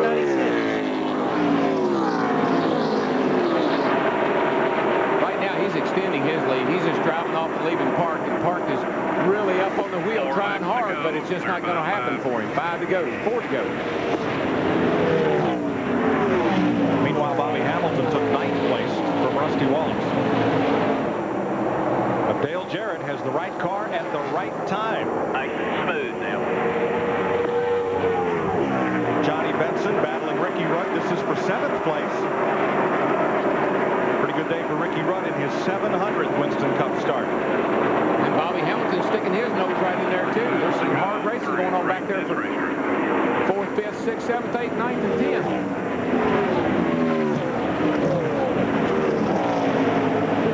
Spencer's closing up on the back of Jeremy. These 2 guys here are going at it hot and heavy. These 3 guys. Hamilton's part of that battle now.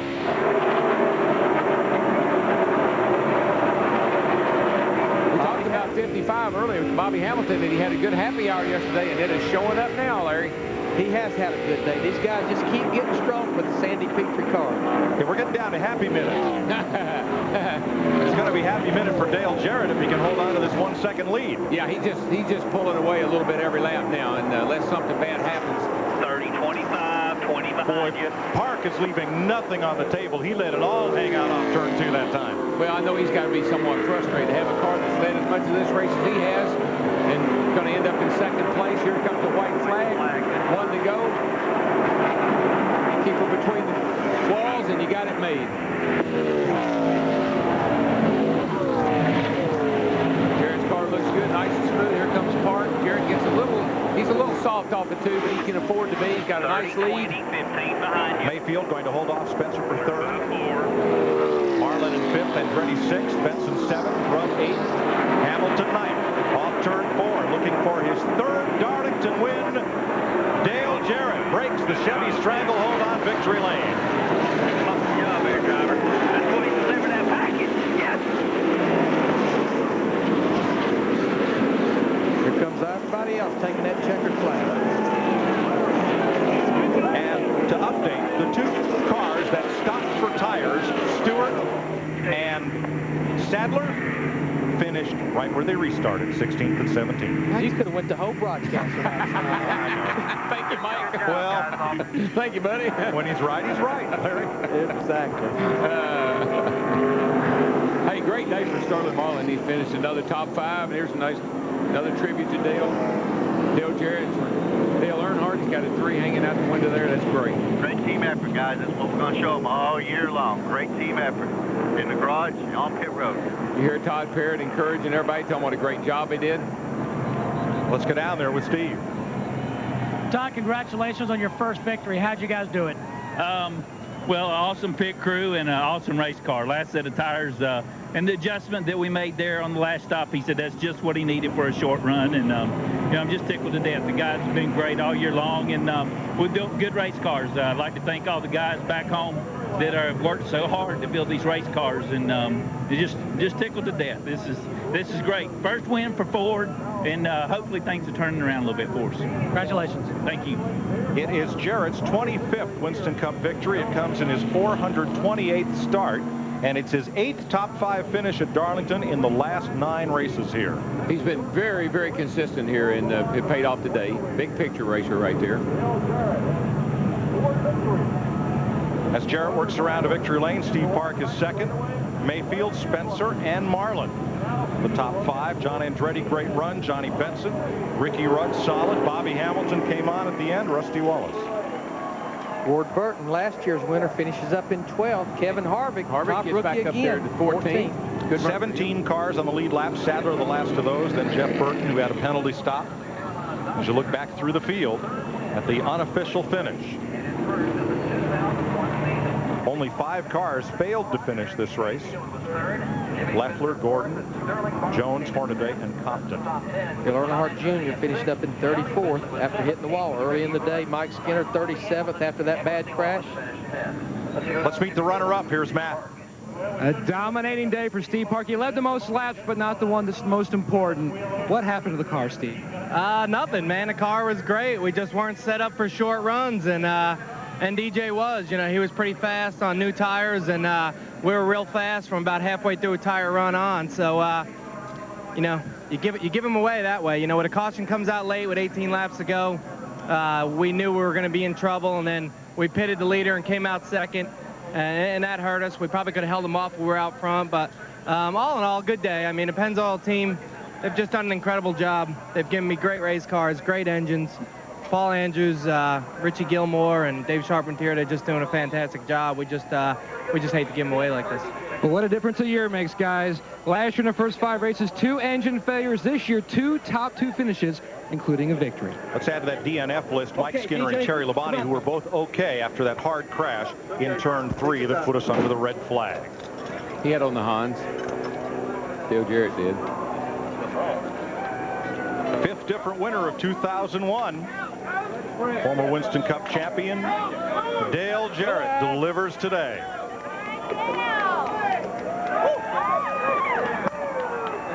And Dick Berggren's with him.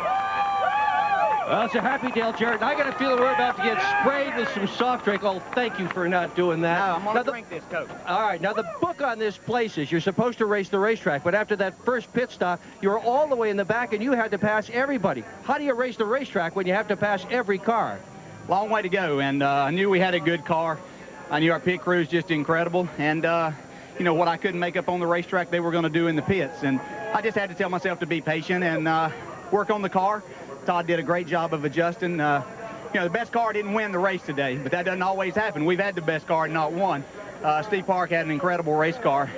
Glad there weren't many more laps to go there, but made a nice adjustment there, and the pit crew got me out in front, and engine this thing's just incredible. So say hi to Kelly and the kids. They're at a basketball tournament. I hope they're doing as well as what we did here today. All right, congratulations on a great winner. Thank you. To Chris Myers.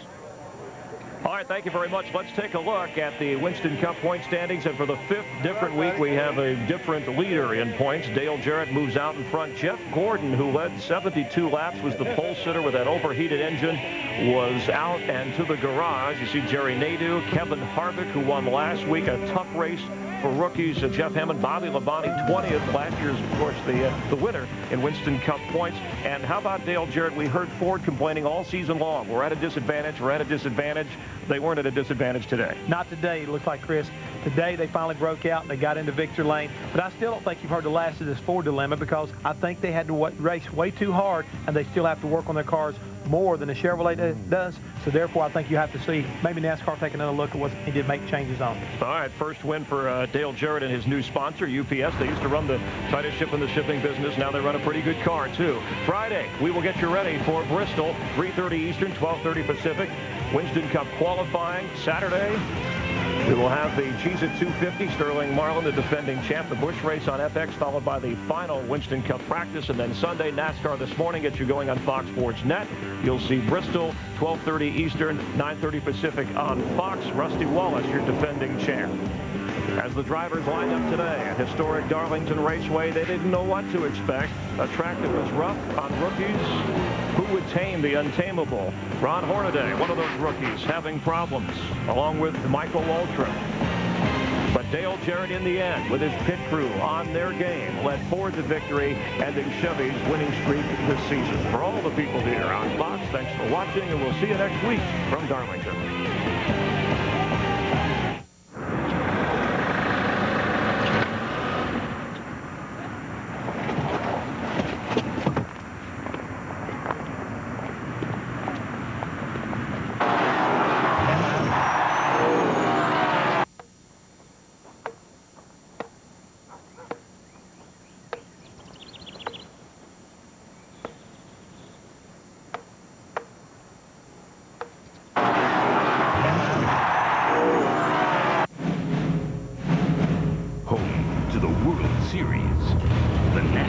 Winston Cup Series.